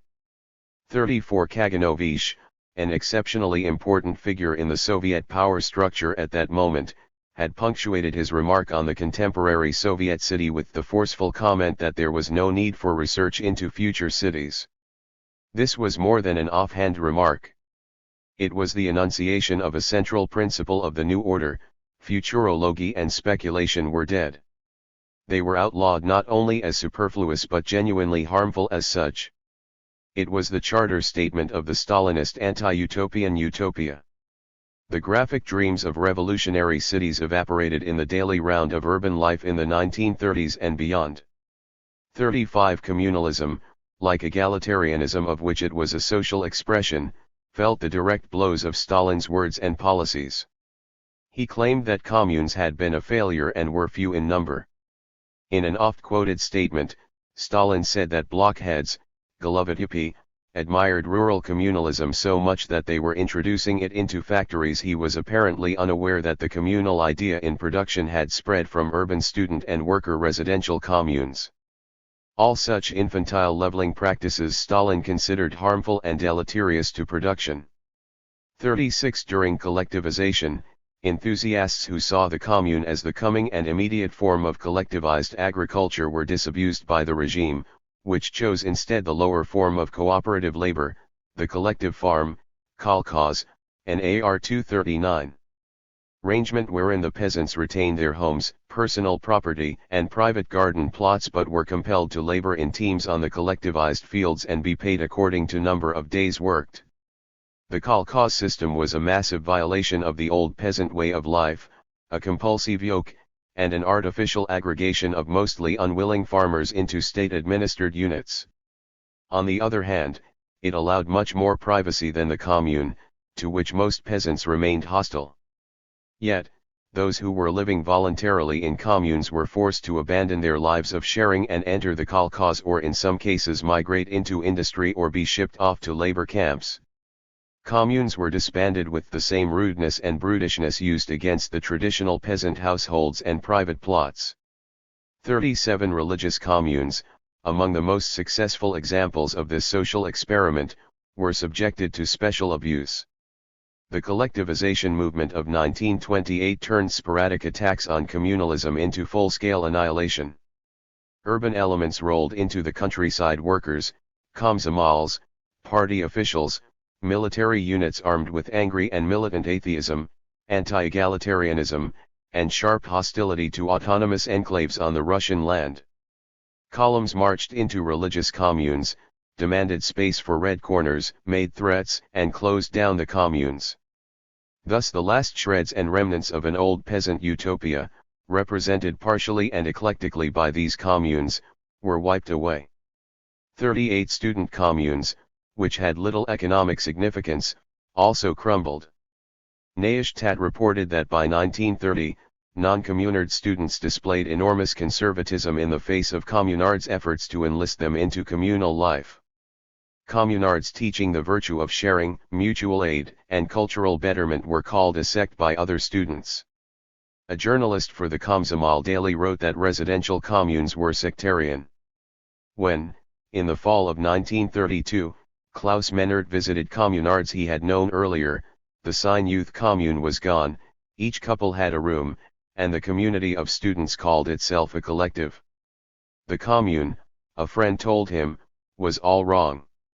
Tell me, isn't it really a contradiction, when we in the Soviet Union are trying by every means, even with piece rates and premiums, to increase production, and at the same time are living in a commune, where everyone has to chuck what he's earned into the common pot?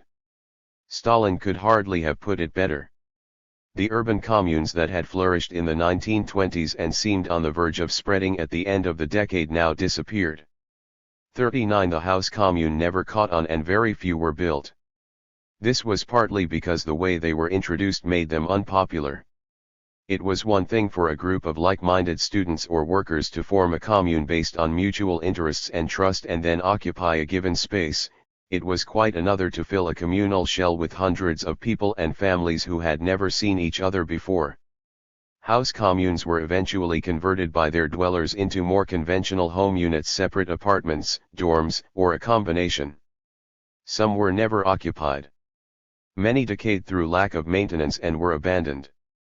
Kurgentsev tells of huge blocks near industrial sites designed as house communes but actually built with no central or communal facilities, or else a tiny laundry for thousands of workers, dark red corners, and worthless basements for the housing and schooling of children. The house commune was defeated by its utopian associations, by lack of resources, by suspicion of the regime, and by countless practical considerations. But it was also defeated by the dwellers for whom it was planned. Rapid demographic movement led to overcrowding, stuffing the communes with excessive numbers and turning them into 240 barracks. The pace of urbanization suddenly threw together people of such diverse origins, generational, regional, ethnic, urban, and rural, cultural, that communalism would have been difficult even under the best physical conditions. According to Komsomol social critics, when house communes of proper dimensions were built, workers refused to live in them. Peasant women recalled the fights in the kitchen over appliances and space. Workers also observed that party members did not live collectively and that many of them, having lived next to neighbors for years, did not know them. 40 years later, Barshch, a prominent designer of communal housing in the late 20s, told Anatole Kopp that the house commune forgets the problem of the development of the individual personality, a fact he apparently forgot himself in 1929. Another Soviet architect said that people refused to live in a building with rooms and apartments opening along hallways. After a hard day's work, he said, workers wanted privacy and rest. He also believed that families actually like to sit around the table together to eat and talk. And that is why traditional family and housing patterns survived and persisted in the face of experimental and utopian plans and buildings. Hans Blumenfeld admitted that he and his colleagues favored the house commune. But an official of the Workers' and Peasants' Inspectorate told him in a private talk that every family had a babushka to release the wife from domestic chores and allow her to work. 41. The actual housing system of the 1930s, still persisting in the center of large Soviet towns, was a parody of communalism. The kommuna gave way to the so-called communal apartment, kommunalnaya kvartira or kommunaka. And between the kommuna and the kommunaka, the social and psychological gap was enormous. An Englishman in Moscow in 1936 observed a typical example of a communal apartment, a former one-family flat of 8 to 10 rooms now housing one family in each room, holding 1 to 5 persons. The communal kitchen was a small room shared by all the families, usually at different times, with 8 cupboards and 8 gas ranges where 8 different family meals were separately prepared every night. All the dwellers shared the lavatory and the bath. The only communal services were a playground, a creche, and a small club room. So it was throughout the great metropolis for the masses of citizens, so it remains for millions to this day. 42. The communes of the workplace, production collectives and communes were a direct casualty in the assault on leveling. Yet many of these productive associations were in fact successful. A system of screening, recommendations, probation, fines, and expulsions was employed by some to enhance effectiveness and productivity. Until 1930, the regime was cautious in its comment on their achievements and their utility. But at the 16th Congress of the party, Kaganovich warned against the spread of communal labor practices throughout all industry that some enthusiasts were promoting. Managers began to pile on criticism, and later in the year the Central Committee of the party spoke against them. Stalin's anti-leveling speech of 1931 was followed by a press campaign against the production communes and collectives and against artels also. A combination of visceral hostility to any autonomous work group, anti-egalitarianism, authoritarian patterns in management, and the emergence of a host of new labor techniques ranging from shock work to cost accounting brigades all militate against the community spirit and the independent face of production communalism. By 1932, almost all of them were gone from the industrial scene. 43. Modern studies of industrial psychology have argued that associational groupings in the workplace, identification with overall production, the ability to express oneself, participation, decentralization, fewer levels of authority, and a structure of friendship. 241. Augment the efficiency and the happiness of producers. 44. These things are not easy to provide even in small work sites with a stable and skilled labor force. Under the volcanic conditions of the 5-year plan, they were alien notions to managers raised and trained in Russian traditions, working in a revolutionary milieu, and dealing with an extraordinarily volatile, fluid, and untrained body of workers. The air was charged with emergency, panic, and enthusiasm, and it tended to choke off notions of communal or fraternal production styles that emerged from below. The free flowering of artels and productive associations could not alone have solved this problem, but it might have humanized the environment by reminding everyone that the goals of industrialization were not only measured in control figures but also in terms of emotional sustenance for the working man and woman. By derailing this original impulse of the revolution, and by dividing the workforce into automized units, the Stalin regime repudiated one of the enduring goals of all socialist ideologies: community. Friendship, banter, and natural teamwork of course continued to assert themselves in the workplace all through the years of industrialization, but the official view promoted labor heroes and faceless production. Klaus Mennert's young Soviet friend told him in 1932 that the commune was a great and beautiful idea but had now become not only utopian, but petty bourgeois and Trotskyist at that. Critics of communalism misread its meaning. A Komsomol writer in 1927 had warned against communes as a mode of reordering human life. This had to be done by the Soviet state as a whole. Stalin said it another way: the commune, he conceded, was the correct model for a future way of life, but not for now. Only under conditions of full technical development and affluence could it flourish, not soon, of course. Stalin was supported by critics of communalism as a springboard for the leap into communism. The very popular dramatist Nikolai Pogodin described accurately and with gentle irony a student commune in his play Boldness, 1930. In it, a factory party official says to a young communard, "Ilya, your commune is boldness. But is it a good thing? No, it's bad. Communes are the product of the carefully planned socialist reorganization of society, of daily life. But you people, without any plan, you somehow just came up with it, bingo, a commune." 45 Communalism in work and life as an experiment in nurturing a new personality or even as a form of survival was abandoned in the early 30s for the sake of a single collective goal as defined by the leaders: building the state and the economy at all costs. The communalism of the experimental era was spontaneous, small in scale, manageable, flexible, eclectic, democratic, and sometimes temporary. The collectivism which descended in the 1930s was imposed from above, total, cumbersome, rigid, monolithic, authoritarian, and eternal in spirit. Stalinist collectivism resembled the belief of Zamayatin's anti-hero that only the collective we has rights, not the little we's of experimental life, but the total we of a single state ruled by a deified I-46. 12.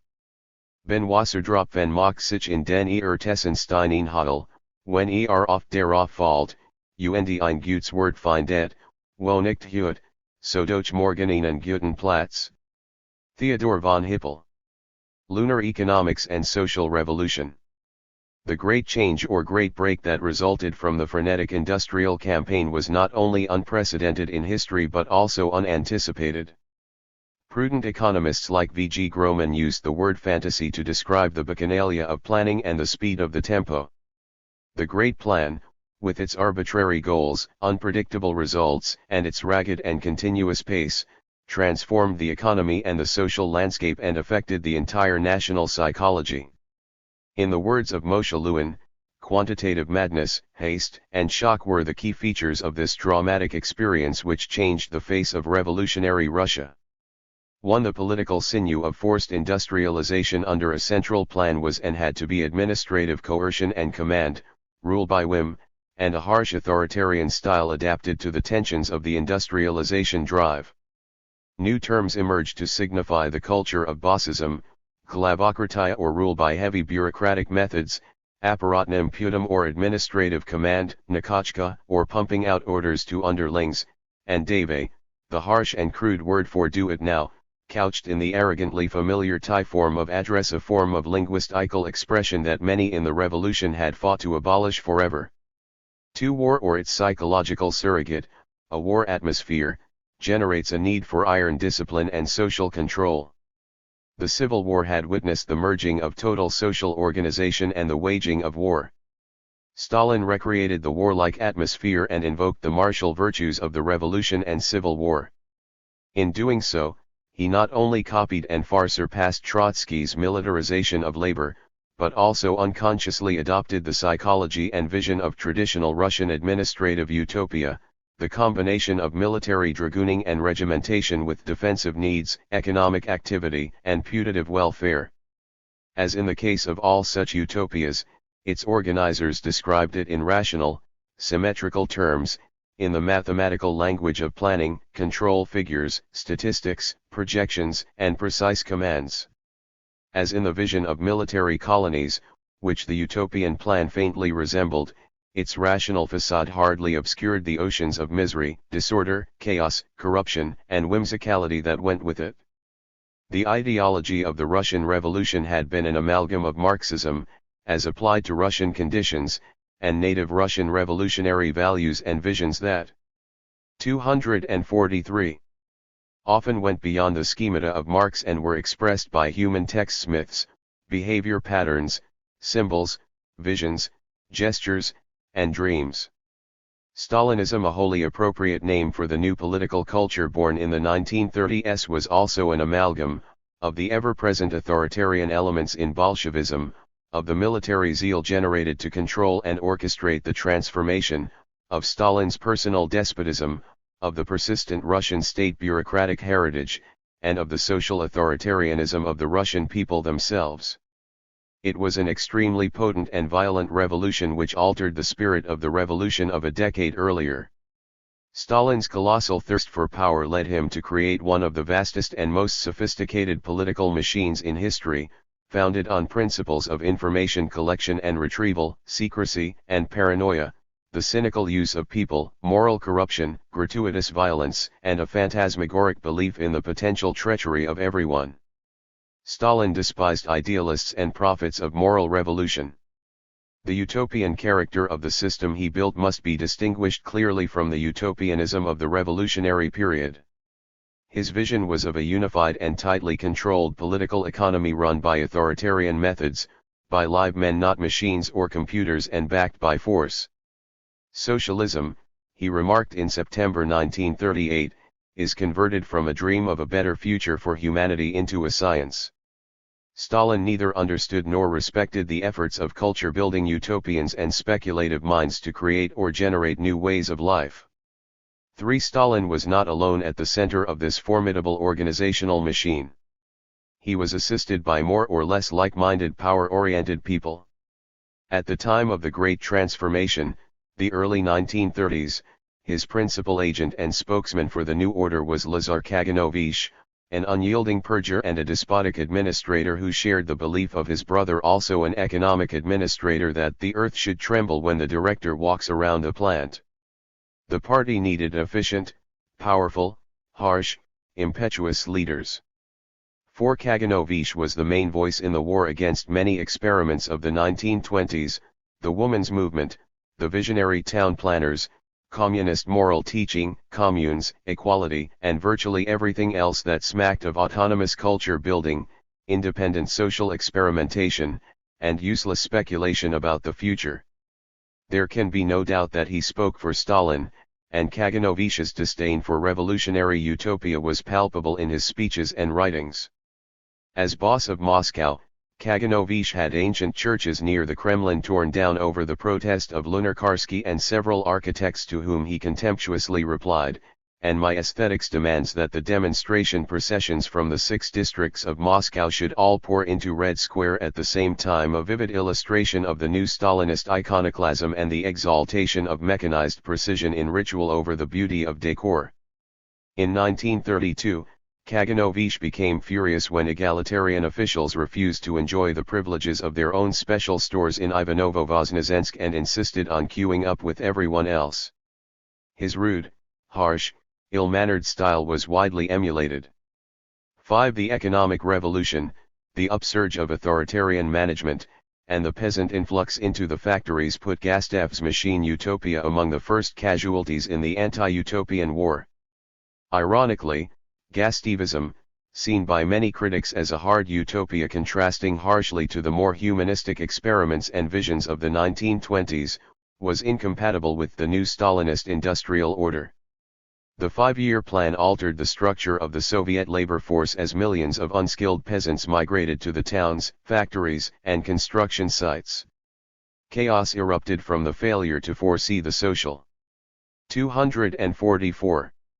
Demographic and psychological consequences of the industrialization drive. One response to it was labor discipline, control, and punishment.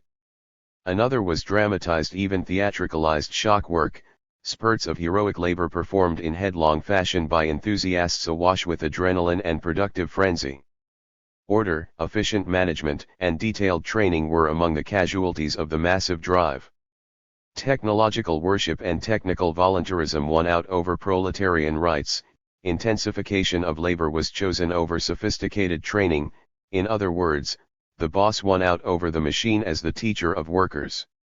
6. Gustav had constantly endorsed a program of meticulous preparation of workers and lengthy exercises, and he hoped to reduce exhaustion and accidents on the job. He envisioned the entire workforce gradually raising its skills as equal parts of an elegant machine, and he downplayed individual exploits, uneven surges, and storms of productivity. The 5-year plan increased the accident rate and injured workers' health by matching untrained labor with complicated machinery and impossible output quotas. It broke the steady pace and rhythms of the line by sudden changes.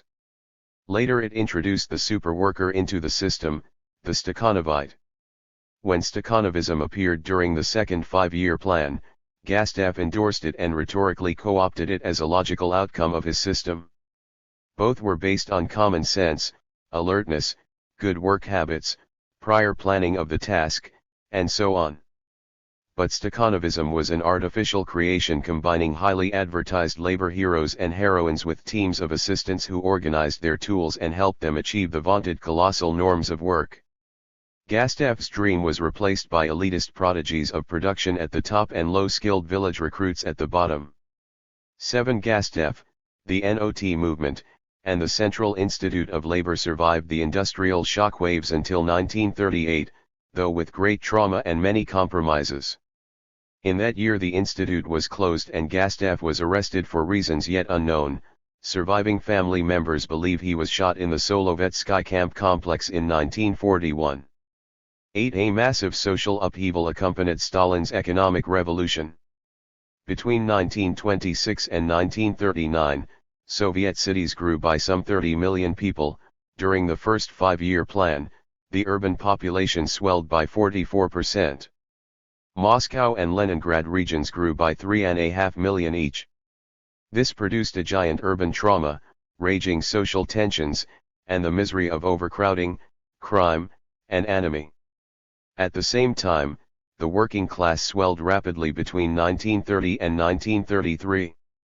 The machinery of affirmative action, rapid promotion, and geographic and social mobility brought the reshaping of peasants, freshly arrived from the villages, into unskilled workers, of unskilled into skilled workers, and of high-performing workers into technical or managerial courses and then into positions of power in the economy and in politics. This brought about the proletarianization of the party and the corps of managers, a prime goal of the Bolshevik Revolution and of Lenin.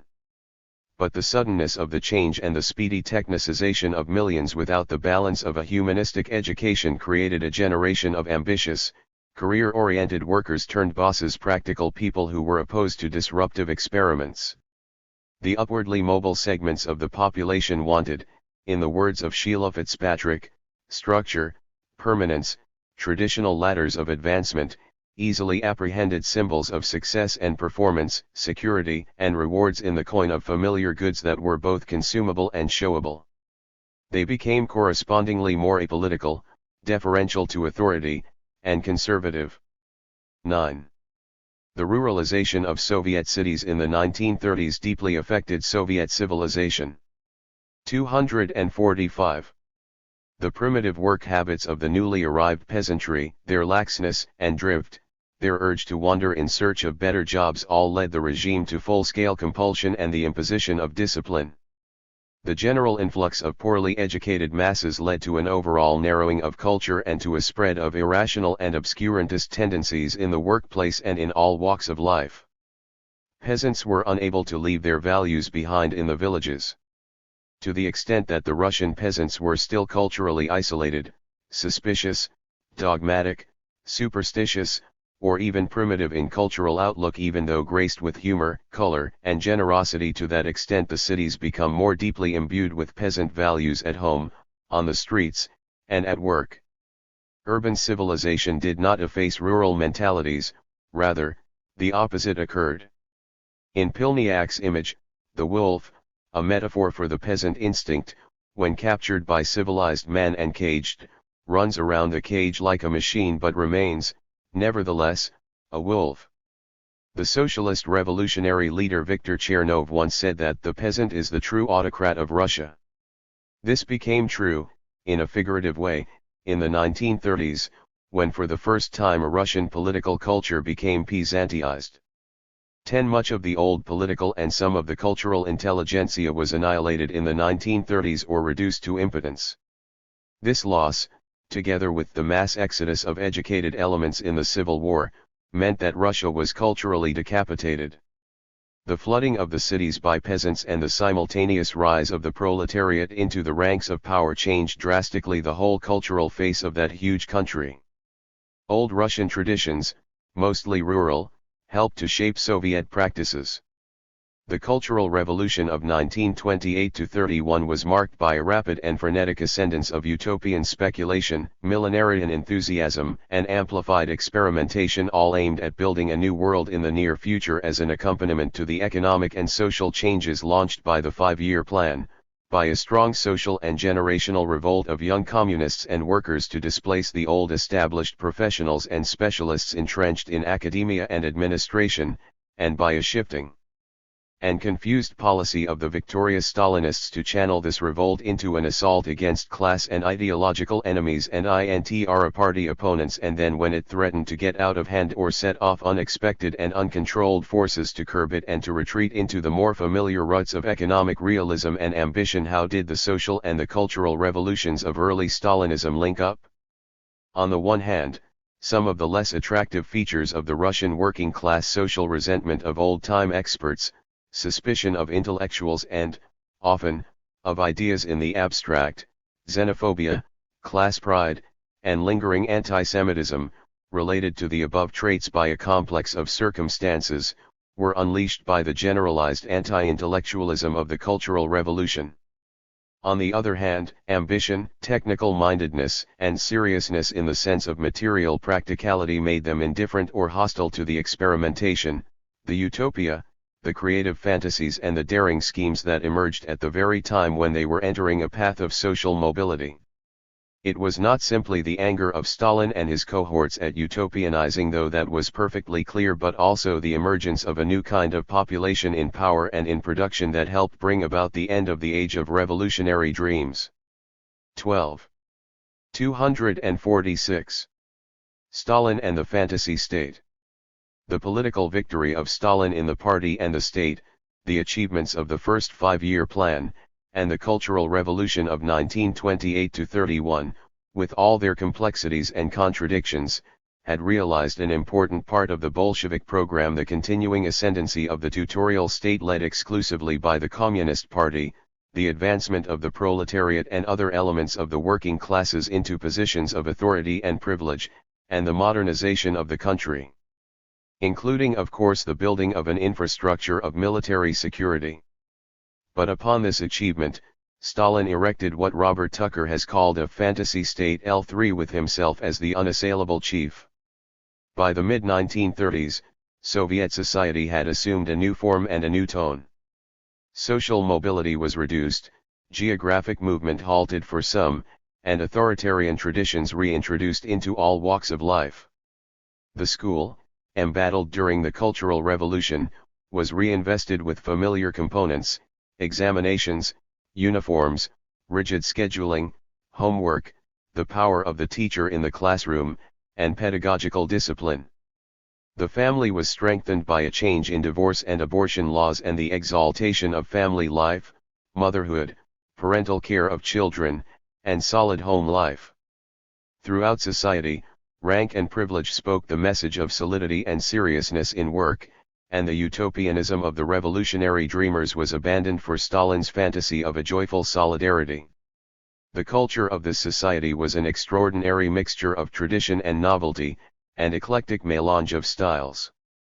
As Nicholas Timashev pointed out many years ago, Stalinism was a museum of Russian historical styles drawn from various periods, architecture of the 1820s endowed with the political monumentalism of the 1930s, concert music of the mid-19th century, and educational disciplines of the late 19th century. Stalinist culture was not merely a reactionary form, nor even a weld of tradition and revolution, but a wholly new thing, drawing deeply on peasant mores and values, enmeshed in technological aspirations, adorned with 19th-century Marxism, and mythologized under the banner of a falsified and distorted reading of October. Like 18th-century Russia after the drastic but superficial reforms of Peter the Great, Russia was a socio-technical mosaic and a product of extreme telescope development. In the realm of popular culture, authentic urges kept surfacing. After several years of banning during the Cultural Revolution, suddenly in 1932 Harold Lloyd movies, gypsy music, the strains of Sergei Rachmaninoff, and other well-liked forms appeared. In the 1930s, War Minister Voroshilov set up dancing schools for Red Army officers. About some modes of popular culture such as American-born jazz music the regime simply could not make up its mind. 14 In the words of Jerry Hoff, an abhorrence of experimentation characterized the new mood of the 1930s. This was caused partly by a special form of political paranoia, endemic in all insecure revolutionary regimes but raised to an unprecedented level by Stalin himself, who longed for wholeness and clarity, the capacity to control, check, and surveil everything. Conversely, he detested disorder, freedom of expression, experimentation for its own sake, and especially experimentation in building autonomous communities and promoting equality. Thus Stalin's intense hatred of revolutionary utopianism and his emerging totalitarian system were not simply two independent ingredients of Stalinism but inextricably related. The state machinery of control over Soviet. 247. Society went far beyond the range of ordinary authoritarian politics. It was in fact an anti-utopian utopia of fantasy state, wrapped in myth and embellished by the cult of a godlike leader. 15 Stalin's Soviet Union, a panegyric utopia, consisted of a myth of well-being, an iconography of happiness, and a cult of the benevolent ruler. If the reality of the Soviet Union contrasted dramatically with the visions of the revolutionary dreamers and utopians, the myths and images constructed by the regime promoted the fiction that the Soviet people were already living in a kind of utopia, that the conservative stability of the social system and the rigidity of the political structure were revolutionary. Such notorious Stalinist phrases as "life has become more joyous" and the claim that the Constitution of 1936 was the only thoroughly democratic constitution in the world were in fact only fragments of a rich semiotic system of signs, language forms, icons, and other visual expressions of the fantasy state. 16 Myths of righteousness, omnipotence, and legitimacy were essential to Stalin for his role in a fantasy state. As Max Weber has written, the charismatic leader gains and maintains authority solely by proving his strength in life. If he wants to be a prophet, he must perform miracles; if he wants to be a warlord, he must perform heroic deeds.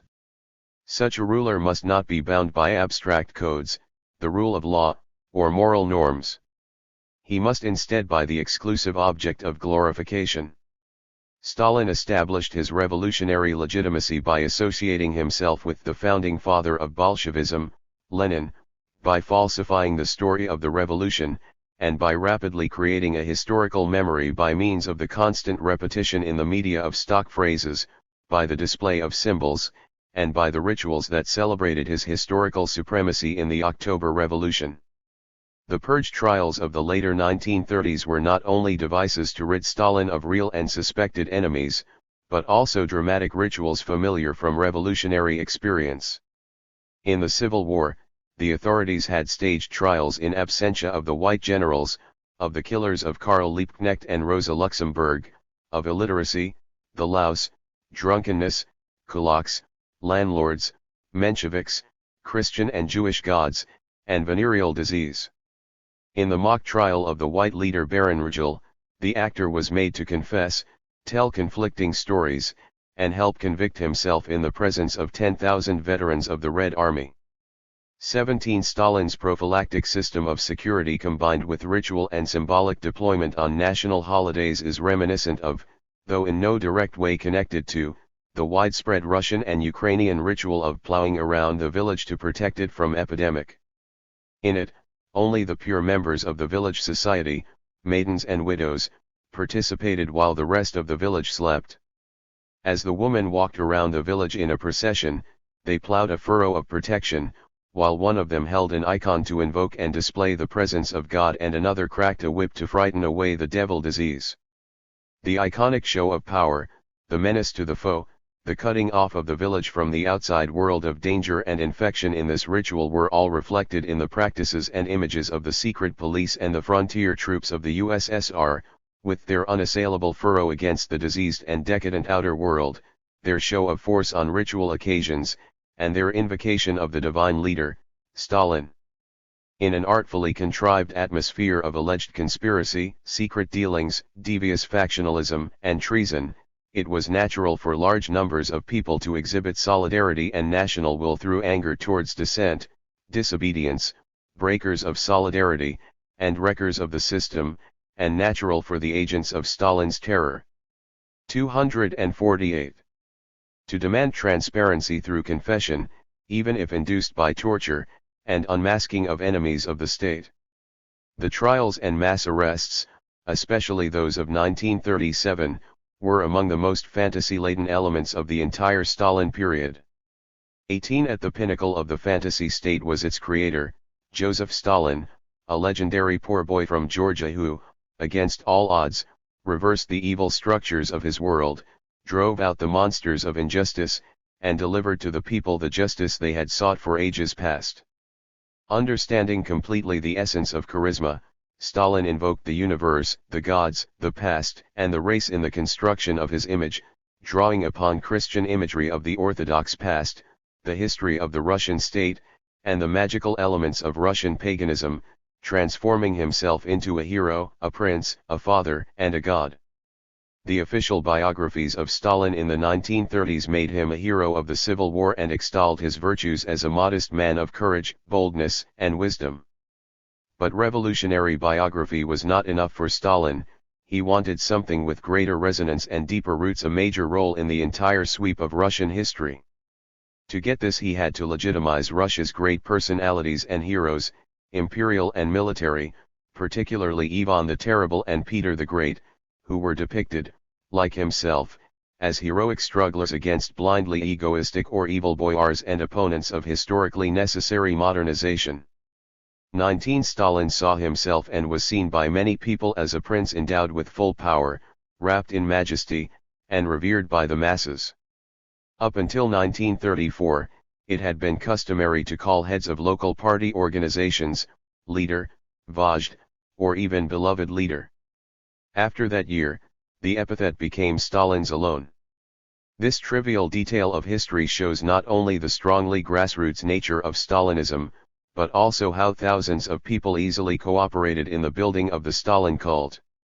20. Stalin did not openly demand this particular side of symbolic deference, but he encouraged it, simultaneously describing himself as a simple man. Yet the iconic display of his picture, of his name, and his books as truth-bearing scripture all pointed to royal or imperial status, see Fig. 40. Stalin's self-image of father-ruler, converted into a public myth by the media, corresponded with traditional Russian notions of collectivism or community as concern and control.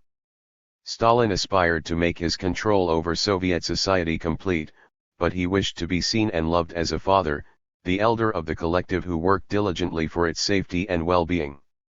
This magnified father cult was a remake of Russian patrimonialism and peasant monarchism. The Soviet state was the household of the party with Stalin at its head, with elaborate ranks and obligatory service for every member in highly specialized roles and with unequal remuneration. Stalin was depicted as the great father of the Soviet family, united in labor under socialism. As in the past, disasters and misdeeds of the government were interpreted by many as the work of bureaucrats and not the leader himself. Even in the camps, many prisoners refused to believe that Stalin had a hand in the terrible purges and incarcerations. Peasants, workers, intellectuals, revolutionaries of every sort held to the belief that Stalin's mercy and paternal wisdom would prevail over the evildoers of the purge. Some literally regarded him as a benevolent Tsar.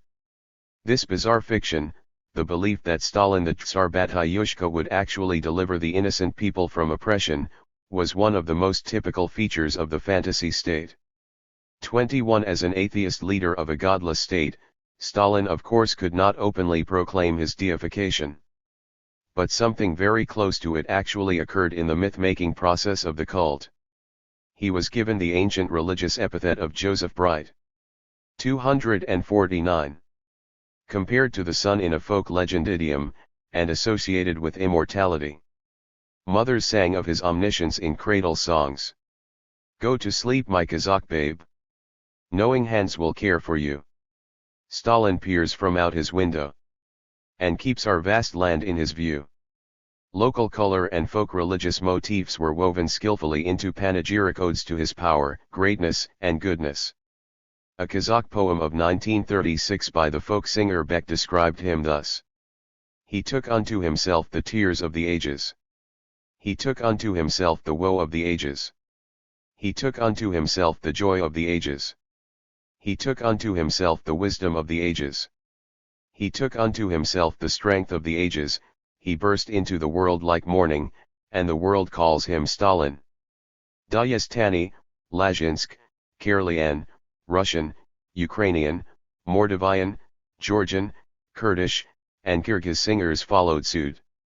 To honor him and claim this god for themselves, painters portrayed Stalin with the ethnic features of their own people. During the war, the acting metropolitan of Moscow called him the anointed of God, chosen to lead the historical and cultural forces of the Russian people against the fascist invader. 22 Such a man, said Nikita Khrushchev about Stalin in his 1956 de-Stalinization speech, supposedly knows everything, sees everything, thinks for everyone, can do anything, is infallible in his behavior. Such a belief about a man, and specifically about Stalin, was cultivated among us for many years. How the myth was presented is illustrated in the account by the worker hero Alexei Stakhanov of his first visit to the Kremlin on November 6–8, 1935. The sight of Marshal Voroshilov cavorting on his horse before the troops on Red Square and the spectacle of new weapons and overflying planes filled Stakhanov with pride and a sense of security. Hundreds of portraits of Stalin were held aloft by the demonstrators. In the evenings, Stakhanov and his associates were taken to see Tchaikovsky's Eugene Onegin, a monument of 19th-century Tsarist culture, the palaces and cathedrals of the Kremlin, the armory, and the Tsar cannon and the Tsar bell. By chance they came upon Stalin and Sergo Orjonikij in the Kremlin yard. Orjonikij, a close associate of Stalin, was addressing an old woman with the Thai form of address. Stalin on the other hand called her Vy and described himself as the most ordinary of men. The company of workers observed that the old woman, a veritable embodiment of the Russian land, revered Stalin. And so, recalls Stakhanov, did they revere him. 23 Surrounding Stalin was the apparatus of administrative utopia, change by fiat, militarization of society, discipline and welfare, and a facade of universal happiness. Stalinism was not simply a revival of state utopian traditions, mentalities, and practices at the expense of people and intelligentsia. The Stalinist revolutionary settlement also included in its social recesses large vestiges of intelligentsia idealism, arrogance, and dogmatism and, from the lower classes, strong vestiges of what Leo Tolstoy called the power of darkness, superstition, paganism, brutality, and a susceptibility to magic, even the magic of rationality, technology, ritual, and myth. The similarity of Stalinism to the 250 administrative utopia of the Tsarist past lay in form and method, not in content and purpose. The dream of Arakcheev and the Gatchina emperors was a static one. Stalin, in contrast, launched a radical and dynamic revolution from above, which was joined and shaped by a revolution from below. Stalin delivered not only industrial and technological modernization but also social mobility. Stalinism was a confluence of historical outcomes and a partial merging of tradition with revolution. Stalin's personal role in this system magnified the natural elements of fantasy that accompanies all rapid change. His state differed drastically from the one dreamed about, in fragments or in whole visions, by the utopian dreamers of the pre-Stalinist period of the revolution. The immense shadow that Stalin cast upon the USSR in the 1930s and upon the entire world after 1945 has understandably obscured these differences. The fate of revolutionary utopia. A revolution, wrote Engels, is certainly the most authoritarian thing there is. In the official communist view of Soviet history, it was the Bolsheviks and the Soviet system that saved the Russian Revolution from precisely the kind of authoritarianism of which Engels had warned: barracks communism, the ordering of things in perfect symmetry and discipline, and the prohibition of individual differences. Thus Soviet discussions of utopianism almost always defend common sense against fanciful and harmful flights of utopianism and its constant handmaiden, egalitarianism. After the Cultural Revolution in China, this argument became particularly sharp. 24 Some prominent figures in the utopian and experimental waves of the 1920s, unmentionable in the late Stalin years, were rehabilitated after his death: Gastev, Kurgintsev, Meyerhold, Bogdanov, who died before the purges, Vivian Iden, Yan Larai, Okudevok, Lunacharsky, and this year Zamyatin and Chayanov. The rehabilitation of some major voices of utopianism ought not to be exaggerated. Their fall may have been unrelated to their revolutionary idealism or their commitment to a particular experiment. The various currents I have described in this book were primarily borne on the shoulders of large numbers of unidentified people, crowds, organizations, communities, groups of workers, students, creative artists of various types and many others. The present Soviet view on the utopian currents in the revolution remains in flux.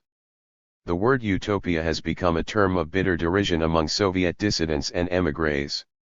A song from a Moscow underground youth journal, The Phoenix, offers a parody of a well-known official Soviet march of the enthusiasts: "We cannot travel through Europa, we can't enlarge our views.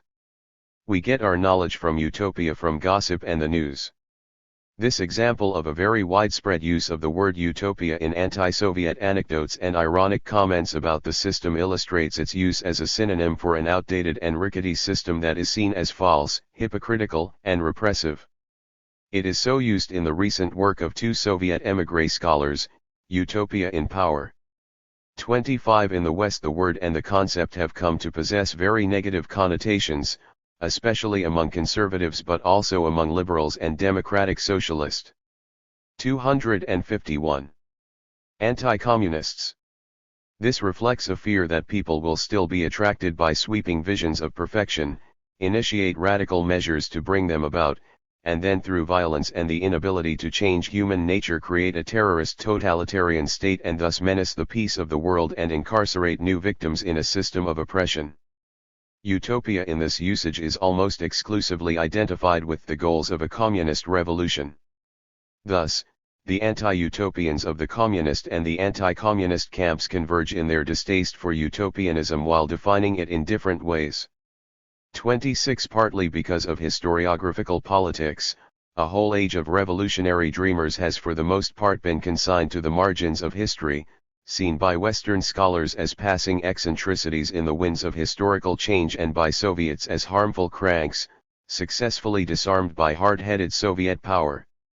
The revolutionary dreamers of the early years were not a handful of cranks, but whole communities of intellectuals, political figures, economic planners, architects, musicians, writers, and artists, publicists of every sort, scholars, journalists, physicians, workers, and peasants, some of them carrying on a continuing interior discourse within fixed circles, other engaged actively in experimental life and work, and all of them signifying to society at large by their words, actions, gestures, and songs that they wished to construct a new world inside the storm of the revolution and not simply fight for the economic or military substructure of that new world. The Utopians were in many ways anthropologists and social workers engaged actively in a vast framework of revolutionary inquiry, field work, data collection, hypothesizing, criticism and self-criticism, a movement that was rooted in the fatal gulf between intelligentsia and people in the 19th century, in populism, in the statistics seminars of pre-revolutionary universities, and in the cultural missionaries of the rural Zemstvos. This framework of inquiry, based upon freedom of experiment, was dismantled under Stalin, only slightly revived in the post-Stalin decades, and at the present moment promises to reconstitute itself in the context of perestroika and glasnost. There was of course no uniformity in the utopian experiments of the 1920s. Every version of utopian speculation as established in the Western world over the course of 3 millennia could be found expressed in the Russian Revolution, hard and soft, rural and urban, near and far, authoritarian and libertarian, collectivist and nihilist, and all the others. But it is precisely the variety and plurality of this experimental environment that sets it off so dramatically and so definitively from the time of Stalin. There were sweeping, even totalitarian visions of a static world, locked into machine-like processes and inhabited by look-alike lotus eaters. But many others built their utopian vision from the bottom up or from the experience of life outward. Their ideas of community, organization, or human improvement came out of collective student life, the comradeship of the barricade and the battlefront, the sharpened sense among professionals of creative urge and social command combining in an act such as the design of livable and sociable cities at once satisfying and socially responsible. In the process of utopian design or social experimentation, some were carried away on the winds of arrogant fancy, but others remained on the ground, testing their ideas and themselves in the continuous and delicate work of living the revolution as devout people had once tried to live their religious faiths. The period of the revolution and the 1920s was one of those rare moments in history when a large number of people actually tried to break the mold of social thinking that sets limits to mankind's aspirations, that defines human nature in a certain unchangeable way, that speaks in realistic, prudent, and ultimately pessimistic tones to the 252 enthusiasts of this world in order to curb their energies and their fancies. After Stalin died, as Lev Kopelev recalls the time, rosy memories of the 20s as a time of real Soviet power kept bobbing to the surface. In sad but proud remembrance, he writes, there was a time when we spoke of the 20s as a golden age. But all too often the gold proved to be only tinsel or fool's gold. Today we know that the romantic revolutionary passions which we recalled so many times with such sweet sorrow degenerated in some men into a fervent desire to serve as executioners, and condemned other men to life at hard labor, to an ignominious end. Today we know how our dreams and ideas of that time turned gradually into dismal doctrine or shameless falsification. But one still think that the time was alive and bursting with youth. Not only with my own tender youth and that of people my own age, but with the youth of the century. The morning of an era we are now living out. This remarkable testimony by a once dedicated communist, a dweller in the euphoric Soviet world of the 1920s, exhibits both the bitter disappointment over the fate of that dream world and the persistent faith in the ideals themselves. It is a view widely shared by many of those Soviet citizens old enough to recall the 1920s, seeing that decade, as Robert Tucker says, as a retrospective utopia at 27. Bogdanov, the founder of the Bolshevik utopian genre, defined utopia in the words of one of his characters: utopias are an expression of aspirations that cannot be realized, of efforts that are not equal to the resistance they encounter. 28. Bogdanov advocated the ideals embodied in his novels, but was also conscious of the problem of timing in history.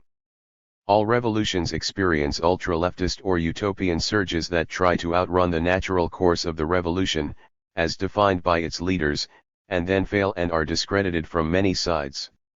This does not stop certain kinds of teaching, once defined as utopian, from becoming commonplace a few generations after they are announced in the midst of revolutionary turmoil and long after their advocates might have been guillotined or sent to death camps. At the present moment of great ferment in the Soviet Union fueled by Mikhail Gorbachev's advocacy of openness and renovation, there are signs of a renewed interest among some young intellectuals in utopian socialism, Kropotkin, the populists, communes, and cities of the future. 29 Utopianism was a motive force of the Russian Revolution, a major voice of the revolutionary epoch. It is both a product of the revolutionary upheaval and a part of its force and emotional content. The social and cultural variety of this force stemmed from the complexity of Russian civilization in 1917, containing as it did manifold layers of previous history. Rooted traditions of popular and religious utopia resurfaced and made themselves manifest in a welter of expressions: withdrawal, communalism, active sectarian experimentation, revolt against town, center, machine, and alien power. State traditions of administrative utopia with its peculiar blend of symmetry, brute force, and benevolence, captured the imagination of Bolshevik leaders and dreamers in and out of the Kremlin and led them into various forms of militarizing labor, dragooning, and ultimately under Stalin, sweeping integrated plans, lunar economics, tight control, and forced mobilization. The socialist intelligentsia, Bolsheviks, Mensheviks, anarchists, neo-populists, and others spun their own fantasies and voiced their own dreams, like ancient oracles, believing in the tightness and the justice of their vision. The resultant cacophony of declamation sounded to some like the gibberish of speaking in tongues, to others like the trumpet blare of liberation and the choirs of angels. It may be natural in the second half of the 20th century the most 253. Consciously brutal in the history of mankind to scorn utopian ideals, ideals of perfection, widespread social justice, community, harmony, and peace, worldwide cooperation, and a planetary campaign to clean, modernize, preserve, and protect the earth from social, military, technical, and natural devastation, visions of an earth world of equal people joined in equitable relations and partaking of a universal culture, models of a new way to work, to interact, to play, to study, to love, to live. Soviet programs continue to proclaim some of these ideas, but in the vaguest and most banal of terms. Western leaders and their publics are inclined to be skeptical of such formulations altogether, identifying them either with pro-Soviet propaganda, crypto-communism, or simply idiotic and criminal naivete. In such a climate, it is hard to imagine these ideas or any combination of them attracting a large number of people. Mutual fear among nations and the relative comfort of the privileged in all societies are the most potent barriers against them. And yet, paradoxical as it may sound, the utopian propensity is the only mechanism through which humankind will, if it dares to protect and preserve all of the realities it so cherishes, including the most cherished of all, the holy and sacred life of mankind and the culture it has created down through the ages. Utopianism is often naive, innocent, and childlike. But what virtue is more admired in the whole catalogue of human art and sensibility than childlike enthusiasm, innocence, and spontaneous love and acceptance? What is more lamented than our loss of youth, romance, openness to change, thirst for adventure, and the absence of refined callousness and cold sense of reality? These characteristics of the utopian imagination appeal to every generation that discovers it. It is the recurring vision and hope for the good place, even if it is no place for the better world or even for the one world. The warming springtime of human hope does not give in to the wintry smiles of the cynic and the realist. It blossoms and it perishes in the sad autumnal winds. And then it is born again forever and ever. Russian names ending in ski are so rendered in the notes as authors, and as sky when discussed in text and notes. I have not used archives for this study except for a few special collections of posters, theater bills, concert programs, recordings, and other materials in the Soviet Union, see acknowledgements, and a few collections in Washington, D.C. Each of my chapters invites, indeed begs for archival research, but this would yield 10 books instead of 1. I believe and hope that these subjects will soon become the object of deeper investigations. My study is a synthesis of source materials and secondary works of many kinds, all of them indicated in the notes. To enumerate them in a bibliography would be pedantic. Below is a list of abbreviations used in the notes.